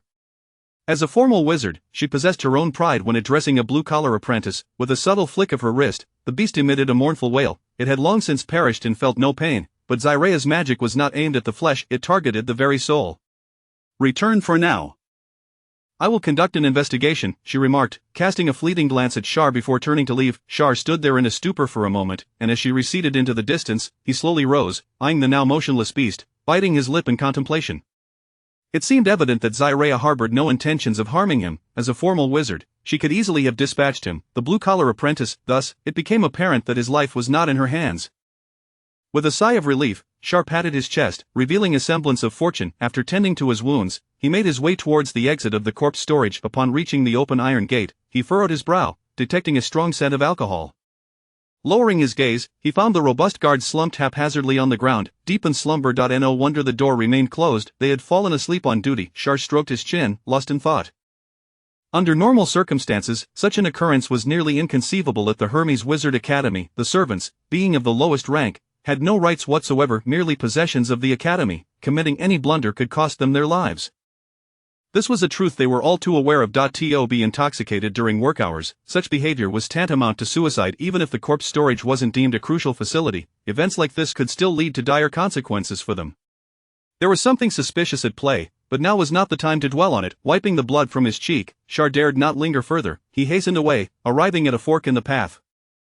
Casting a glance towards Zyraya's tower, he turned and proceeded in the opposite direction. There were two entrances to the corpse storage. The back door of Zyraya's tower was a mere convenience established by a lazy wizard, while the true entrance was a dilapidated building, once a normal structure now hidden among the trees, complete with a courtyard and fence, reminiscent of a secluded cottage exuding tranquility. Yet, for reasons unknown, this quaint abode had been abandoned and repurposed as the entrance to the corpse storage. It was important to note that the interior housed numerous rooms, furnished with decorations and living essentials, but due to neglect, they had succumbed to dust, losing their former charm. The corpse storage also had guards. Upon seeing Shar emerge from the corridor, bloodied and battered, a brown-haired blue-collar apprentice, nearing 30, looked upon him with shock. "What transpired inside?" he inquired, unable to suppress his curiosity at Char's alarming appearance. Once, Char's looks had been reminiscent of a siren, possessing a beauty that rivaled that of a maiden. The older apprentice had always held a certain admiration for Char, as the tales of the siren had spread widely among the younger apprentices. Yet now, the allure had vanished, replaced by an aura of grim determination, akin to a warrior returning from the battlefield evoking fear and reverence. Char had no intention of explaining. He scrutinized the older apprentice, who squirmed under the intense gaze. Who sought to harm him? To enter the corpse storage, one had only two pathways. If Cyrea was excluded from suspicion, the only other possibility was through this very entrance, making the presence of this senior apprentice intriguing. Have any suspicious individuals entered in the past few days? Char's tone was sharp, eliciting a flicker of anger on the apprentice's face. Being at least a decade older than Char, he bristled at the inquiry from a mere youth. After all, they were both blue-collar apprentices. Even if Char was a disciple of Mentor Zola, it did not confer superiority. Why should he be addressed in such a questioning manner, simply because of his looks? With a cold huff, the apprentice turned his head away, dismissing Char. Perhaps sensing the tension, Char realized his tone had been overly harsh. However, he refrained from apologizing. He had mingled with red-collar apprentices for so long that he had begun to look down upon his blue-collar peers, especially those older ones with little hope of advancement, feeling as if they inhabited different worlds. According to the regulations of the Hermes Wizard Academy, blue-collar apprentices could remain until the age of 40. Thus, the largest demographic within the academy was not the younger apprentices but rather the substantial number of blue-collar apprentices, who constituted nearly one-third of the total apprentice population, forming the backbone of the academy's operation. However, most of them found it increasingly difficult to progress, as individuals over 35 began to experience a natural decline in magical potency. The red-collar apprentices represented a watershed moment. The standard of 360 joules of magical energy was not arbitrarily set. Only those who reached this threshold could stave off the decline and continue further along the path of wizardry. For the older blue-collar apprentices, the prospects of advancement were dim, as mentors would naturally abandon those over 30 for guidance, with many severing ties altogether.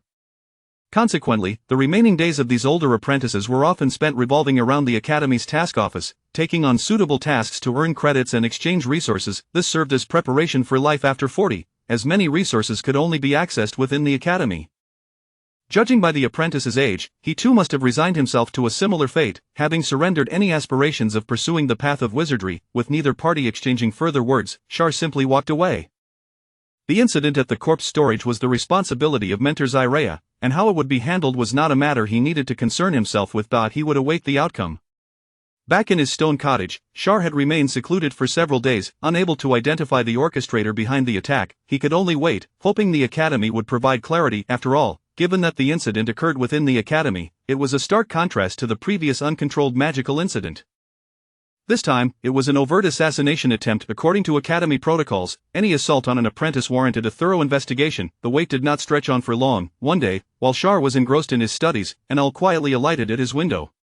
Char Tasharnara Seher, report to my office, the owl spoke in Mentor Elson's voice before taking flight once more. Char's expression soured. It seemed this matter had ultimately fallen into the hands of Verona's de facto ruler. This was neither a wholly negative nor positive development. After all, Elson was a busy individual, not one prone to concern himself with blue-collar apprentices. He hoped Mentor Zola would return soon, lest his life be forfeit. With a deep sigh, Char suddenly grasped the profound sadness of an apprentice without a mentor's backing. Regardless of the circumstances, since Elson wished for his presence, it signified that matters had reached a conclusion. Thus, Char donned his attire and departed the stone cottage, heading directly to the small building in the town center. Upon entering Elson's office, he found three individuals present. Beside the ruler of Verona, there was the masked Zyrea and the purple-collar apprentice Jylan, responsible for security. Have a seat. Initially, there was no need to summon you, but Mentor Zyrea believes that since you were the target of the attack, there are matters worth discussing, Elson said, his voice tinged with fatigue. He gestured for Char to take a seat and then turned to Jylan, indicating that the remaining explanation should be delivered by the purple-collar apprentice. Through our investigation, we found that the servants who attacked you in the corpse storage were not of ordinary status. They belonged to an organization known as the Liberators, which specifically targets wizard academies. Thus, this assault can be classified as both premeditated and opportunistic. Understanding his mentor's intent, Jylan cleared his throat and began detailing the findings. The Liberators? Premeditated or opportunistic? Char found himself perplexed. This was the first time he had heard of such an organization. The subsequent statements appeared contradictory, leaving him bewildered. The Liberators are a slave resistance group. They have orchestrated numerous attacks in the past, primarily targeting the nobility of the empire. However, in recent years, their focus has shifted towards wizard academies. Not only have we at Hermes Wizard Academy been assaulted, but other academies have also faced similar threats. They infiltrate among the slaves rapidly. It is not uncommon for even old servants, once swayed, to join their ranks. We discovered the organization's insignia at the residences of the implicated servants, along with some potions, including a small quantity of resurrection potion, which was clearly intended for use during the incident at the corpse storage. As for your attack, it appears to have been mere misfortune. You were the only wizard apprentice remaining in the corpse storage at the time, making you a target. Furthermore, we inquired with the guards of the corpse storage and reviewed the entry records, finding no irregularities. Thus, we believe your assault was purely accidental. They were targeting wizards and wizard apprentices, not you personally. Jylan had evidently prepared for this moment, articulating the results of the recent investigation to Shar and concluding that it was a misunderstanding. Though Shar had endured an attack, it was not a personal assassination attempt. Those servants had merely chosen him at random. No, I do not share that view. If it were merely to find a target, why would they not choose Verona or a gathering place for apprentices? To assassinate a blue-collar apprentice alone is hardly worth the risk. Once they initiated their actions, they would expose themselves and lose the opportunity for a second attempt. Moreover, what of the incapacitated servants? Are they not complicit? If not, why were they unusually drinking during work hours? Did they not understand the consequences of such actions? This situation is far from simple. I implore the Academy to conduct a more thorough investigation. Shar's agitation was palpable. He had been attacked, nearly losing his life, and this was not the first time. The previous curse had almost claimed him. Had it not been for the Siren S rebellion, he might well have been dead by now. And now, this blatant assassination attempt was being brushed aside with talk of some liberators? Please believe me, this was indeed a misunderstanding. Those servants were not voluntarily drinking. They were rendered unconscious by a soporific spice, and the alcohol was forcibly administered afterward. They are slaves, perhaps reluctant to let their peers take the blame. However, it is undeniable that those individuals were negligent in their duties, and you need not concern yourself with that. We have dealt with it. Jylan spoke with an unsettling calmness, as if this were a trivial matter, yet Shar's brow furrowed with tension. Was he aware of the implications of his words? A misunderstanding, dealt with. He had been assaulted, nearly killed, and a mere label of misunderstanding was insufficient to encapsulate his experience. Furthermore, those servants were witnesses. How could they simply be dismissed? Was this a deliberate attempt to suppress? Chapter 28. Pokali. The dilapidated caravan swayed as it passed beneath the city gates of Verona, meandering slowly along the countryside road, exuding an air of leisurely tranquility. The driver yawned, his eyelids drooping halfway, half reclining in his seat, as if he might succumb to slumber at any moment. After all, he was in his 50s, having spent the previous night engaged in spirited discussions about ideals with two young women. Were it not for his earlier years as an adventurer, still possessing a fairly robust constitution, he would hardly be able to manage driving the cart, let alone rising from his bed now. Indeed, the women of Talia were quite enticing. He had heard that in a few days, several young ladies from the southern peninsula would be arriving, and the driver, recalling the fervor of the previous night, could not help but let a smile creep across his lips, licking them in a manner that suggested he was still yearning for more. However, the maidens of Talia did not come cheaply. He had emptied his pockets over the course of a single night, but it mattered little. After all, one earns to spend, and besides, the compensation for working for the academy was not insignificant. Seated in the cart, with his back turned to the driver, Charles had no interest in the private lives of others, nor did he ponder why the old driver appeared so lewd in his sleeping posture. He had enough troubles of his own. Leaving Verona was not a whim, but rather the result of accepting a special mission. The Haino estate, much like Green Fortress, was also an asset of the Hermes Wizard Academy, and similarly required a wizard apprentice to be stationed there. This journey was to transport supplies to that location, and Charles had been chosen because the current resident was a disciple of Mentor Zola. Essentially, Charles's senior. If one felt that someone was targeting them, it was prudent to seize the opportunity to leave Verona and hide away for a while. It was also an opportune moment to persuade Kabbalah to return. He had been at the Haino estate for 6 years and had long overstayed his welcome. This was precisely as Elson had articulated. He had received a report from the mission office indicating that it was time to deliver supplies to the Haino estate. However, the resident, Kabbalah, had once again refused the recall order, resolutely stating that he would not leave, not even a step. Such behavior was indeed unusual, as residing in off-campus properties, while allowing the earning of credits, also necessitated enduring solitude, particularly in the case of long-term assignments. This could impede one's progress in sorcery. Thus, most students avoided such tasks, much like Tullum, who had taken the position of guarding a cemetery simply because no one else wanted it, leaving him the unfortunate soul. Additionally, places requiring student guardianship were rarely wholesome. Just as Green Fortress was established to monitor the Knoll Cemetery, the Hainaut estate was no different. Despite its designation as an estate, it had long been abandoned. The off-campus properties of the Wizard Academy were not for the sake of running a business. Most were commissioned by the Empire to suppress or monitor certain matters. The Hainaut estate was no exception. It became an asset of the Academy because many years prior, it had experienced a surge of magical beasts, resulting in the original lord and local inhabitants being devoured, and the land heavily polluted, rendering it uninhabitable for ordinary folk. Unable to manage the situation, the Empire had presented the area as a gift to the Academy. However, Charles was not privy to the details of that place, as Elson had not divulged them to him.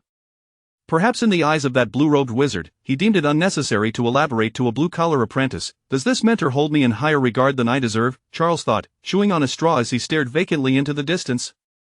Indeed, he was a disciple of Mentor Zola, yet he had never encountered any of his seniors in person. Thus, he could hardly claim any personal connections. Moreover, was there any utility in personal connections for a wizard? It seemed Nada being tasked with persuading Kabbalah was merely a desperate measure, an attempt to see if it would yield results. This was something Charles understood, and Elson, that old fox, was certainly aware of it as well. Rubbing his head in frustration, Charles shifted his position. This time, he had left secretly, concealed within a wooden barrel atop the cart. To avoid drawing attention, he had donned a coarse robe instead of the apprentice's attire. To be frank, the difference in material was somewhat uncomfortable. It was nowhere near as pleasant as wearing the apprentice's robe. Additionally, he had not accepted this task merely to assist Elson. His own safety was the priority. He would wager that someone had been keeping an eye on him. Previously, with Karina and others by his side, he had felt secure, for she was a red-collared apprentice, and few dared to provoke anyone of that rank at the Hermes Wizard Academy. He had not been overly concerned in the past, but after experiencing numerous events during this period, Charles realized that the disparity in rank among apprentices was far greater than he had imagined. Although blue-collar apprentices were indeed regarded as formal apprentices, the looks cast in his direction by the younger ones were filled with envy. Yet, upon becoming a blue-collar apprentice, one would come to realize that the blue trim did not elevate one's status. One still remained at the bottom of the apprentice hierarchy. To advanced apprentices and mentors, blue-collar apprentices were merely free laboring tools. This was evident in Elson's treatment of him. Had a red-collared apprentice been attacked, it would not have been dealt with so casually. He was still too weak. Charles extended his hands. He was not far from the red-collared apprentices. After undergoing a second transformation of his magical body, his magical power had reached the required standard, but the issue lay in its application. He possessed magical power yet could only cast level 0 spells, and anything slightly more advanced would be unsustainable. He was uncertain where the problem resided. Karina and the others were equally clueless, which left Charles in despair. He even pessimistically thought that he might never don a red collar in his lifetime. Casting a glance at the drowsy driver, Charles resolved to cease dwelling on such troubling thoughts. The journey was long, and he needed to conserve his energy, so it would be wise to rest a bit more. Indeed, this was not an easy journey. The caravan moved slowly, and after 3 days of arduous travel, they finally arrived at the first town, Pokali. This small town, built against a mountainside, was one of the closest settlements to the Hermes Wizard Academy, so it was not uncommon to see many individuals clad in apprentice robes on the streets. However, not all of them were students of the Academy, as evidenced by their bald heads. The Academy had high expectations of its students. Blue-collar apprentices over 40 years of age were required to leave, and those who, after 5 years of study, had not advanced were also obliged to depart. But where could they go once they had left the Academy? Those with inheritance rights would naturally return to their territories, while those needing to forge their own paths faced a more difficult existence. Blue-collar apprentices fared somewhat better. They could enlist in the military or serve some noble as lackeys. If all else failed, they could become wandering wizards, managing to scrape by one way or another. However, the younger apprentices had it far worse, lacking any color. Even if they sought to earn a meager living at the Adventurers Guild, they were often met with disdain. After all, the requirements for blue-collar apprentices were not particularly stringent.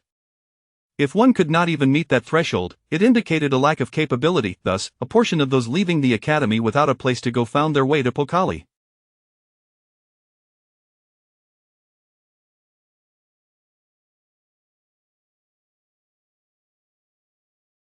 The Wizard Academy was a unique institution, fundamentally different from the mundane world, adhering to an entirely different set of rules. Consequently, there was a need for interaction between the two realms. Thus, special districts emerged. Pokali was such a special district. It fell under the jurisdiction of the Empire while maintaining close ties to the Hermes Wizard Academy, allowing both parties' needs to be met. Those students who had left the academy served as a bridge, and the streets were lined with shops of all sizes, selling not only materials required for sorcery but also providing various other services. For instance, one could hire a capable wizard apprentice to eliminate those obstructing one's financial pursuits. Therefore, when a caravan bearing the academy's insignia appeared in the town, the bald men clad in apprentice robes would cast glances of intrigue. The caravan signified the Hermes Wizard Academy, a sight not uncommon in Pokali. For them, it might represent an opportunity to meet a skilled apprentice or to sell something of value. Greetings, I am a student of the 563rd class of the Hermes Wizard Academy. Might I inquire if there are any senior brothers or junior fellows present? I have some items that might pique your interest. As the caravan ambled along, a man in a tattered apprentice robe suddenly sprang forth from the side of the road. He hurriedly kept pace with the cart, gripping the edge while calling out toward the canopy, his face adorned with a sycophantic smile, clearly eager to make a deal. Crack! No one inside responded, but the driver delivered a sharp crack of the whip. Taken by surprise, the man stumbled and fell heavily to the ground. Ha ha ha! The sight of someone meeting with misfortune elicited laughter from onlookers nearby, who either hurled sarcastic taunts or pointed fingers in amusement. Clearly, they relished such spectacles. Get lost, you filthy beggar, don't touch my cart! With an audience gathered, the driver grew emboldened, turning back to threaten, whip raised and curses flying. He was evidently eager to show off. A wizard apprentice, what of it? Once outside the academy, such colorless wastrels were even less valuable than a mere laborer like him working for the academy. After all, he represented the academy. Even without any sorceress abilities, he was not someone these wastrels could dare provoke, and indeed, this was the case. The man, rising from the ground in disgrace, wore a sullen expression, his face ashen and his eyes bloodshot. Faced with the taunts of the driver, he could only lower his head and silently retreat to the side of the road, not daring to utter a single harsh word. Without advancement, he had merely graduated as a junior apprentice. To the Hermes Wizard Academy, such a useless individual was not considered one of their own. In contrast, a driver working for the academy was deemed far more valuable. This exemplified the difference between having connections and lacking them. If I were to leave the academy, would you also whip me mercilessly? Charles observed the scene but refrained from intervening, waiting until the cart had distanced itself before speaking. You? How could I dare? The driver replied with a nervous chuckle. You are a blue-collar apprentice. Even if you leave the academy, I must still address you as Wizard Sir. The driver was no fool. Upon hearing Charles's words, he realized the other was somewhat displeased and quickly adopted a respectful tone. Not necessarily, I see you possess quite the audacity. Charles smiled, his expression natural, yet the driver broke into a cold sweat behind him. Having spent over a decade in Verona, he was acutely aware of who one could provoke and who to avoid. Transporting supplies might seem trivial, but having a blue-collar apprentice escorting the cart was quite rare. After all, the Empire's wilderness was hardly tranquil. Bandits, highwaymen, wild beasts, and magical creatures could emerge unexpectedly. Blue-collar apprentices had limited combat capabilities. Should trouble arise, they would struggle to be of assistance. Consequently, even when transporting goods, it was customary to form a team of 3 or 4, or even hire adventurers as guards. Though this would reduce profits, it was more prudent for blue-collar apprentices. Apprentices needed to earn credits by completing tasks, yet the assignments available to blue-collar apprentices were few and far between. In truth, most blue-collar apprentices relied on their mentors to provide tasks for credit. However, these tasks typically required long-term commitments, yielding meager credits, rendering the input-output ratio disproportionately unfavorable. It was, in essence, a unilateral exploitation by the mentors. Thus, in general, blue-collar apprentices preferred to take on assignments from the task office. If working alone proved challenging, they would team up. While this would divide the credits significantly, the rewards were still greater than those from their mentors. Indeed, credits were hard to come by, and individuals like Charles, willing to exchange credits for gold coins, were not encountered every day. Therefore, for the task office to entrust such an assignment to a blue-collar apprentice indicated that the individual within the cart, neither clearly male nor female, must possess considerable skills. He was likely not far from becoming a red-collared apprentice. As such, the driver felt immense pressure, fearing that he might incur the wrath of a red-collared apprentice. Never mind that, are you familiar with this town? Are there any members of the Temple of Light present? Noticing the driver's expression had shifted, Charles realized the other was frightened, which lightened his spirits, prompting him to change the subject. Well, not too familiar, but I do know about the Temple of Light. Pokali is under the Empire's jurisdiction, and the Temple of Light, as the state religion, naturally has a church here. The church is located in the southern part of the town. Once we settle at the inn, I will take you there. The driver smiled, seemingly hoping that by guiding this individual, he could brush aside his earlier offense. No need, once we arrive at the inn and I am settled, I will go myself. Charles waved his hand dismissively. His visit to the church was to seek methods for utilizing the sacred energy, a matter that belonged to his own secrets, not requiring too many people to be privy to it. Ah. Oh, very well. Upon hearing this, the driver's face fell, realizing he had missed an opportunity. However, he quickly regained his composure. The journey was long, and if he performed well later, he might still be in the clear. After all, this individual did not seem like the type to hold grudges. Charles paid no mind to the driver's relief, instead focusing his gaze on the streets of Pokali. This was not his first time entering a town outside of Verona, yet this particular town struck him as unique.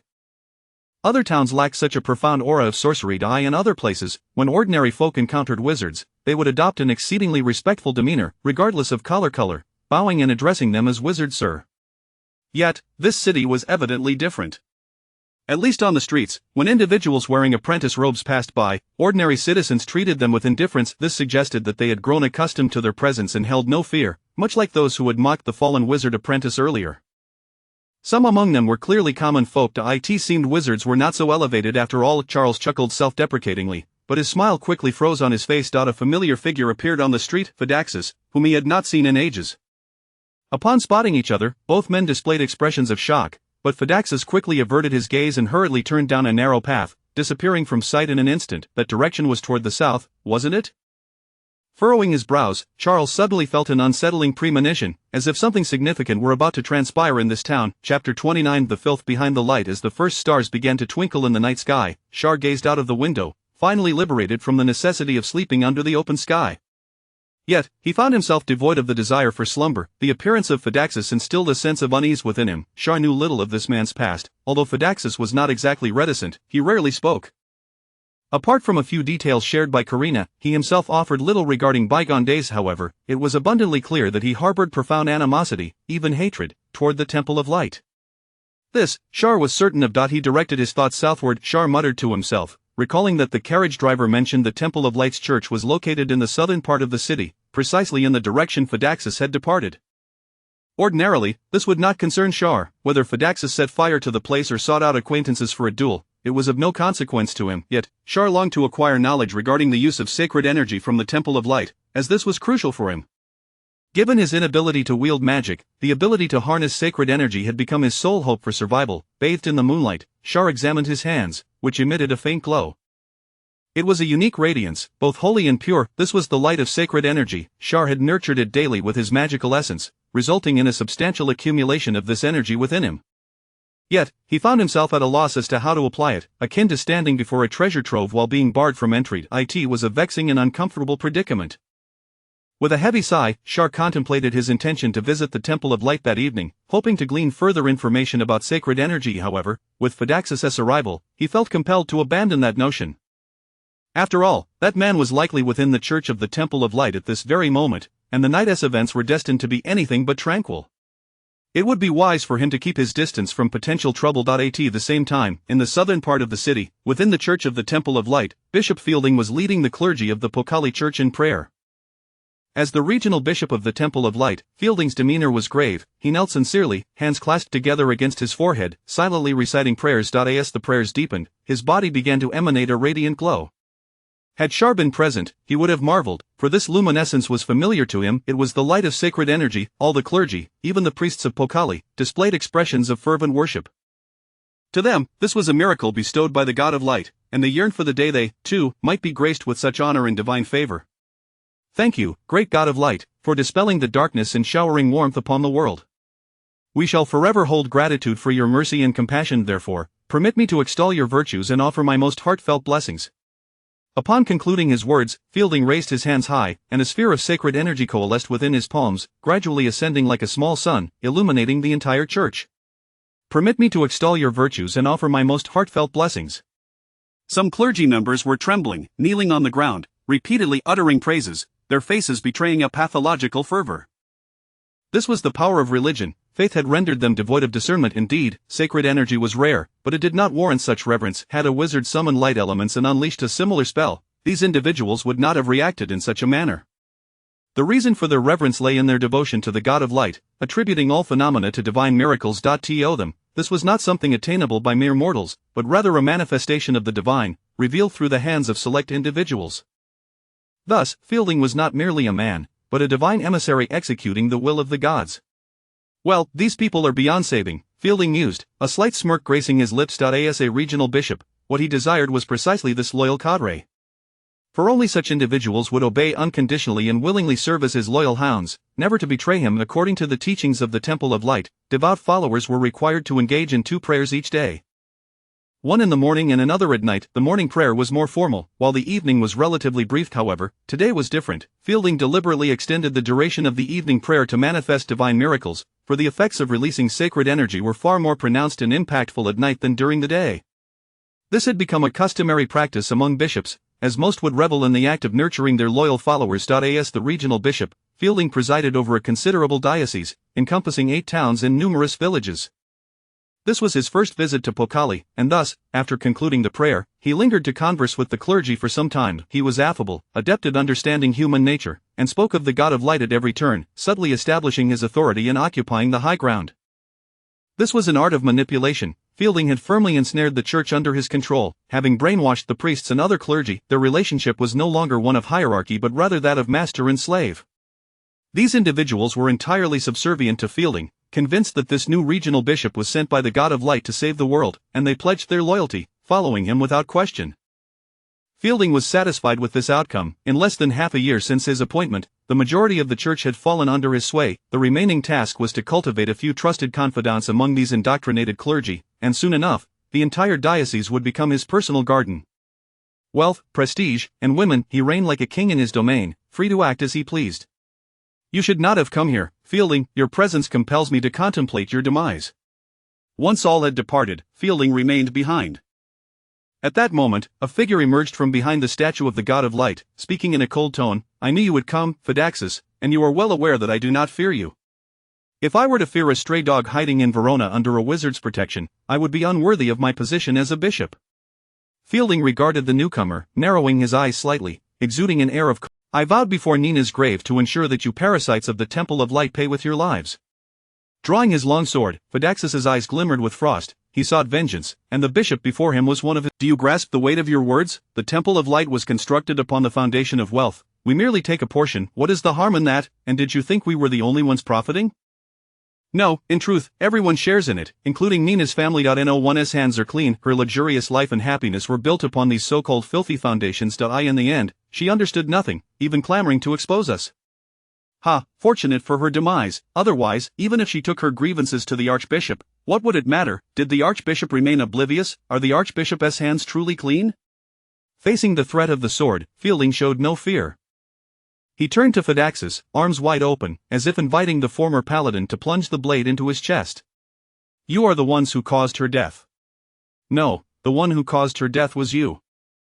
Had it not been for your support, she would never have mustered the courage to expose you, nor would she have met her end. Your sophistry will not save you. If you have the ability, come and kill me. Then perish you shall. With that, Phaedaxus lunged forward, his sword gleaming coldly, aimed directly at Fielding's chest. However, just as he closed in, a sudden whoosh of air interrupted the moment. Phaedaxus was forced to retreat hastily, only to find several figures materializing beside Fielding. They were cloaked in black robes, wielding an array of weapons, knives, swords, axes, and short spears. Raising his gaze, Phaedaxus noticed that he had been surrounded. Not only were there individuals behind him, but even the ceiling of the church was adorned with hidden figures. Was this your preparation? Phaedaxus furrowed his brow slightly.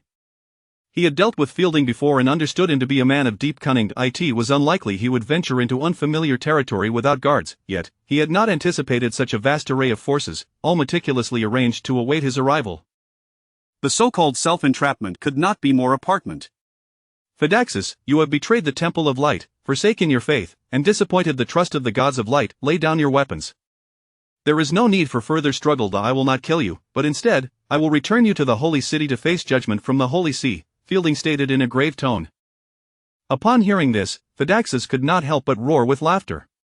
I betrayed the Temple of Light, betrayed the God of Light? No, it is you who have betrayed. You exploit the faithful, line your own pockets, defiling the sanctity of the Temple of Light, while abandoning your faith. To conceal your sordid deeds, You even murdered Nina. You are the true traitors, the ones deserving of contempt. Phaedaxus raised his sword, pointing it at Fielding, unleashing an enraged roar. He realized he had fallen into a trap. The adventurer who had suddenly appeared in Old Ball's Tavern days prior was a messenger sent by Fielding to ensnare him. To think this man would be so ruthless as to use himself as bait to lure him into a deadly ambush. I am the Bishop of the Temple of Light, while you are a disgraced paladin. Who is the true traitor here? Ask the faithful. Do they believe in me, their bishop, or in you, the cast-off paladin? So, do not be naive, abandon those fantasies, your persistence is utterly futile. Fielding laughed, having orchestrated this trap. His earlier oversight allowed Phaedaxus to escape the holy city, creating a lingering threat. Today, he intended to eliminate that threat entirely, rectifying his past mistake. Your silver tongue may deceive the ignorant faithful, but it holds no sway over me. Perhaps no one will comprehend my motives, but that is of no consequence. My sole purpose today is to kill you, nothing else bears significance. Phaedaxus, though a paladin, could not match Fielding's eloquence, a master of persuasion. Yet, he possessed his own advantages. Let us engage in battle. To kill me, you must first contend with my loyal subordinates. They are among the finest warriors. I do not believe you alone can defeat them all. Should you be unable to vanquish them, you cannot kill me, so struggle to your heart's content. Fielding, as bishop, was not a combatant. His own combat prowess was quite limited. Thus, he had invested heavily in assembling this private force to serve as his guardians. The backgrounds of these individuals were not insignificant. They were either skilled members of the imperial army or assassins who danced on the precipice of death, and even some were desperate fugitives wanted by the authorities. In any case, Fielding had exerted considerable effort and expenditure to gather these individuals. Today would reveal whether that investment bore fruit. Come, let us see if your lackeys can preserve your life. Phaedaxus smirked coldly, fully aware that the chances of leaving this place unscathed were slim. Given that reality, he preferred to claim Fielding's head in return. 1 for 1, it would be worth it. Kill him, he commanded. As Phaedaxus exuded a powerful aura, Fielding's expression grew. Chapter 30. The fox hiding behind the tiger's might. That scoundrel would rather have his arm severed than refrain from stabbing me with a blade. What a lunatic he is, and you lot, allowing me to be injured. There was only one adversary. Could you not even fend off a single foe? Seated on the ground, Fielding unleashed a furious roar, his chest drenched in blood, while the divine aura worked to heal him. The surrounding guards wore grim expressions. They too had not anticipated that the exiled paladin would unleash such formidable combat prowess in his dire straits. He had slain 2 men and, as he unfastened his blue robe, revealing the chainmail beneath, a deep gash marred the otherwise smooth surface. Fielding was not averse to death. He was acutely aware of Phaedaxus' formidable combat capabilities and had certainly considered contingencies. However, that metallic armor was utterly inadequate to withstand the full force of that man's strike. The armor was pierced, though it absorbed a significant portion of the impact, sparing his heart from fatal injury. He had salvaged his life, while Phaedax paid the price of an armor. This was a desperate strike, a sacrifice made to seize this opportunity. Phaedax used his left hand to deflect a heavy axe. The sound of shattering bones echoed, heard by nearly everyone present. Even as Phaedax fled, his entire wrist hung precariously from his arm. Such an injury was beyond healing. Even if treatment preserved that hand, it could never return to its original state. For a sword-wielding knight, such an injury was fatal, yet Phaedax had indeed gone through with it. Your Excellency, how are you faring? I have heard there were assassins. Were they those heretics? Damn it, those heretics are far too arrogant, daring to assault a bishop of the Temple of Light.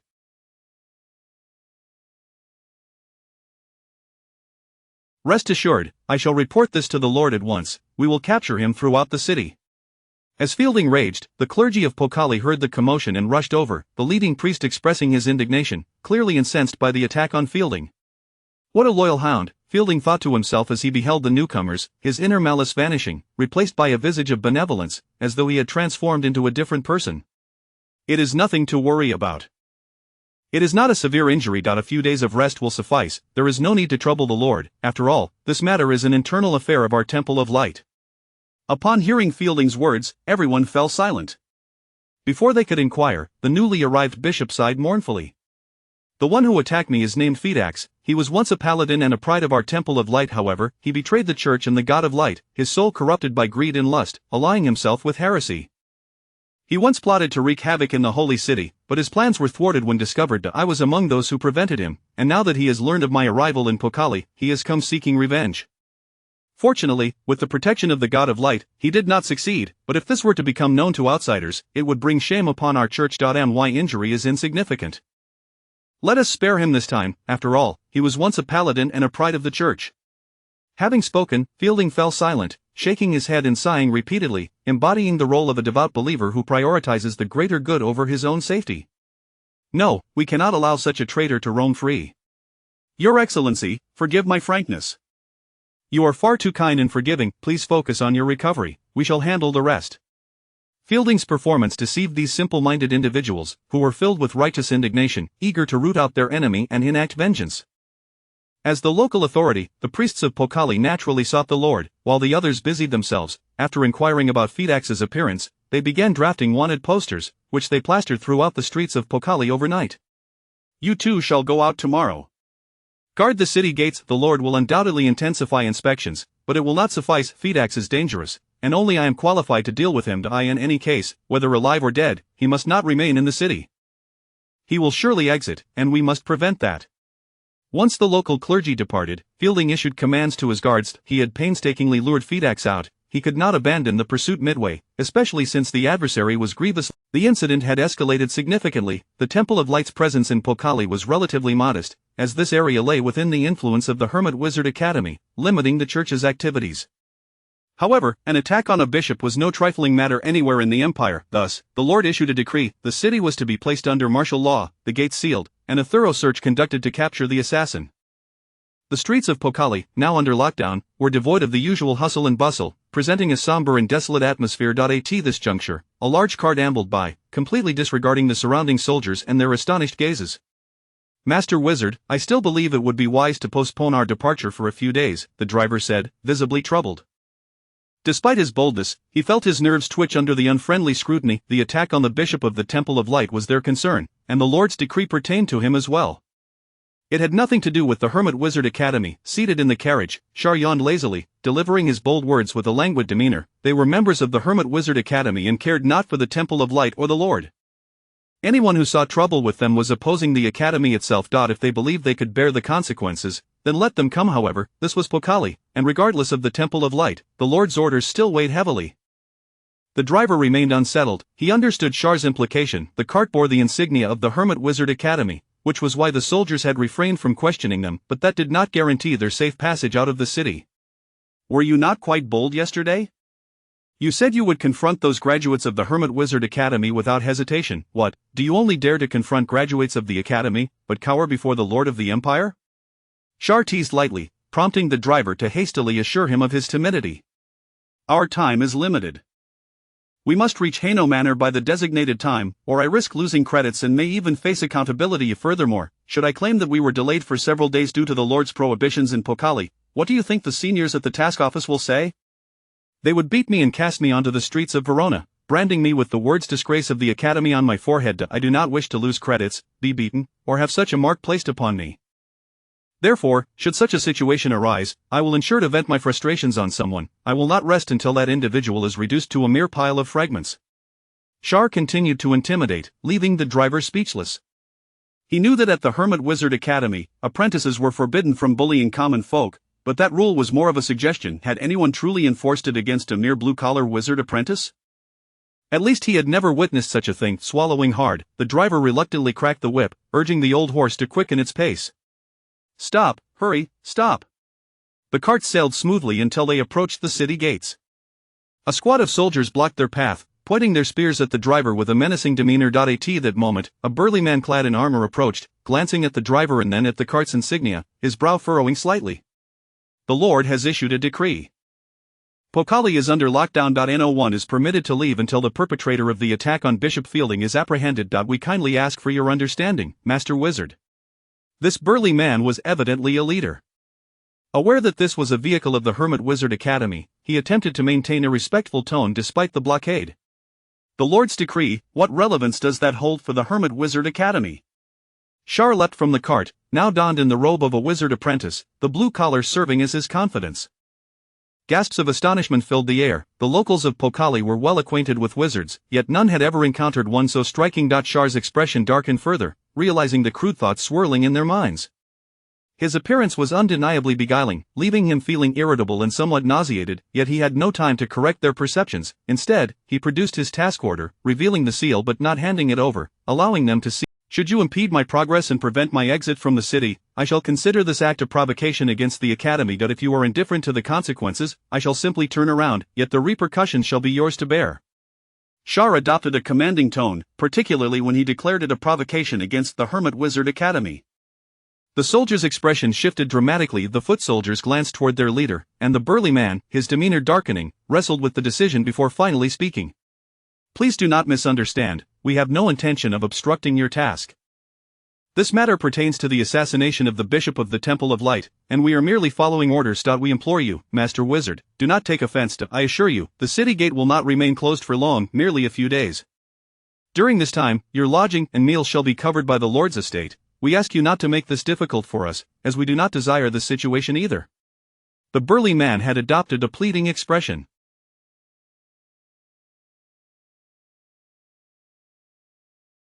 They were not oblivious to the Hermit Wizard Academy. They understood the significance of a current blue-collar apprentice. To be frank, he did not fear a blue-collar apprentice. Such apprentices were commonplace in Pokali, occupying an ambiguous position within the Academy.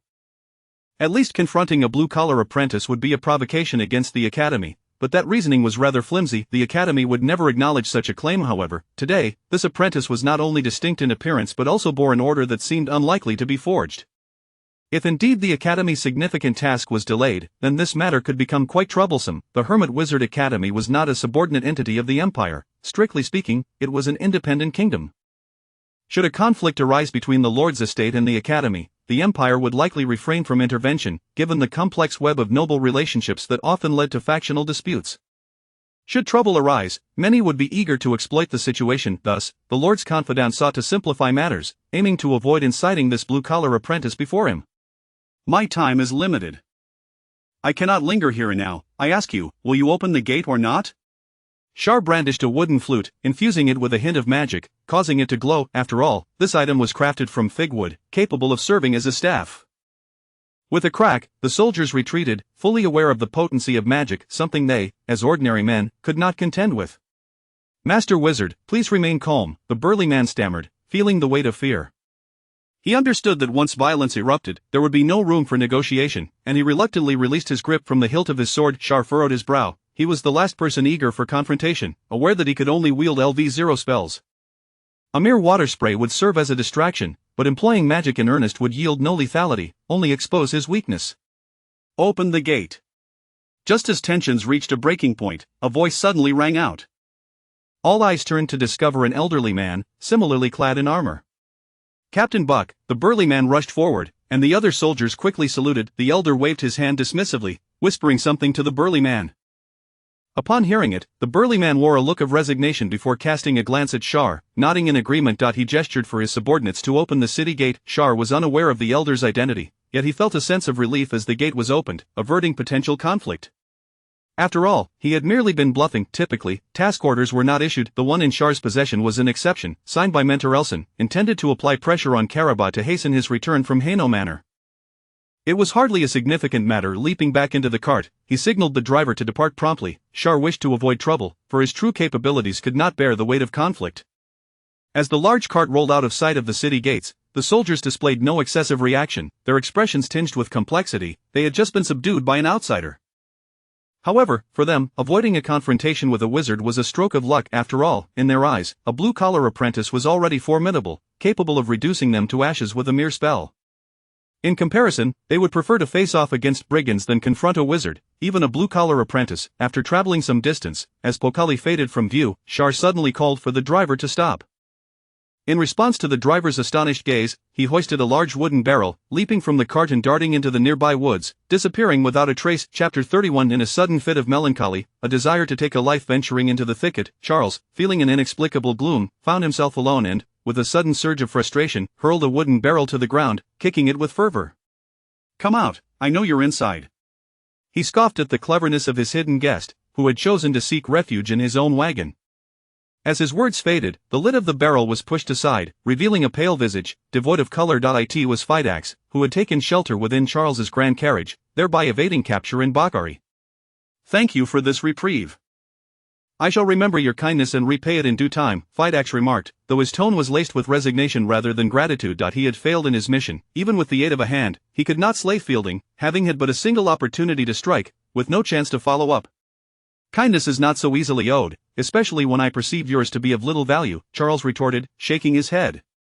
He had no need for Fidax's goodwill, for to him, the favor of an adventurer held little significance as a blue-collar apprentice. What do you propose we do? Fidax, now on guard, tightened his grip on the hilt of his sword, prepared for confrontation. Their previous collaboration had been fraught with discord, and now Fidax found himself in a precarious position, wary of the man before him. Teach me the use of divine energy, and we shall be even, Charles stated coolly, refusing to relinquish hope. Divine energy was his sole reliance at present. Moreover, it was Fidax who had thwarted his access to the Church of the Radiant, rendering this a most reasonable request in Charles's eyes, a return for saving him, and compensation for the lost opportunity to reach the South District's church. I am afraid I cannot use divine energy. In the Church of the Radiant, only those who possess divine energy and are bestowed with the title of bishop may learn its application. I am a paladin, nominally of equal rank to the regional bishop, yet my duties lie in combat, leaving me untrained in such matters, Fidax explained, shaking his head.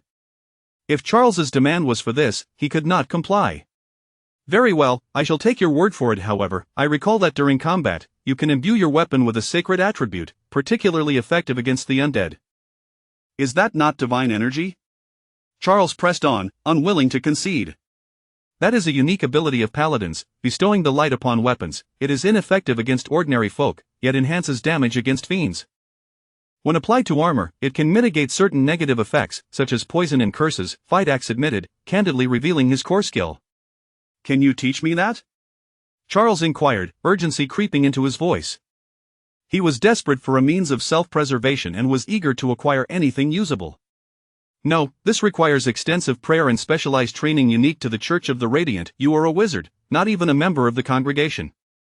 It is beyond your grasp, Fidax replied, exasperated. He could hardly believe the greed of this blue-collar apprentice, which had gone unnoticed before. What use are you to me then? Charles's expression darkened. This paladin seemed devoid of any value, offering him no tangible benefits. I have a proposal you may find intriguing. I am currently bereft of one hand, and you possess divine energy. The healing properties of divine energy do not necessitate advanced skills. Constant input is sufficient. If you can mend my hand, I could then capture a bishop and extract from him what you desire, Fidax suggested. Dream on, do you take me for a fool? Charles smirked, a sardonic smile gracing his lips. This paladin was quite the businessman, seeking to profit from debts yet unpaid. In any case, I am gravely injured, and if I cannot recover, I am of little worth. He too sought strength. He needed to regain his former self to exact revenge. Even knowing the impropriety of his request, he felt compelled to pursue it. Is your hand truly so severely injured? Charles's gaze shifted to Fidax's left hand, which hung limply at his side. Although the bleeding had ceased, the horrific wound remained a grim sight. My left hand is on the verge of becoming useless, Fidax lamented, attempting to raise his arm but yielding to a sharp pain, gritting his teeth and reluctantly letting it fall once more. Charles approached, his background as a surgeon enabling him to assess the severity of the injury without instruments. You have a comminuted fracture of the wrist, with significant soft tissue damage. Fortunately, the artery remains intact, though the tendons are severed. This is beyond the realm of divine energy. It requires surgery, he concluded after a brief examination, while Fidax remained silent, aware of the gravity of his condition from his extensive combat experience. Summoning a surge of divine energy, Charles initiated the healing process. However, he had no intention of performing surgery under the current circumstances, nor did he believe Fidax's hand could ever fully recover without body modification. Unconsciously, a tingling sensation coursed through his hands. After a moment's thought, he looked up at Fidax. I may be able to heal you and even grant you greater strength, but it is a gamble fraught with danger. Should you win, all will be well, but should you lose, not only will your arm be irreparably damaged, but you may also lose your life. Charles spoke gravely. The risks accompanying body modification were considerable. You mean body modification? Fidax was not surprised. Upon hearing Charles's proposal, he grasped the apprentice's intentions. You are astute. I am aware that the Church of the Radiant regards wizards as outcasts, and body modification is deemed a symbol of moral decay. However, your situation is unique. It is the only method I can conceive to save your hand. Ultimately, the decision to undergo body modification lies with you. Having said his piece, Charles rose slowly, stretching his back. I will consider it. However, we must first deal with our immediate predicament, Fidax responded, drawing his sword with his right hand. Casting a wary glance towards the edge of the woods, from the shadows emerged two figures cloaked in black. One bore a spear and shield, while the other wielded a long-handled axe, their gazes directed at Fidax and Charles, filled with hostility. "I have no ties to this man, he hid in my wagon, and I merely expelled him," Charles declared. "I am a student of the Helmer Wizard Academy and wish to avoid trouble. It would be prudent for you to recognize who your enemy truly is and who is innocent." Charles spread his arms and began to retreat slowly, signaling his desire to disengage from the affair. "There are two of them, and I am but one-handed," Fidax noted, surprised by Charles's actions, while the latter merely shrugged and exclaimed, "I am not acquainted with him. This matter does not involve me." Charles's stance incited Fidax's ire, but he could not voice his discontent, for Charles was neither his friend nor a companion in battle. Their relationship was merely one of mutual interest, cloaked in uncertainty. Seeing Charles step aside, the black-clad figures hesitated before acknowledging him with a nod, understanding that it would be wise to avoid provoking a student of the Helmer Wizard Academy. Without the wizard's involvement, the two assailants felt a significant reduction in pressure and began to flank Fidax, forming a pincer movement. Charles stood nearby, leaning against a tree, observing the unfolding drama with a sense of detached amusement. He had long since detected the two figures trailing him, and though his eyes had not undergone body modification, the influence of magic had sharpened his vision beyond that of an ordinary man. Just after leaving Bakari, he had noticed their furtive movements. They had not ridden horses, thus creating no dust, yet Charles had perceived their presence and understood the gravity of the trouble he had attracted. He had overheard the rumors of Fidax's assassination attempt on the regional bishop of the Church of the Radiant. As soon as he awoke, the bounty notice was prominently displayed in the tavern. After boarding the wagon, he had caught the scent of blood, leading him to surmise that Fidax was seeking a ride. Charles deemed the former paladin valuable enough to extend his assistance, yet he was unwilling to offer too much. Moreover, as a wizard capable only of level 0 spells, his involvement would likely be detrimental. After all, those cloaked individuals had pursued him on foot from the city gates, indicating their formidable strength. Fidax's expression darkened. He was already injured and could only fight with one hand against two opponents of considerable skill, yet he had no choice. There was no retreat. Without waiting for them to close in, he launched a preemptive strike. Attack was the best form of defense. With the odds stacked against him, passive resistance would surely lead to his demise. He chose to confront the opponent wielding the spear and shield, for he had already experienced the might of the axe wielder firsthand. His own hand had met its fate at the end of that very weapon. This choice underscored Fidax's extensive combat experience. One must always target the weaker adversary. Indeed, it proved true that the spear-bearer was less formidable than the axe wielder, as Fidax gained the upper hand after only 2 exchanges. However, this was not a duel. The axe howled through the air, forcing Fidax to abandon his assault and roll aside to evade the strike. With his momentum halted, the two black-clad figures seized the opportunity, launching a series of relentless attacks. With his left hand incapacitated, Fidax could only wield his sword with his right, struggling to defend himself and clearly being overwhelmed. "Do you require assistance?" Charles murmured to himself, observing the situation, yet he quickly shook his head. There was no such thing as a free lunch. If Fidax sought to extract benefits from him, he needed to demonstrate his worth. This was a test. If he could not handle these foes, it would signify that he was not worth Charles's intervention. After all, Charles had his own troubles. Should Fidax prove his combat prowess, he could serve as a capable protector. Wizards were typically frail, their spells requiring time to cast, thus, a competent bodyguard was essential. Moreover, Charles was merely a pseudo-wizard, capable only of using a basic water spell. As the conflict escalated, Fidax was forced to navigate through the thicket, but his opponents proved to be formidable. Initially, they fought independently, but gradually, they developed a coordinated attack. Bang! Fidax faltered, and the spear wielder seized the moment, using his shield to send him crashing to the ground. As the axe descended, Fidax gritted his teeth, forcing his left hand to push against the earth, rolling to evade the blow. The axe missed its target, but the spear followed swiftly, compelling Fidax to continue rolling on the ground. A picture of desperation. Thud, the spear pierced Fidax's shoulder, blood gushed forth, and his opponent grinned malevolently, convinced that this paladin was doomed. Once a centurion in the army, he wielded the spear with great finesse. After striking his foe, he did not relent. Instead, he drew back the spear, preparing to deliver another thrust. "Hey, I have little time to spare. If you cannot resolve your matters swiftly, I shall take my leave," Charles called out suddenly, his voice ringing melodiously, as if imbued with a charm that compelled attention. In that fleeting moment, the spear poised to strike hesitated. Seizing the opportunity, Fidax swiftly lunged forward, thrusting his sword with all his might, using his abdomen to propel himself back to his feet. Everything transpired in an instant. By the time his opponent comprehended the turn of events, Fidax's blade had pierced his chest, finding its way through the ribcage and into the heart. The assailant stared in disbelief at Fidax, who had seemingly been at a disadvantage, yet had managed to deliver a fatal blow. However, Chapter 32 Haino Manor. In the tranquil wilderness, an old horse leisurely pulled a large cart. Charles toyed with a pouch of gold coins in his hand, wearing a pensive expression. The two cloaked figures had perished in the woods, akin to provoking a hornet's nest, swiftly attracting a large throng of pursuers. The cart was encircled, and Charles brandished the emblem of the Hermes Wizard Academy. However, the adversaries remained obstinate, without any eruption of conflict, due to the black-robed men's apprehension towards wizards, and Charles's reluctance to resort to violence. The two factions found themselves in a prolonged stalemate. In desperation, Charles proposed a wager, allowing the opposing party to search the vehicle. Should they find nothing, they would be obliged to leave behind 20 gold coins as compensation. Though this was no trifling sum, after a brief discussion, the other party readily acquiesced. They approached the cart, and at Charles's behest, endeavored to avoid causing damage, for it belonged to the academy, and these ruffians could hardly afford to replace it if it were harmed.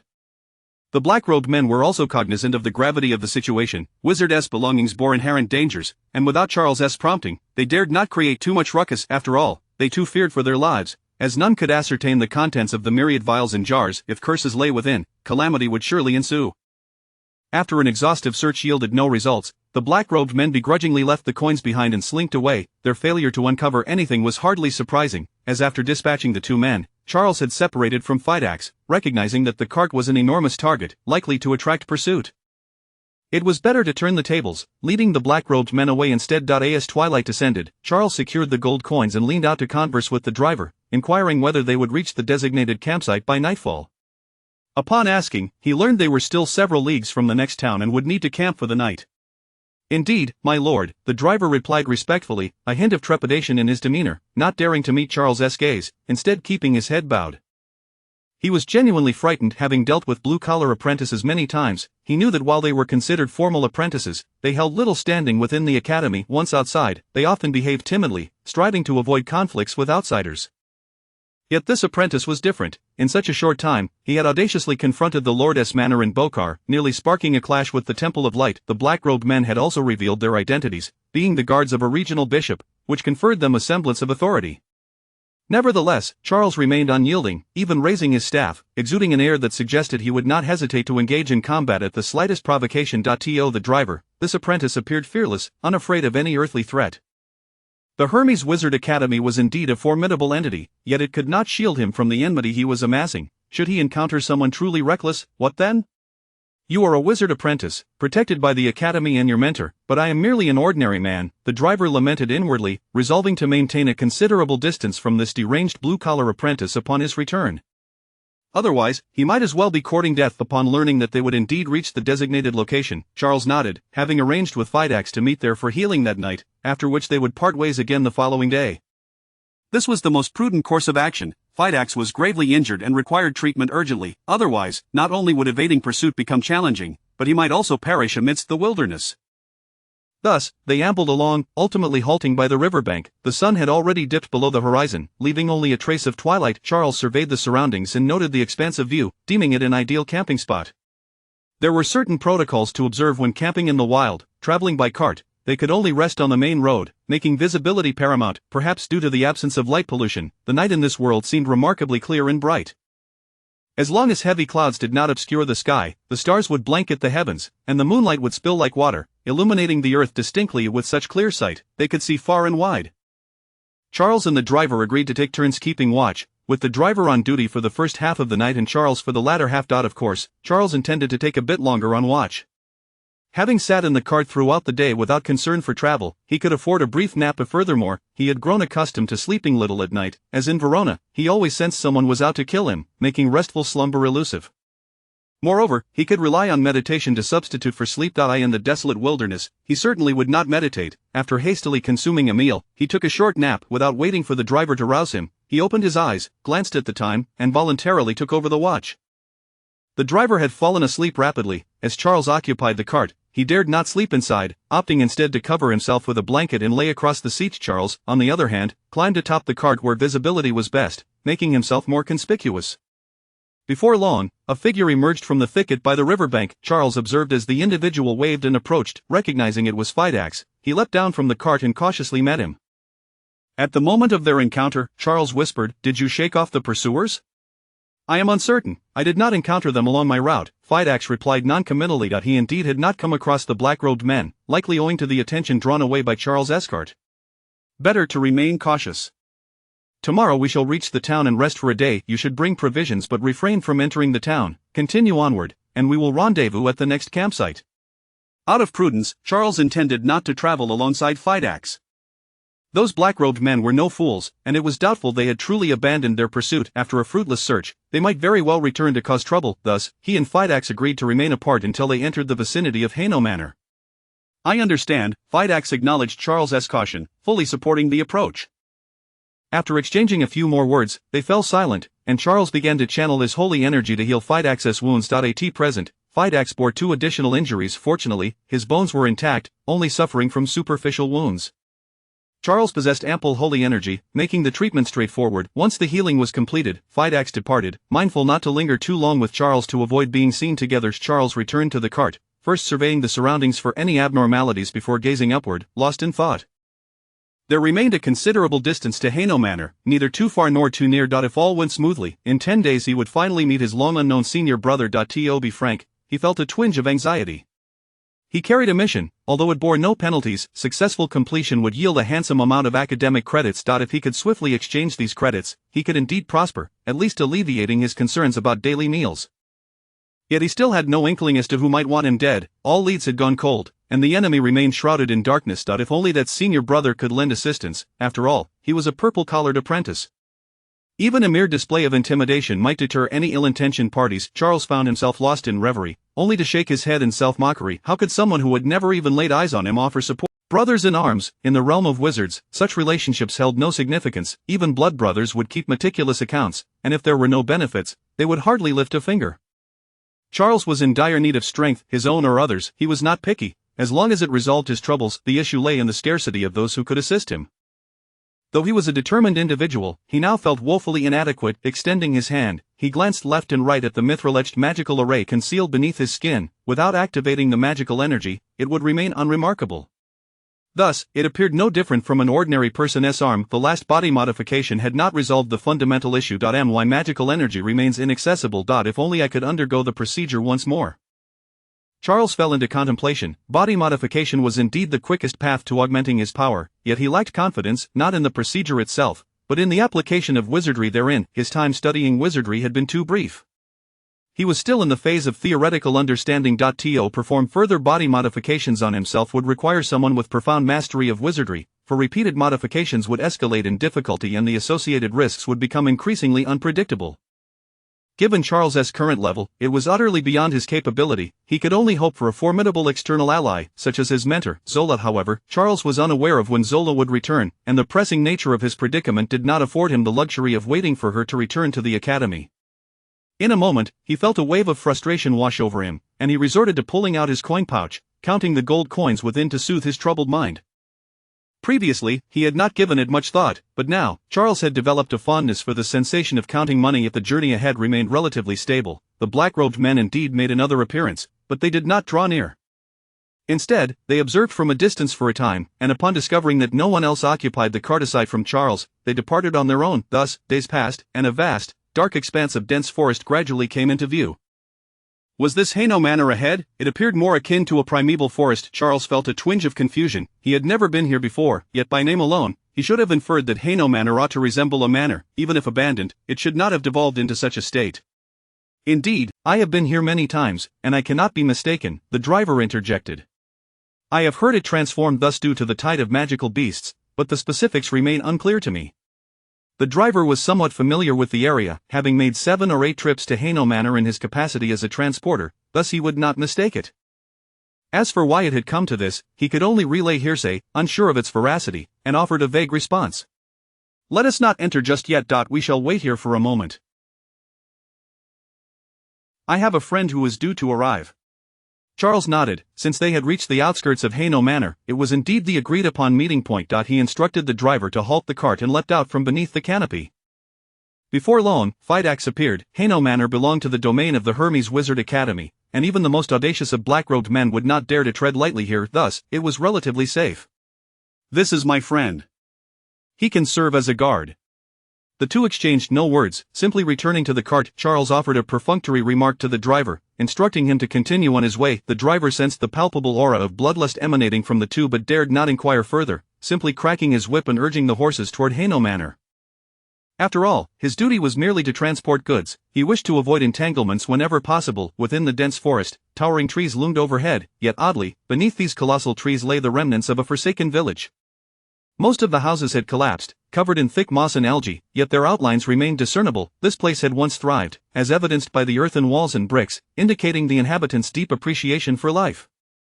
Yet all had vanished, obliterated by the tide of magical beasts. Charles could sense a potent magical aura. These towering trees were likely not as innocuous as they appeared, a fact evident from the jagged, serrated leaves. Despite the abundance of trees, no birds or beasts were visible. Charles found it hard to believe that these trees were devoid of any issues. "My Lord Wizard, once this delivery is complete, I shall take my leave. If you do not accompany me, please be aware that Haino Manor is only safe to enter during the day. It becomes perilously dangerous at night." The driver seemed to know something, casting nervous glances toward the towering trees, hesitating before issuing his warning. "I understand. Thank you," Charles replied, appreciating the driver's good intentions. Of those trees were no ordinary entities. While they appeared tranquil now, according to the driver's account, nighttime would reveal a different story. In the realm of wizards, all manner of strange occurrences could transpire. Charles had become quite accustomed to the bizarre. After traversing the dense forest for a while, they soon reached an open area after leaving the village ruins. It was a hillside devoid of towering trees. Only a lush expanse of green grass. Perched atop the hill was a manor that seemed quite dilapidated. Aside from the main building, the surrounding smaller structures had all collapsed. The low stone wall encircling the manor had crumbled into a heap of stones. Had the driver not mentioned that this was his senior's residence, Charles might have thought it abandoned, much like the village. However, judging by its present state, it was not far removed from being abandoned. Finally, they had arrived at Haino Manor. But just as the driver emerged from the forest and approached the manor, a bolt of lightning struck from the sky, creating a small crater in the ground before the cart. Accompanied by a furious roar, "I'm not going anywhere, I shall remain right here."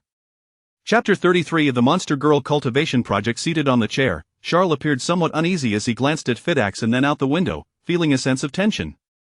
The door creaked open, revealing a young man of average stature who entered with an air of impatience, striding directly to Charles and sizing him up. "Are you my junior apprentice?" he inquired, his tone dismissive. "You don't seem particularly impressive. Your magical prowess is commendable, but alas, it is rather unstable." After speaking, the young man discarded his grimy outer garment to reveal an apprentice's robe beneath, adorned with a purple collar. "This is our first meeting, and I haven't introduced myself yet. I am..." Charles began to stand and offer his introduction, but was abruptly cut off. "I have no interest in your name or past. I am already aware of the situation. Go back and inform the academy that I will not leave, and do not even think of finding a replacement for me. Otherwise, for everyone you send, I shall eliminate one. Not if you were not my junior, you would not have been permitted to enter at all. Now, leave, before I lose my temper. Otherwise, I shall not hesitate to break your bones." With that, the young man flung open the door and waved dismissively, signaling Charles and the others to depart. Yet Charles wished to speak further. However, the young man produced his staff without uttering a spell, and the tip of the staff glimmered with a faint light. Faced with such resolute hostility, Charles thought better of continuing the conversation and simply nodded, hastily leaving with Fidax. Outside, the coachman was still unloading goods and looked at Charles and Fidax with a puzzled expression. Charles refrained from explaining, merely indicating that once the coachman had finished unloading all supplies, they would be able to depart. The young man was indeed his senior, Caraba, the fourth disciple of Mentor Zola. Charles had envisioned various scenarios for their meeting, but the current situation was clearly unanticipated. How to describe it? This senior was akin to a bull in rut, brimming with aggression. When Charles disclosed his purpose, the response was outright refusal. He didn't even glance at the personal letter from Elson before incinerating it with magic.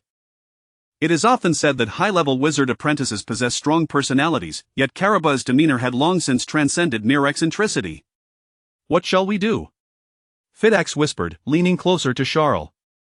"We cannot leave. On one hand, we must fulfill the Academy's commission. On the other, the black-robed individuals outside have not given up. Returning could lead us to encounter them." Charles had his own considerations. Haino Manor was a fine location and, for the time being, exceedingly safe. Moreover, Fidax needed to heal, and staying here for a spell would undoubtedly be the best choice for both of them. However, the issue lay with that peculiar senior. Charles turned back to glance at the manor, licking his lips in a display of hesitation. A solution must be found. A proper discussion was essential. After a moment's contemplation, Charles shook his head. He needed to strive for the opportunity to remain. Wait here for a moment, I will speak with him again. Charles instructed Fidax to stay outside and turned back into the manor. Upon entering, he was met with a fierce glare from his senior, Caraba. Caraba's pupils dilated rapidly, nearly filling his entire eye, and the surrounding magical energy began to tremble as dark elements swiftly coalesced.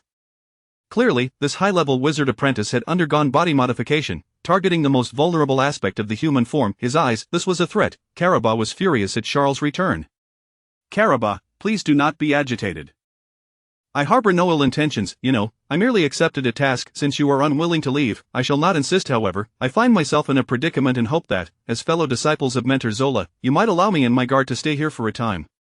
Charles raised his hands in a gesture of non-threat, striving to convey his words in one breath, fearing that any sign of anger would incite an attack. A predicament? Your troubles concern me not, return quickly. Caraba's response was decidedly wizardly. This group valued only self-interest. Even with Charles' pleading demeanor, he still refused to assist. Please, do not be so harsh. We only wish to stay temporarily, and my guard is injured.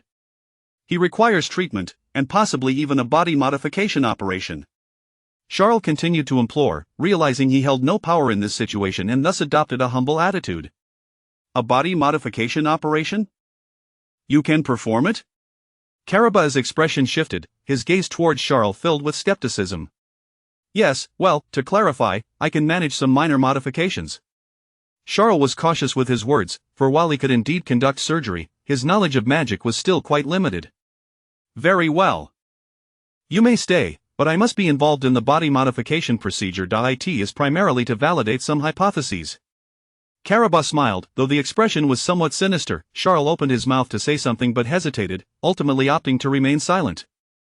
Wizards are often mad. What Caraba intended to do was likely anything but simple, perhaps akin to Zola's full-body transplant. If that were the case, Fidax would surely be in dire straits. However, for the moment, Charles had no grounds to negotiate. He could only proceed one step at a time. With Caraba agreeing to their continued stay, Charles promptly relayed this news to Fidax, omitting any mention of the body modification matter.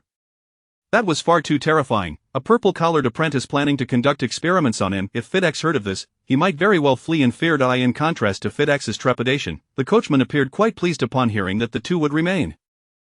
After all, when Charles had mentioned being expelled earlier, he had felt quite anxious, fearing that this formidable blue-collared apprentice might compel him to return. Who knows what trouble he might stir up?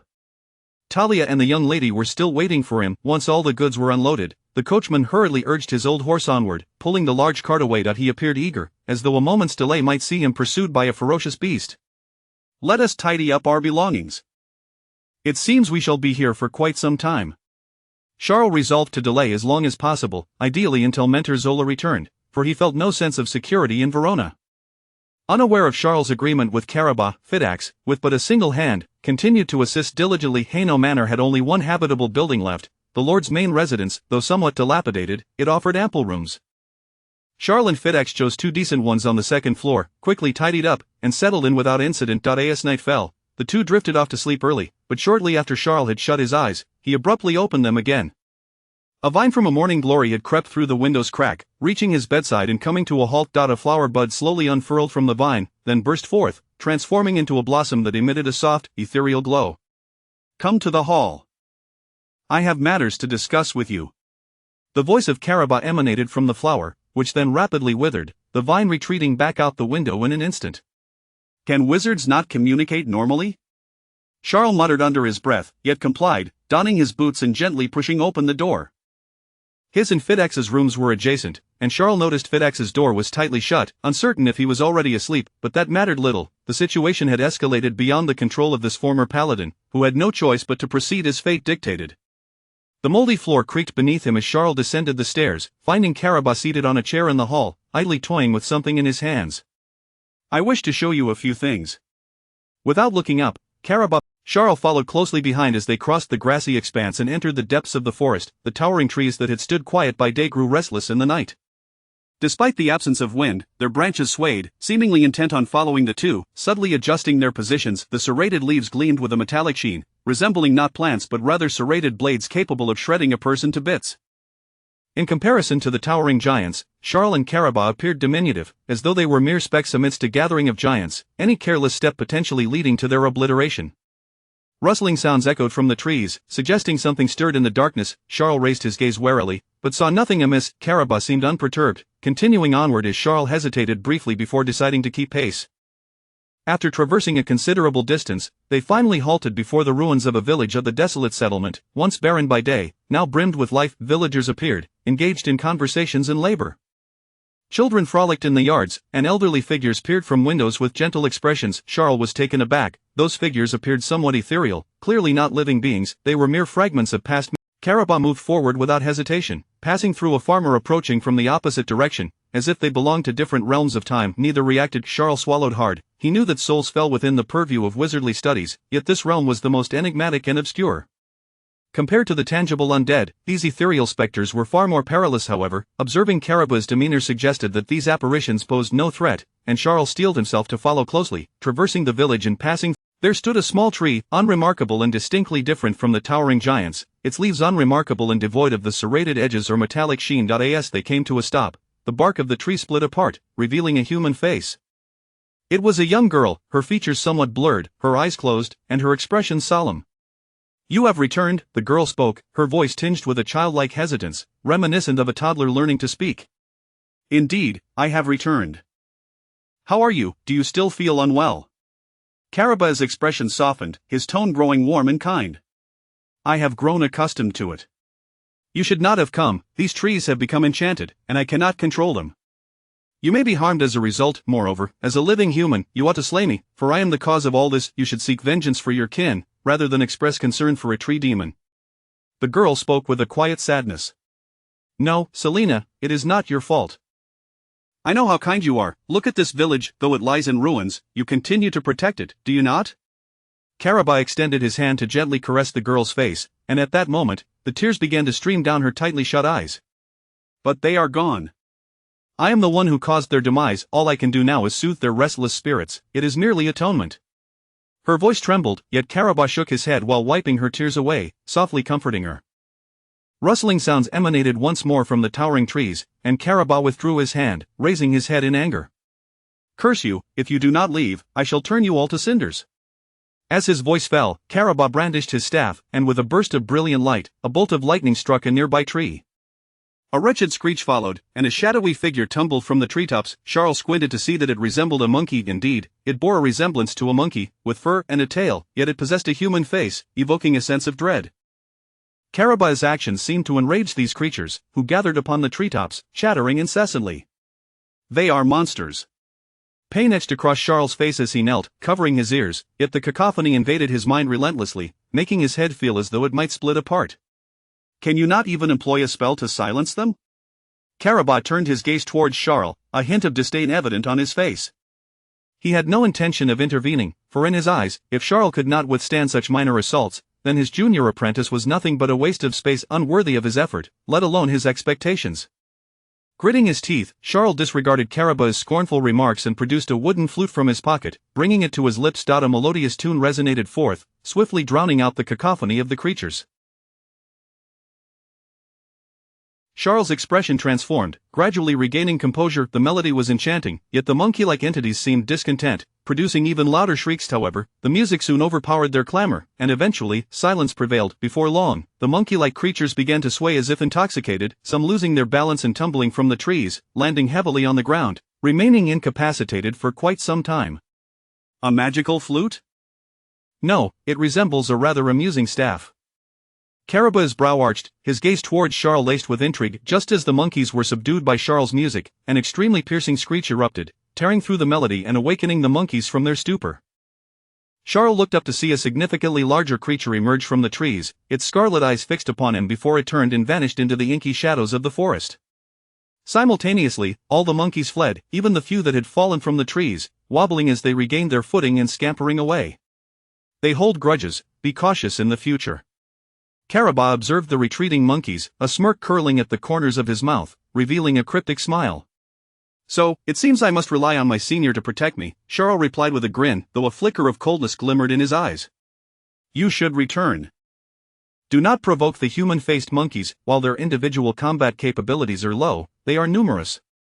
After speaking, the girl quietly faded away, the bark closing up and returning to its original state. Caraba seemed poised to say something further but ultimately refrained, his lips pressing together. The forest fell silent once more as Caraba turned back towards the path they had come, and as they traversed the village once again, the spectral figures had vanished, as though they had never existed at all, leaving only desolation and solitude in their wake. Senior, that tree demon. As they neared the clearing and prepared to leave the woods, Charles finally broke the silence. However, he was abruptly silenced by the fierce glare from Caraba. She has a name, Selena. I permit you to address her directly, so do not refer to her as merely a tree demon. And what do you intend to do with that human-faced monkey? Such lowly monsters are not even fit for consumption. Caraba's cold stare bore into Charles, his voice tinged with irritation. It is nothing. I merely wish to study it. My guard's wrist bone is rendered useless, and if this creature's wrist bone can serve as a substitute, then the materials for body modification would be secured. Charles raised the carcass of the human-faced monkey, shaking it before Caraba. Using this as material for body modification? That is indeed a possibility. Caraba pondered for a moment, nodding in agreement. As for Fidax, Caraba held no interest. He merely reiterated to Charles that should he be forcibly removed from Hainaut Manor, Selena would be entrusted to Charles' care. The Academy's patience seemed to be wearing thin and might resort to coercive measures. While he was indeed a high-level wizard apprentice, there existed wizards of higher rank beyond the blue-collared apprentices.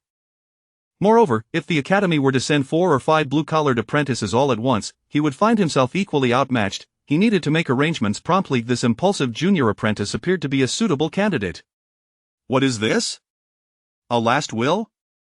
Charles sighed internally, quietly grumbling to himself. However, observing Caraba's retreating figure and recalling his interaction with the tree demon, Charles couldn't help but think of a term that might be more fitting. The Monster Girl Cultivation Project, Chapter 34 of The Hunt for the Monkey King. After confiding in Caraba, Ciara continued to visit Selena every night. However, he did not bring Ciara along anymore, for the latter was merely a backup, intended to address any unforeseen circumstances that might arise. Nonetheless, Ciara was not idle. He meticulously dissected the anthropomorphic monkey, examining its skeletal structure, blood vessels, and organs, even creating a simple anatomical diagram. He discovered that the physical structure of this creature bore a striking resemblance to that of a human.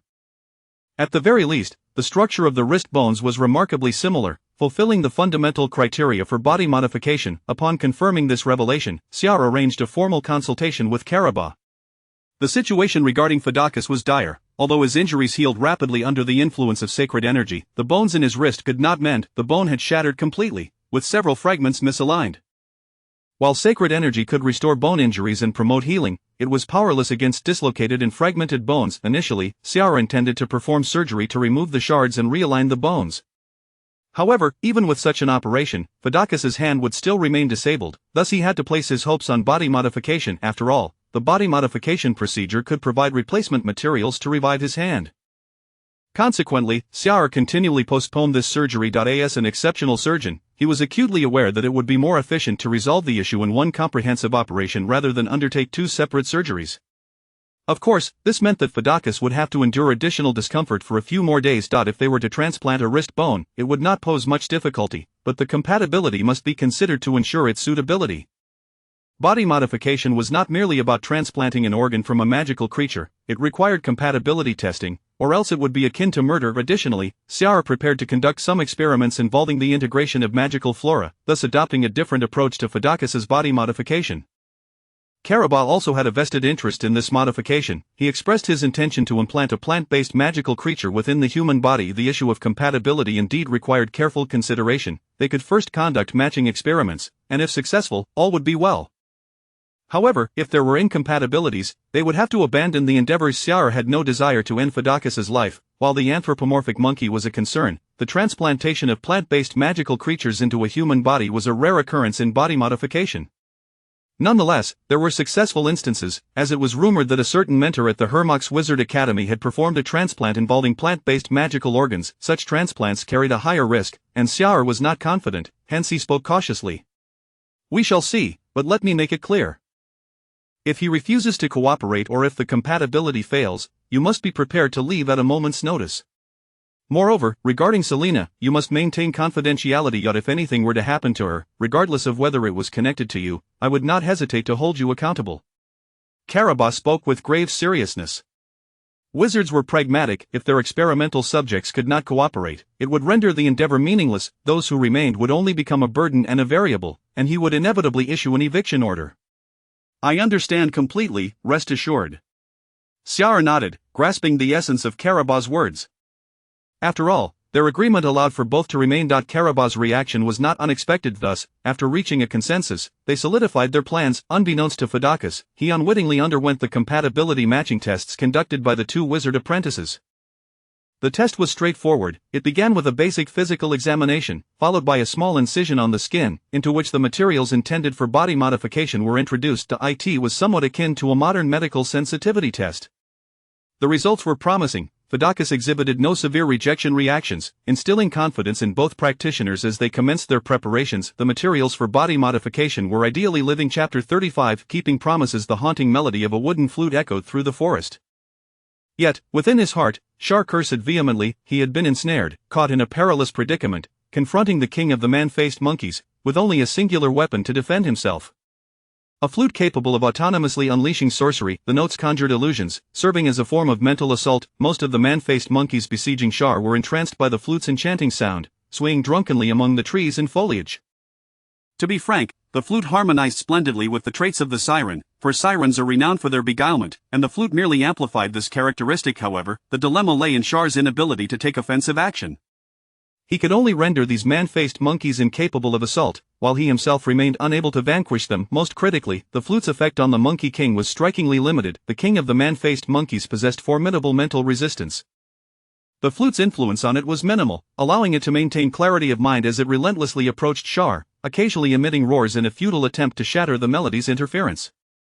Xiar exerted every ounce of his strength but could merely restrict its movements, preventing it from swiftly closing the distance. Thus, he retreated step by step, striding to make his way out of the forest. He had done well, managing to achieve this much. Just as Xiar was on the verge of escaping the towering trees and returning to the safety of the meadows, Carabas appeared in the distance, clutching a large burlap sack. Xiar shot him an infuriated glance. Had it not been for the necessity of maintaining the flute's melody to disrupt the Monkey King, he would have unleashed a torrent of curses upon him, condemning his entire lineage. He found himself on the brink of despair, only to discover that this elder brother had deviated entirely from their plan, nearly compromising the Bates' life. Raising his staff, Carabas commenced his incantation. It was the first time Xiar had witnessed him uttering a spell, and he couldn't help but observe intently. The staff radiated with magical luminescence, as dark elements began to coalesce, rubbing against one another to generate tiny sparks of lightning, gradually forming a magical circle as these dark elements were continuously drawn in. This was a form of sorcery Xiar had never encountered before, a magical array formed from dark elements that could produce lightning. Xiar noted the fierce determination in Carabas' countenance as he suddenly pointed forward, causing the magical array to emit a resounding crash, unleashing a dim bolt of lightning toward the Monkey King. Sensing the impending threat, the Monkey King attempted to flee, but Xiar's flute notes continued to disrupt its thoughts, leaving it bewildered and its vision blurred. Even as it recognized the imminent danger, it struggled in vain to free itself from this binding. Boom! A tremendous roar erupted as the peculiar lightning struck the Monkey King, causing it to collapse, twitching uncontrollably as arcs of electricity erupted from its body, ultimately rendering it unable to rise again. Xiar ceased the flute's melody and hurried over, discovering that, despite the overwhelming blow, the Monkey King had not perished. Its chest still rose and fell, indicating the presence of breath. However, its gaze had turned vacant. Whether due to a brain injury or some other cause, it had fundamentally lost its capacity for resistance. What on earth is going on? Do you realize I nearly met my demise?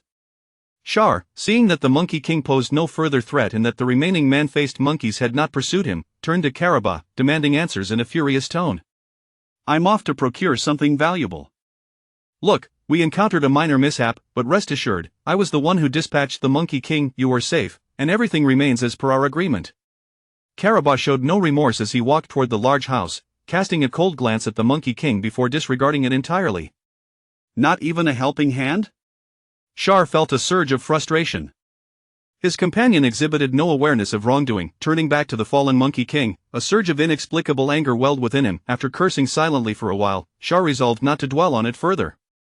After all, the situation had reached this point. He couldn't chase after Caraba, nor could he win an argument or a fight at first. He needed to bring this creature back. The Monkey King resembled an oversized man-faced monkey, covered in fur, its size comparable to Char's, yet its weight was nearly double his own. Rather than a monkey, it would be more fitting to call it an ape. But with no other choice, Char had to drag the creature back to the large house. Fortunately, his frequent training and body enhancements had endowed him with strength far beyond that of an ordinary person, making the task manageable. Upon entering the large house, he found Caraba seated on the sofa, busily rummaging through the burlap sack. Inside was a collection of objects resembling fruits, roughly the size of coconuts, with a vibrant green exterior adorned with intricate patterns, faint magical fluctuations detectable emanating from them. "What are these?" Char inquired, casting aside the Monkey King as he turned his attention to Caraba, bewildered by his elder brother's choice to abandon him in favor of these fruits. "These are the fruits born of the magically mutated trees, which can be utilized for potion making and replenishing magical energy. However, that's not the crux of the matter. The key point is that these fruits potentially contain special varieties. My experiment will involve transplanting that special essence into a human body," Caraba explained. "Oh, I've found it!" Caraba suddenly exclaimed, as if he had discovered something significant. He carefully extracted one fruit, which appeared distinct from the others, its exterior a deep brownish black, pulsating with intense magical energy. "This fruit must be guarded by the Monkey King," Char remarked coldly, recognizing its peculiar nature, as if he had grasped an important realization. "Indeed, the Monkey King has been waiting for this fruit to mature. Do you understand? The magically mutated trees possess unknown developmental trajectories. Their fruits are a continuation of this enigma. For instance, this fruit is evidently unlike the others, which could signify that when it takes root and sprouts, it may acquire characteristics unlike its kin. My goal is to merge this trait with the human body." Caraba nodded appreciatively, acknowledging Char's astuteness, revealing that he could discern nuances with remarkable clarity, even piecing together many matters from mere hints. "Rooting and sprouting? Are you aware that Fadakis is merely an ordinary person? What you intend to do amounts to a death sentence for him." Char suddenly felt a surge of anger. While he and Fadakis were not friends, he certainly did not wish for him to be subjected to parasitism. The rarity of transplanting plant-based magical creatures into human bodies stemmed from this very reason. The parasitic nature would consume the host, whether mentally or physically. If Fadakis lacked magical energy and could not withstand the encroachment of a magically mutated plant, such a transformation would undoubtedly cost him his life. "No, I do not intend to use him as nourishment for the tree, quite the contrary, I believe he will benefit from this fruit. I am not insane, I would never casually transplant this into a human body. I will handle it correctly, rest assured." Having procured what he needed, Caraba made no further delay, placing the remaining fruits into the burlap sack, seizing the brownish-black one, and heading straight for the door. What on earth does this fellow covet from Selena? Through a simple deduction, Char quickly realized that Caraba's insistence on conducting the plant transplantation experiment was likely tied to Selena. Selena was a treant, unable to move independently, at least not with her current abilities. Caraba sought to transplant the magical plant into a human body, and the giant trees had evidently mutated due to Selena's influence. To claim there was no connection was something Char found hard to believe, especially given Caraba's obsession with Selena had reached a pathological level. Although feeling somewhat uneasy, Char refrained from probing further. He could only observe what Caraba intended to accomplish. Setting aside his elder brother for the moment, Char's attention returned to the Monkey King, which still lay grotesquely on the ground, its eyes wide open and gaze vacant, as if afflicted with dementia. Char fetched some rope to bind it, fully aware that such ordinary grass rope would be ineffective against a creature of this caliber, yet he took great care in his bindings. At the very least, on a psychological level, this provided him with a semblance of security. After all, he had no desire to engage in battle with this creature again, especially not within the confines of the large house, which felt comparatively small and enclosed. After a night filled with tumult, Char was exhausted. He retreated to his room to rest, yet sleep eluded him. Caraba was not a reliable individual, as evidenced by their recent hunting collaboration. The risks inherent in Fadakis's body transformation procedure were likely fraught with uncertainty, and Caraba had seemingly concealed many aspects of their plans. The crux of the matter was that Fadakis remained oblivious. Char tossed and turned throughout the night, and upon the break of dawn, he felt compelled to confront the former paladin directly. After a simple breakfast, Char took Fadakis aside, and they sat at the edge of the meadow, facing the woods, to engage in a light yet serious conversation. "Your body transformation procedure will involve Caraba, and he intends to implant two materials into you. One, which I will oversee, involves replacing your wrist bones using materials sourced from the man-faced monkey, a low-level magical creature. The risk here is not substantial, your compatibility is quite decent, and theoretically, it poses no danger. Everything remains within controllable parameters. However, the other procedure will be conducted by Karaba, who intends to transplant a fruit derived from a magically mutated plant into you. I am not entirely clear on the specifics, including the operational procedures and the characteristics of the graft, but from the perspective of body transformation, there have been successful precedents for transplanting magically mutated plants. However, the associated risks are exceedingly high. Shar spoke with utmost candor, akin to a surgeon briefing a patient's family before an operation, laying forth all conceivable risks while refraining from making decisions for anyone. Magically mutated plants? Why this? I can comprehend the wrist bone procedure, but what exactly does Karaba hope to achieve? Fadakis expressed his astonishment, bewildered as to why Karaba insisted on involvement, especially regarding the transplantation of a magically mutated plant, which he deemed unnecessary. These are the conditions we have settled upon. I apologize for concealing this from you earlier. However, I only learned of it myself. He had not clarified it until last night when he returned with a large burlap sack filled with fruits from magically mutated plants. Of course, those fruits cannot be directly implanted into your body. Karaba will process them first, yet the danger remains significant, as plants differ greatly from us. Yesterday, I had a brief discussion with him, and he indicated that if you refused, we would have to leave this place. To be frank, this does not align with our interests, as the outside world poses considerable danger to us. Furthermore, he claimed that the transplantation of magically mutated plants would empower you. Based on my estimations, this indeed appears to be the case. You are not a mage, yet body transformation does not solely target mages. If you can harness magical energy, your combat capabilities will substantially increase, and your methods of fighting will become diverse. The choice is entirely yours. I fully respect your decision. If you choose to remain, I will do everything in my power to ensure your safety, both during and after the procedure. If you decide to leave, I will accompany you, and under suitable conditions, assist in the wrist bone transplantation. Shar spoke slowly, ensuring Fadakis could grasp each word. The decision rested entirely in the hands of this former paladin, and in truth, when faced with the possibility of gaining greater strength, he fell into deep contemplation. He needed power to exact his revenge. Everything hinged on strength, yet, the risks were considerable. Having spent many years in Verona, he had heard countless rumors regarding body transformation. It was a chance for meteoric rise but also a potential plummet from the heights. Mages clamored for such transformations, yet ordinary people did so as well. Fadakis understood that his talent was not particularly remarkable among paladins. While he possessed the ability to imbue his armor and weapons with holy light, that was where his capabilities ended. Many paladins from the Temple of Light wielded powers far superior to his own. Overall, he did not rank among the weakest of paladins, but he found himself in the middle tier, relying largely on accumulated combat experience rather than innate talent. Indeed, he lacked that talent. Becoming a paladin felt like a stroke of luck. That he worked diligently, yet talent was not something that could be compensated for through effort alone. Thus, to grow stronger, he had to rely on alternative methods. Body transformation was an excellent option. Some among the paladins indeed underwent such modifications. Even though the Temple of Light explicitly forbade its knights from accepting any form of sorcery, many were willing to embrace the risks. After all, the temptation was immense. For those devoid of talent, this might be their only hope for redemption. I agree to undergo the procedure. After a prolonged internal struggle, Fadakis raised his remaining right fist and swung it forcefully. Very well, since you have made your decision, I shall refrain from further persuasion. The only assurance I can offer is that I will do my utmost, my very utmost. Shar patted Fadakis on the shoulder before rising and departing. He had fulfilled his obligation. What remained was beyond his control. On one side, Fadakis had consented to this uncertain body transformation procedure, while on the other, Karaba was busy with his preparations. He employed sorcery to peel open the fruit in a unique manner, extracting the seed within and soaking it in a prepared potion. This seed was peculiar. While the fruit resembled a coconut, the seed itself was only the size of a peach pit. Though small, it was concentrated with essence. The seed shimmered in a bright golden hue, adorned with uneven patterns, and during the night, it emitted a faint glow, appearing quite extraordinary. When Shar first laid eyes on this seed, he too exhibited a look of astonishment. However, before he could voice his inquiry, he noticed Karaba frowning, seemingly dissatisfied with its current state. According to my estimates, this seed should be capable of changing shape, Karaba muttered, prompting Shar's curiosity. Where exactly do you intend to transplant this? Shar pondered, struggling to conceive of any part of the human body that could accommodate such a thing. The spinal column, here, Karaba gestured casually without looking at Shar.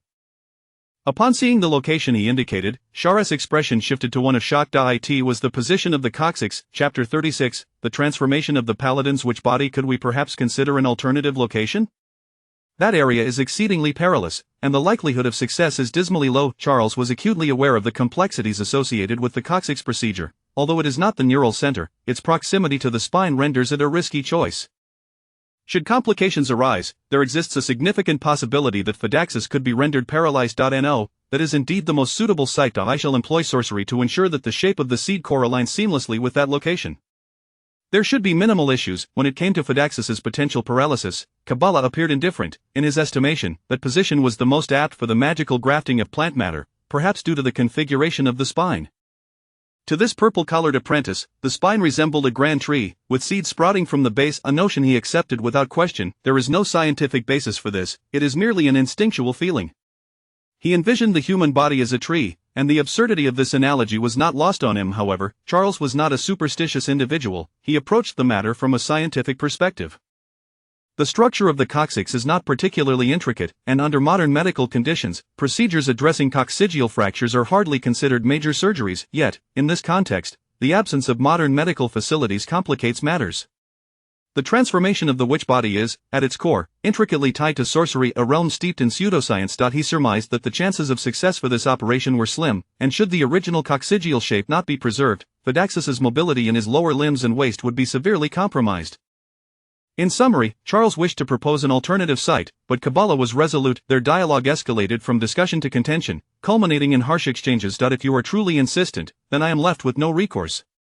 I have just spoken with him, he consents to this transformation of the witch body, yet I vow to safeguard him to the best of my ability. Thus, I require your cooperation under two conditions. The first stipulation is that this surgery must occur subsequent to the wrist surgery, and he must recover adequately. The second condition is that I shall lead the operation, while you are to focus solely on shaping that infernal seed core to fit the coccyx precisely. Should you fail to meet either of these conditions, I shall have no choice but to take him away. Charles's stance was unwavering. He aimed to assert the utmost control, for he held greater faith in his own skills than in Kabbalah's. You intend to be the lead surgeon? Kabbalah regarded Charles's audacity with a measure of surprise. After all, in his understanding, the surgical skills of a purple-collared apprentice far surpassed those of a blue-collared one. However, upon further reflection, he recognized the considerable difficulty inherent in this transformation. On one hand, extracting an intact coccyx is no simple feat. Given the complex anatomy involved, he was well aware of the intricacies of human structure, particularly in that region, which demands a high level of technical proficiency. On the other hand, he must wield sorcery to manipulate the seed core shape while ensuring the flawless execution of all magical incantations throughout the procedure. Juggling multiple tasks, even with his confidence in his magical prowess, would prove to be quite taxing. If this junior apprentice could shoulder the responsibility of leading the surgery, it would undoubtedly alleviate Kabbalah's burden considerably. After a moment of contemplation and weighing his options, Kabbalah acquiesced. However, he simultaneously cautioned that if Charles's skills did not meet his expectations, resulting in complications or an inability to proceed, he would summarily expel him from the premises. The two engaged in a rather discontented conversation. Thus, once they reached a reluctant consensus, they parted ways. The transformation of the witch body is by no means a straightforward endeavor, as it necessitates extensive preparatory work. Consequently, in the ensuing days, Kabbalah and Charles diligently prepared for the surgery. However, upon discovering that the facility was well equipped with surgical instruments and that Kabbalah had already arranged a room conducive to the transformation of the witch body, Charles couldn't shake the feeling that his senior had been plotting this all along. It seemed that Kabbalah had long desired to conduct such an experiment in witch body transformation, and Charles had fortuitously stumbled upon this opportunity, rendering the entire situation eerily coincidental. Nevertheless, this was of little consequence. Rather, the advanced preparation spared them numerous complications. Thus, just a few days later, once all preparations were complete, Phaedaxus reclined upon the meticulously prepared bed. Under Kabbalah's guidance, he imbibed a specially concocted potion and, after exchanging a few more words, succumbed to unconsciousness. What is the composition of this potion? Charles was astonished by the potion's efficacy. He gently patted Phaedaxus's cheek, but the former paladin exhibited no response. Charles couldn't help but marvel at how the effects rivaled those of anesthetics employed in modern medical practices. Let us not dwell on the formula.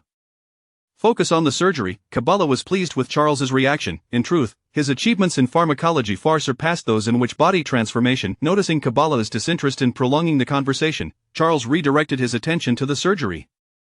Grasping the surgical knife, he examined Phaedaxus's swollen and deformed wrist, a frown creasing his brow. The initial surgery was relatively straightforward. As the lead surgeon, he merely needed to incise the wrist, extract the shattered fragments, and subsequently remove the entire wrist bone before performing debridement, after which the transplantation could occur.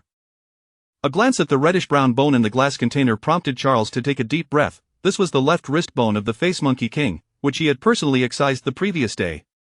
He could not ascertain whether it would be suitable, as they lacked access to X-ray imaging. The prerequisites for such a bone replacement are numerous. Charles was uncertain whether the shapes and sizes of the two wrist bones would align, rendering the surgery fraught with variables of chance.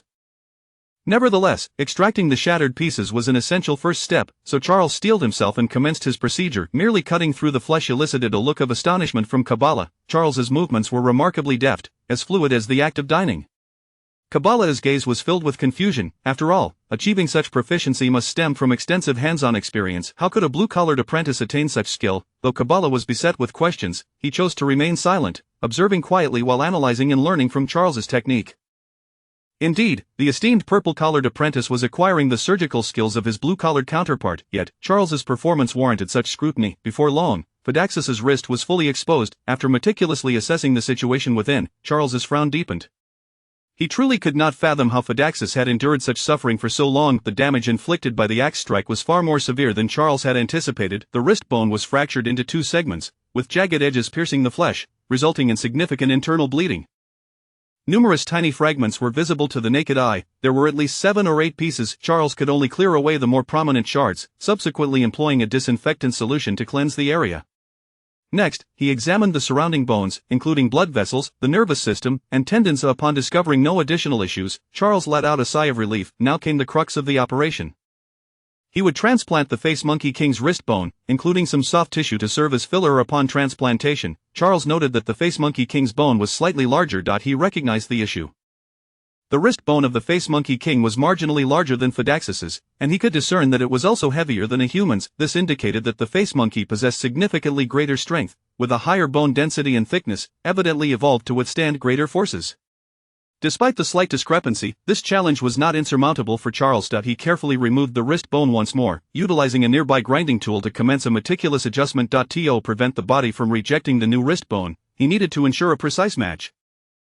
After a thorough grinding process, the wrist bone finally fit snugly into place, with the soft tissue filling in the gaps. Charles nodded in satisfaction upon completing his task. In this world, achieving such a feat without relying on sorcery was a commendable accomplishment. As Charles finished the final sutures, Kabbalah nodded approvingly. He no longer underestimated his junior apprentice. In terms of witch body transformation, he did not believe any of his other senior apprentices could surpass this one. If all went well, Phaedaxus would awaken within an hour. We shall observe for a few days, and if all appears well, we shall proceed to the next transformation, Kabbalah concluded, offering an encouraging pat on Charles's shoulder. This marked the first instance of Kabbalah displaying closeness and acknowledgement towards Charles, for the latter's performance during the surgery had merited such recognition. Very well, I will remain by his side to observe. Charles replied with a nod, watching as his senior departed. Before long, Phaedaxus regained consciousness, prompting Charles to approach him with inquiries. Upon learning that there were no pronounced adverse reactions, he instructed Phaedaxus to continue resting. Charles then picked up a book, engrossing himself in its contents. Phaedaxus indeed required monitoring. Which body transformations could potentially trigger magical upheaval. Although the Face Monkey's magical energy was relatively low, the possibility remained, so caution was warranted. As time elapsed, Phaedaxus discerned signs of magical transformation in his left wrist. However, this development was entirely normal. He felt no alarm, instead displaying a look of delight as he gently moved his wrist. Though the wound still bore traces of blood and had yet to fully heal, his mobility was evidently much improved compared to before. The two became inseparable. Charles would discreetly utilize holy energy to treat Phaedaxus whenever he found the opportunity, while Phaedaxus endeavored to adapt to the new addition, including the accumulating magical energy. My left hand can no longer wield holy light. Fortunately, I seldom used it previously, so the impact is considerably less than anticipated. As the wound on his wrist healed, Phaedaxus remarked, all the while moving about. It appears that sorcery and the miracles of the Light Temple cannot coexist. Nevertheless, this is of little consequence. Your right hand can still bestow holy light upon your weapons and armor, thus having minimal impact on your combat abilities. Moreover, once everything is concluded, you may undergo a test. Perhaps you will possess the qualifications to become a mage. Charles nodded in agreement. It was only to be expected that after undergoing a witch body transformation, one would be unable to wield holy light. However, he mused, if he could harness both holy energy and sorcery, would that not constitute a form of exploitation, as though he were circumventing certain limitations? His theoretical understanding of the system remained incomplete, and thus this profound contemplation was swiftly dismissed from his mind, for otherwise, it would lead to a prolonged headache. The transformation of the wrist was merely the first step, the true trial lay ahead with the coccyx surgery. As Phaedaxus's recovery progressed, Kabala grew increasingly impatient, urging Charles repeatedly. Eventually, feeling that this hurdle was inevitable, Charles informed Phaedaxus to prepare for the second transformation surgery. This upcoming procedure carries certain risks, but irrespective of the outcome, I shall exert every effort. Prior to Phaedaxus consuming the potion, Charles spoke earnestly, offering encouragement to both Phaedaxus and himself. I believe in you, Phaedaxus affirmed solemnly, lifting his head to consume the potion in one swift motion. We may commence. Kabala gestured for Charles to proceed with the surgery, having made his preparations. The mutated seed core floated in the potion, its exterior appearing notably pliable. Taking a deep breath, Charles remained silent, grasping the surgical knife and focusing all his attention on the pre-marked area. As the blade sliced through the skin, capillaries ruptured, and blood flowed freely, dripping rhythmically into the glass container below. Kabala began to invoke sorcery. As a unique radiance emanated, it appeared as though the blood vessels were being obstructed, gradually halting the bleeding. Charles, accustomed to such occurrences, expanded the incision to a manageable size before locking onto the intact coccyx. Given that the coccyx lacks nerve endings, the surgical difficulty was significantly lower than that associated with the vertebrae above it. However, constrained by the surgical conditions of this world, Charles could not afford to execute overly intricate maneuvers. He could only strive to minimize the incision size before using a small hammer to delicately fracture the coccyx. This required abundant experience and deft technique. It took Charles nearly half an hour to detach the coccyx. Kabala received the extracted bone and proceeded to reassemble it, restoring it to its original form. This presents a challenge. It seems slightly smaller than anticipated. Kabala frowned, sensing a degree of difficulty. He was well versed in the human coccyx's structure, as knowledge of human anatomy is an essential study for a wizard. However, this time he had clearly miscalculated. While the seed core could shift in shape, it could not alter its size. You may slightly increase the length and width of the coccyx, Charles suggested. As a surgeon, his familiarity with human skeletal structure surpassed that of Kabala, allowing him to minimize potential impacts. I will give it a try. Kabala nodded, retrieving the seed core and murmuring an incantation. Under the influence of the magical circle, the seed core began to transform according to his design. As it gained 2 additional segments, Charles furrowed his brow. He observed the seed core morphing like modeling clay, yet in contrast to Phaedaxus's 4 coccygeal segments, the seed core had transformed into 6, with a slightly broader shape. However, by mere visual assessment, Charles believed the dimensions remained within the acceptable range. Can it be affixed? Kabala questioned uncertainly. Though he had participated in several body transformation surgeries, he did not excel in this area. At the very least, there was still a considerable gap between his skills and those of Charles. Let us give it a shot. Charles could not guarantee success but could only endeavor to execute the procedure. He first employed tweezers to position the seed core in the designated spot, then applied adhesive material before gently tapping it with a small hammer. The seed core's hardness was evidently lower than that of bone. However, as Kabala augmented its density with sorcery, the core's rigidity steadily increased. The process unfolded smoothly. When Charles wiped the sweat from his forehead, Phaedaxus's new coccyx was complete. Yet, before he could celebrate, Phaedaxus suddenly began to convulse, the patterns on the seed core transforming as green tendrils emerged from within, spiraling upward along the spine. This is bad. The magical energy within the seed core is beginning to corrode, Charles shouted, feeling somewhat helpless. While he was adept with a surgical knife, the current situation exceeded the boundaries of a surgeon's expertise. This was all anticipated. Do you understand why those colossal trees grow so tall? Because beneath each tree lies a buried corpse. In other words, those giant trees thrive on the very essence of human bodies. Kabala's lips curled into a smirk, as though all of this was meticulously orchestrated within his grand design. You deceived me, Charles erupted with indignation, feeling as though he had been misled and even exploited. No, I did not deceive you. The seed core will indeed enhance his abilities. According to my estimates, he may even achieve the magical potency of a red-collared apprentice. However, the prerequisite is that he must endure this ordeal. Do you know why I chose him? It is precisely because he is a paladin. His physical resilience and willpower seemingly enable him to withstand this magical corrosion. If he can endure, then this seed core shall become the source of his newfound strength. Conversely, should he falter, he will merely serve as nourishment for a corrupted giant tree. Kabala shrugged, speaking in a tone devoid of emotion. Yet you failed to clarify this beforehand. This still constitutes deceit. Charles's agitation grew. He could see Phaedaxus convulsing even more violently, the green hue beneath his skin intensifying, creeping perilously close to his cervical vertebrae. Gaining power requires bearing risks. You obtained the powers of a sea demon at a great cost, did you not? Everything is a matter of equivalence. Undergoing a body transformation does not entitle one to power without consequence. You must exchange tenacity, and perhaps even a modicum of fortune, for it is only through sacrifice and success that one truly attains such power. As Kabbalah's words hung in the air, his pupils began to dilate, consuming his entire irises. Charles fell silent, his gaze fixed upon Kabbalah's eyes as he contemplated his own past. For a moment, he found himself at a loss for how to proceed. After all, both he and Kabbalah had endured considerable suffering and experienced immense fortune to arrive at their current stature.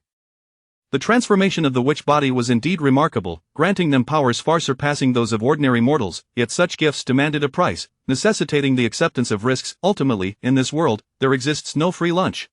At this juncture, nothing could be done to intervene. Whether Phidaxus could withstand this newfound power now hinged solely upon his own resolve. This was a life and death gamble, one in which no one could assist him but himself. Regardless, should he prevail, you must provide him with recompense. This is also a debt you must repay. After a prolonged silence, Charles finally spoke, and Kabbalah merely nodded in response, refraining from further comment. After all, that conversation could only take place once Phidaxus had emerged victorious. Chapter 37 of Forced Repatriation. The situation regarding Phidax was deteriorating, yet Charles felt utterly powerless. Meanwhile, Kabbalak remained remarkably composed, casually producing a bottle of wine and indulging himself. After an hour, the convulsions gradually subsided. Charles hastily conducted an examination and discovered that Phidax's breathing was weak, although his heart rate remained relatively normal. Rest assured, he is not on the brink of death. Such a condition was unavoidable, considering the alterations in his bodily structure. The magical plant possessed its own unique vital signs. How should one describe it? Yes, symbiosis. The two were now akin to this form of relationship. Kabbalak set the wine bottle aside and approached, observing Phidax's condition with a slight nod, seemingly satisfied with the circumstances. When will he awaken? Charles was skeptical of Kabbalak's words. He sensed that this senior was not a benevolent soul, and his intuition suggested that he could trust only half of what he said. For instance, he acknowledged the notion of symbiosis, as Phidax's entire spine had transformed into a deep shade of green, indicating that the plant's growth had completely enveloped his vertebrae. The plant required nutrients to thrive, and Phidax was perfectly positioned to provide them. However, not all parasitic plants are destructive, they can also gauge the vitality of their host. In this instance, the plant had not frantically absorbed Phidax's nutrients but had instead maintained a delicate balance, ensuring that the host would not perish, and even offering certain advantages. As an apprentice wizard, Charles acutely sensed the changes in Phidax's magical energy, a potent force emanating from the core of his spine and gradually radiating outward. He should be waking soon. The dissipation of magical energy will cease, and his spine will be fortified, transforming into a conduit for magical output. Of course, the core would remain at the base, the coccyx becoming crucial. This was indeed a fortunate development. Even if his spine were to fracture, he would not meet the fate of an ordinary man but would instead heal gradually, a rather enviable ability. Kabbalak licked his lips and remarked, gesturing towards the wound, "The body modification has been successfully completed, it can now be sutured." Charles silently regarded the wound, shaking his head and noncommittally stitching up his own gash. Frankly, he was uncertain about what Phidax would become. However, it was certain that he would not return to his former self. Observing Charles skillfully commence the suturing, Kabbalak found himself momentarily lost in thought. After a while, he could not restrain his curiosity and inquired, "Where did you acquire such skills? As far as I know, neither the blue-collar apprentices nor even the red-collar ones in the academy can achieve your level of proficiency." This indeed troubled Kabbalak. Charles's skills were exceptional, incongruent with his age, status, and experience. Perhaps I was simply born to do this, which makes it appear effortless. Charles could not elucidate further, attributing everything to innate talent. He was, after all, a transmigrator, endowed with the memories and experiences of a past life. Calling it talent was not entirely inaccurate. If that is the case, you may find yourself the target of intense competition among the mentors. Many of them require body modification to validate certain hypotheses, yet not everyone possesses your natural aptitude for wielding a scalpel. Conversely, some mentors lack skill and must rely on others to validate their theories, thus making apprentices like you highly coveted. Upon finishing his statement, Kabbalak flashed a meaningful smile, which startled Charles. After all, he had heard numerous rumors regarding the mentors. Truth be told, attracting their attention was not necessarily a positive outcome. Wizards were a competitive bunch, and outstanding apprentices were viewed as valuable resources. As resources, they inevitably became subjects of contention. If one could not attain them, the alternative was to destroy them, ensuring that no one else could benefit, a consistent principle among wizards. Silently noting this, Charles expressionlessly completed the suturing and took a seat, awaiting Phidax's awakening. Kabbalak refrained from further discussion on the matter, instead retrieving a notebook to document the steps and details of the body modification, occasionally posing questions to Charles. Eventually, he closed the notebook and exited the room. For him, this body modification was merely a means to fulfill his own hypotheses. The remainder would involve prolonged observation to validate the operability of the transplant. As for the subject of the experiment, he was indifferent. Charles did not depart. He remained quietly in wait 1 hour, 2 hours, 3 hours, until the sun set, painting the sky in hues of red and orange. Finally, Fidax squinted and slowly regained consciousness. "How do you feel?" Charles immediately stood, anxiously inquiring. "Water, I need water," Fidax replied in a feeble voice. Charles swiftly retrieved a cup of water and handed it to him. Perhaps parched beyond measure, Fidax gulped down nearly 500 milliliters in one go, concluding with a satisfied belch. "Sated. The magical plant's core has invaded your spine. What sensations do you experience now?" During the surgery, Fidax had remained unconscious and was unaware of his own condition, prompting Charles to provide clarification. "I feel as though my lower limbs have lost all sensation." Fidax attempted to move his limbs. His arms and fingers were unaffected, but his legs seemed devoid of existence. Charles was alarmed and immediately conducted a physical examination, which offered him a slight sense of relief. Fidax's lower extremities still retained some responsiveness, at least to it was akin to being under heavy sedation, with only the faintest sensations, particularly in his toes. The nervous system had been impacted, but it remained uncertain whether this effect was temporary or permanent. If it were the latter, complications could arise. Charles found the situation rather troublesome. Fidax's condition required further observation, and he could not yet ascertain whether the body modification had succeeded. This would lead to an extended recovery and observation period. Fidax's routine was normal, yet for the initial days, he was confined indoors due to his inability to move his lower limbs. Each day, Charles administered rehabilitation treatments while experimenting with holy energy to aid recovery, yielding commendable results. After approximately 5 days, Fidax was able to walk with the aid of a cane. However, just as Kabulak and Charles felt satisfied with Fidax's recovery, an unexpected group of visitors arrived at Hainaut Manor. 2 carriages adorned with the emblem of the Hermos Wizard Academy approached, and the individuals aboard were well known to them, none other than the masked mentor Cilia, a bona fide blue-robed wizard. "My time is limited, and I have no desire for idle chatter. Kabulak, I am here to inform you that the Academy has reached its limit regarding your prolonged occupation of Hainaut Manor and has issued a forced repatriation order. Regrettably, I am responsible for this matter, leaving you with 2 choices.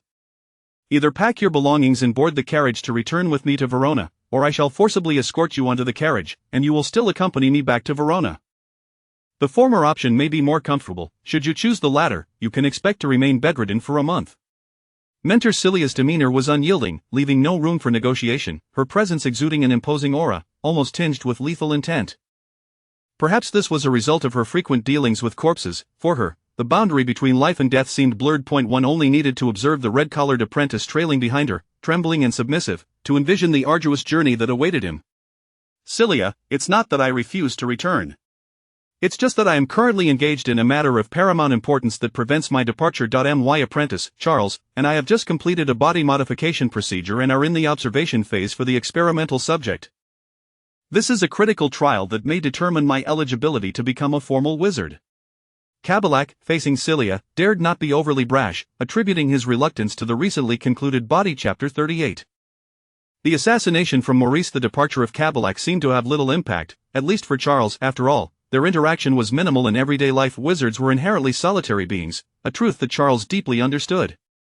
The appearance of Mentor Cilia felt like a mere interlude. Charles continued with his tasks, especially with Fidax accompanying him, which alleviated any sense of loneliness. As he gradually adjusted to the effects of the magical transformation, Fidax's mobility returned to normal.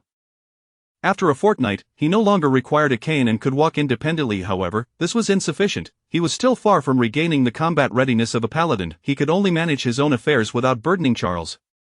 That was all. Conversely, the new red-collared apprentice, Maurice, left Charles feeling somewhat perplexed. The fellow seemed disinterested in managing the Hainaut estate and did not patrol the great tree forest. Instead, he spent his days tinkering with unknown tasks, isolating himself in his room. It now appeared as if Charles was the one overseeing the estate, which was rather illogical. Wizards often led reclusive lives, reluctant to exert effort unless there were tangible benefits. During lunch, Charles expressed his confusion, yet Fidax remained unperturbed, stating that wizards typically lived in their own worlds. Perhaps that was the case. Charles offered a non-committal response, for as an apprentice of the Hermetic Wizard Academy, he was aware of certain insider truths. The Academy did not dispatch apprentices to external enterprises merely for them to become reclusive. To put it plainly, apprentices were seen as resources by the Academy, capable of generating continuous value. The enterprises outside the academy were sources of profit, akin to the great tree forest, which yielded considerable benefits. Each year, the academy sent individuals to collect the fruits of those colossal trees. Kabulak had previously mentioned that his role here was akin to that of a farmer tending an orchard.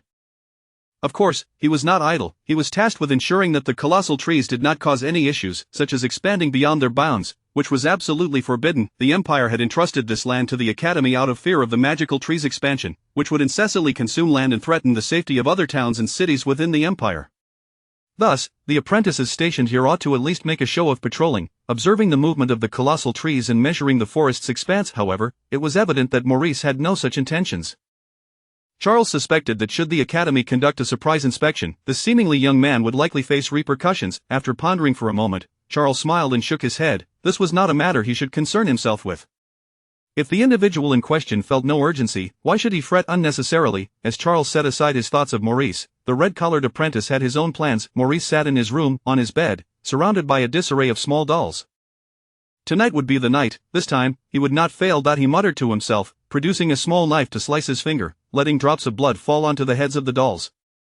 As the blood was absorbed, the dolls appeared to animate, rising unsteadily as if intoxicated, beginning to move erratically on the bed. Observing the dolls, Maurice smiled. He had not come here to play the role of a farmer. A glint of malice flickered in his eyes. The meek Maurice had vanished, replaced by a cunning red-collared apprentice. As night fell, Charles returned to his chamber after completing Fidax's routine treatment. He lay on his bed for a brief respite before retrieving a volume on meditation, flipping to the page depicting mermaids, preparing to enter a meditative state. Following the second transformation of his wizardly form, Charles was now capable of expending the magical energy accumulating within him. Coupled with the drain of nurturing holy energy, his daily consumption of magic could only be described as extravagant. In fact, due to the treatments he provided to Fidax, he felt his magic reserves were somewhat lacking. Thus, he needed to utilize this meditation diagram to increase the flow of his magical energy, extracting from the mermaid organ supply. This had once been an unthinkable endeavor. He wondered if his past self would be astonished to witness his current state. With a serene smile, Charles marveled at the wonders of fate. Just as he entered a meditative state and began to visualize the mermaid, he suddenly sensed an unusual magical aura in his room.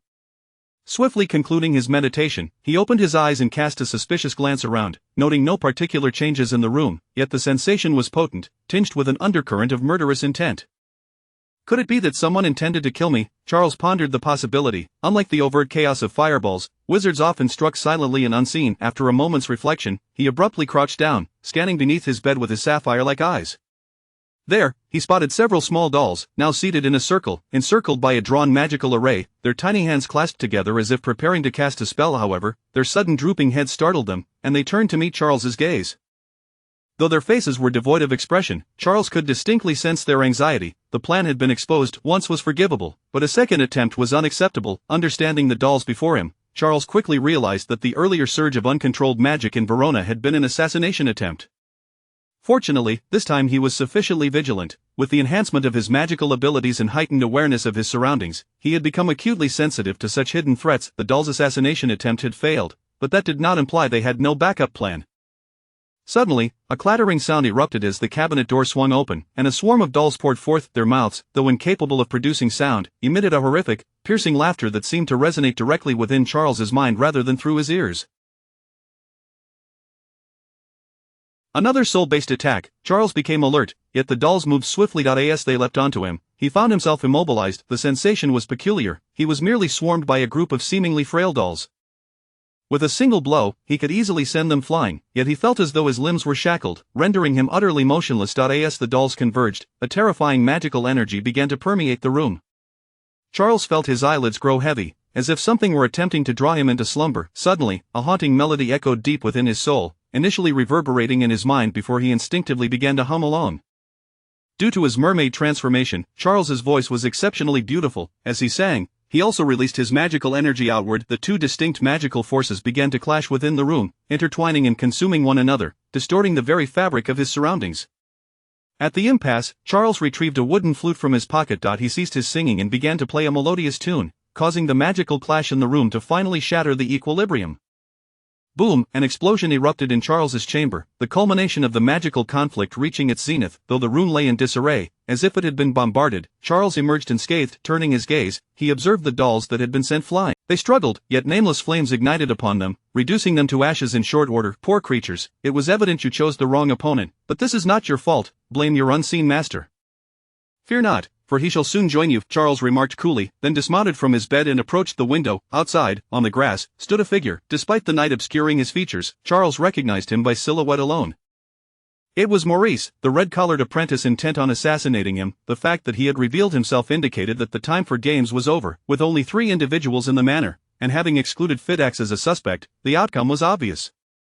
Leaping from the window, Charles landed on the grass outside the mansion, standing face to face with Maurice, approximately 10 meters apart, both gazing intently at each other in silence. As a breeze swept through, their garments fluttered, and Charles suddenly felt as though he were an ancient swordsman preparing for a duel, adrenaline surging through him. Care to explain why you wish to kill me? I recall that we are not acquainted and harbor no animosities. Charles broke the silence, genuinely perplexed, as he had no prior knowledge of Maurice and no apparent reason for him to hold a grudge. Because you are a nuisance, and someone desires your demise, Maurice replied coolly, raising his already prepared staff and commencing an incantation. Starting to chant at this distance, how overly confident, Charles countered, springing into action as he dashed forward, raising his right fist. Unlike other wizards, who battled with sorcery, Charles's circumstances forced him to resort to pure physical combat. His rigorous training had endowed him with a physique surpassing that of ordinary wizards. His punch was delivered with formidable force, aimed at incapacitating Maurice. Maurice, caught off guard by the unexpected assault, was taken aback. After raising his staff to begin chanting, he expected Charles, as a fellow wizard, to respond in kind. Yet, what was this? A fist flying towards him? Was he a wizard or a brute? Despite his surprise and disdain, Maurice was no novice. He quickly understood how to react in this situation.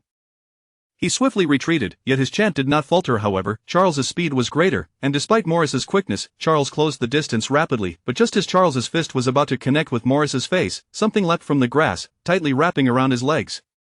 Looking down, Charles discovered 2 dolls clinging to his ankles, gazing up at him with a somewhat endearing expression. Still attempting to restrict my movements, Charles's lips curled into a slight smirk.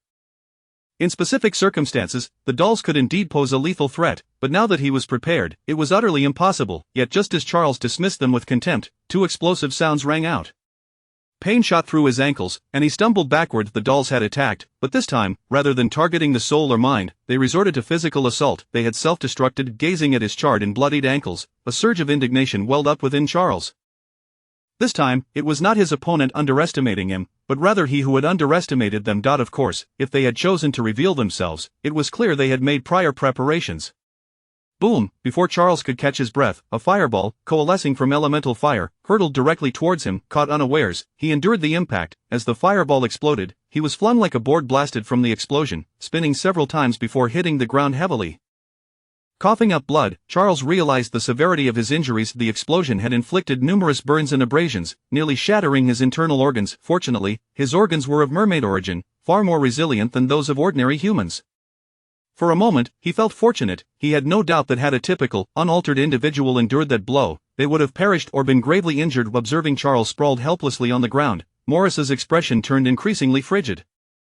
He refrained from casting spells again, instead gesturing lightly. Suddenly, a multitude of dolls emerged from the earth beneath the grass. They moved in unison, their short legs awkwardly propelling them toward Charles, resembling a swarm of locusts intent on devouring him alive.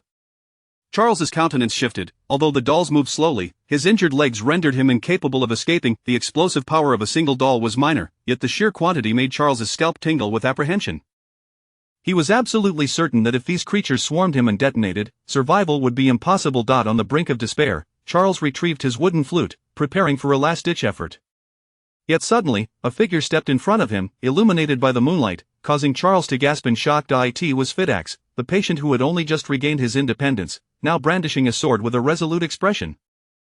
Perhaps influenced by Fidax's bravery, Maurice raised a hand, causing all the dolls to halt in place, forming a surrounding formation. What is the meaning of this? Charles gazed at the army of dolls, expressing confusion. He found it hard to believe that Maurice felt moved by Fidax's courage and chose to spare him. The answer did not keep Charles waiting long. From the depths of the great tree forest emerged 2 figures.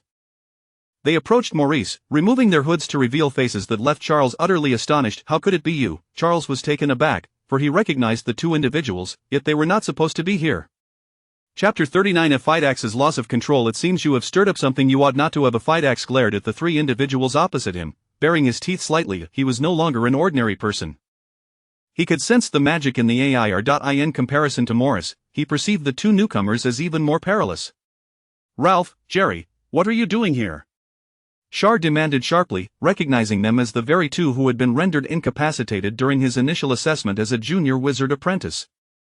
They were brought back by Char. Ralph was in a comatose state, mentally shattered, while Jerry, scorched by lightning, lay deeply unconscious. Even if they were rescued, they would likely be mere shells of their former selves. Yet now, they stood before him, expressionless, their eyes fixed upon him as if he were already dead. Most troubling of all was the intensity of the magical energy radiating from them. Char had undergone body transformation, boasting a magic level of 376 joules, yet the two before him seemed to possess power that was no less formidable. This defied logic. Well, in this world ruled by sorcery, perhaps logic had little relevance. In response to Char's inquiry, the two did not react, which struck him as peculiar. Brother, should we let them handle this blue-collar apprentice? Ralph and Jerry remained silent, while it was Morris who murmured to himself. Char turned his gaze and noticed a small figurine concealed within Morris's collar. Clearly, he was conversing with someone through this doll. Wait, what did he just say, brother? Char's eyes narrowed slightly. Morris was a disciple of Mentor Cybris, and thus the brother he mentioned was presumably the same. Why had he attracted the attention of Cybris's disciples? Char felt a sense of disarray. He had never met that mentor nor had any interaction with his disciples. Although he was unclear about the reasons, he was acutely aware of his precarious situation. His adversaries aimed to eliminate him, and it was likely that Ralph and Jerry would soon strike. After exchanging a few words, it appeared they had reached a consensus. Morris, seemingly reluctant, took a few steps back, and with his movement, the figures encircling Fight Axe and Char began to retreat slowly, as if to provide ample space for Ralph and Jerry to prepare for their attack. Wait until they strike. I'll try to hold them off while you cast your spells, Fight Axe said, his expression tense that he was still in a recovery phase, his movements hindered, and his combat prowess was no longer at its peak. Thus, facing foes of unknown strength made him feel somewhat strained. He required assistance from Char. However, Char felt a bitter taste in his mouth. Under such circumstances, he was uncertain whether to reveal to Fight Axe that the only spell he could currently wield was a simple water jet. Licking his lips, Char picked up his wooden flute. The sole means he had to confront the threat. At least, in terms of mental combat, the flute proved effective, yet his adversaries appeared unprepared to employ magic. Ralph and Jerry charged forward, unarmed, racing directly towards Fight Axe with astonishing speed, closing the distance in an instant. Die! Fight Axe, though somewhat clumsy in his movements, still retained muscle memory. Faced with the oncoming threat, he decisively swung his sword, the clash of metal echoing as he struck his target, Ralph. To his astonishment, the expressionless figure effortlessly blocked Fight Axe's sword with an arm, then seized his collar and, as if tossing aside a mere chicken, hurled the fully grown man several meters away. The display of strength was staggering. Even Char, a wizard apprentice known for his physical prowess, was left in shock. With his own strength, he knew such a feat would be nearly impossible. Hey, this mess isn't my fault. Char shouted, attempting to defend himself, hoping they would cease their assault. Yet, the two remained indifferent, continuing their advance towards him with unyielding expressions. In desperation, Char blew into the wooden flute, sending waves of magic through the sound that momentarily halted their movements. A slight relief washed over him. It seemed the flute's effect was indeed working on these two. However, in that instant, a magical ripple emanated from their bodies, dispelling the flute's influence, and they resumed their relentless approach. Bang! Ralph reached first, launching a punch that Char barely dodged, only to witness Ralph's fist create a gaping hole in the ground, his forearm sinking into the earth, revealing the sheer power behind the blow. These two are not right, Char thought, sensing the imminent danger, yet there was no time to ponder, for as Ralph withdrew his arm, Jerry advanced. Char felt a pang of terror at the sight of Jerry's lightning-scarred face, but even more so at the overwhelming force he exuded. Another fist came hurtling towards him, and Char could distinctly feel the wind generated by the punch. He had no doubt that a direct hit would result in severe injury, if not worse. As expected, when the punch landed, Char barely managed to evade it, but like Ralph, his entire forearm sank into the soil. The residual force sent a chill of sweat cascading down his back. He had underestimated the sheer might of his foes. A blow to his chest could easily puncture through his body. This power transcended that of normal humanity. Something extraordinary must have transpired within them. Yet, what could it be? Char had no time to contemplate, as their relentless attacks continued, forcing him to roll and evade each strike, his injured legs making escape a daunting task. Damn it! Fight Axe charged again, his eyes ablaze, swinging his sword with reckless abandon as he saw Char in peril. Bang, once again, the result was the same. Fightax's sword was knocked away, and he stumbled backward. Simultaneously, Ralph followed up with a devastating punch to Fightax's abdomen. He sought to buy time for Char, but Ralph's strength was insurmountable. Bang! With a swift chop to Fightax's throat, Ralph sent the former paladin crashing to the ground, lifeless as a puppet with its strings cut. Shaking the blood from his hands, Ralph approached Char with a ferocious glare, his expression void of any empathy, resembling a relentless machine of slaughter. Char watched in horror as Fightax lay crumpled on the ground, and with pained determination, he struggled to rise. Ralph and Jerry loomed over him like grim reapers, ready to finish the job. Clutching his wooden flute tightly, Char drew a deep breath. He was cornered, with no means of communication left. It was a fight for his life, yet, just as he prepared for the worst, the seemingly lifeless Fightax astonishingly rose to his feet. This spectacle startled everyone, accompanied by a surge of volatile magical energy that sent a shiver of danger through the air. Magic upheaval. Morris furrowed his brow. He was aware that Fightax had undergone a body transformation and was currently in a recovery and observation phase. However, this magical fluctuation was overwhelmingly violent, even causing him, a red-collared apprentice, to feel a sense of suffocation. Fightax, what is happening? Char was equally bewildered. Fightax now resembled a zombie, standing there, silent and still. This sight was genuinely unsettling. Quick, we must go. Fightax's lips moved, his voice fragmented and strained, his expression contorting in agony. Unable to contain himself, he let out a piercing scream, and roots began to sprout from his body, extending outward. What elements coalesced, pale green light swirling around him as the roots instinctively burrowed into the earth. Fightax's body began to take on a wooden texture, and within moments, he transformed into a towering tree. At that moment, Fightax's form vanished, as though he had never existed in this world. Only a solitary tree remained, standing sullenly amidst the grass. It seems there is no longer a threat.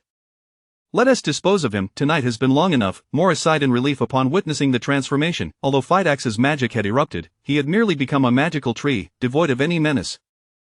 Turning his gaze back to Char, Morris displayed a dangerous smile. Ralph and Jerry, now unconcerned with Fightax, advanced on Char, their faces devoid of compassion, intent only on shattering this blue-collar apprentice to pieces.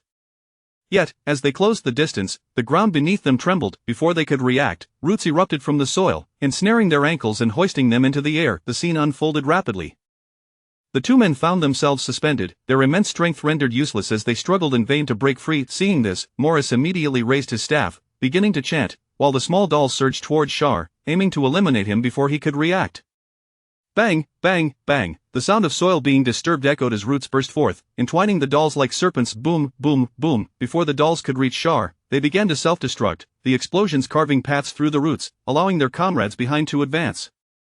But the sheer number of roots was staggering. For every one destroyed, 10 more sprouted in its place, eventually forming a wall that encased Char within. Boom, boom, boom. The dolls continued to detonate, yet the damage was swiftly overshadowed by the regrowth of the roots.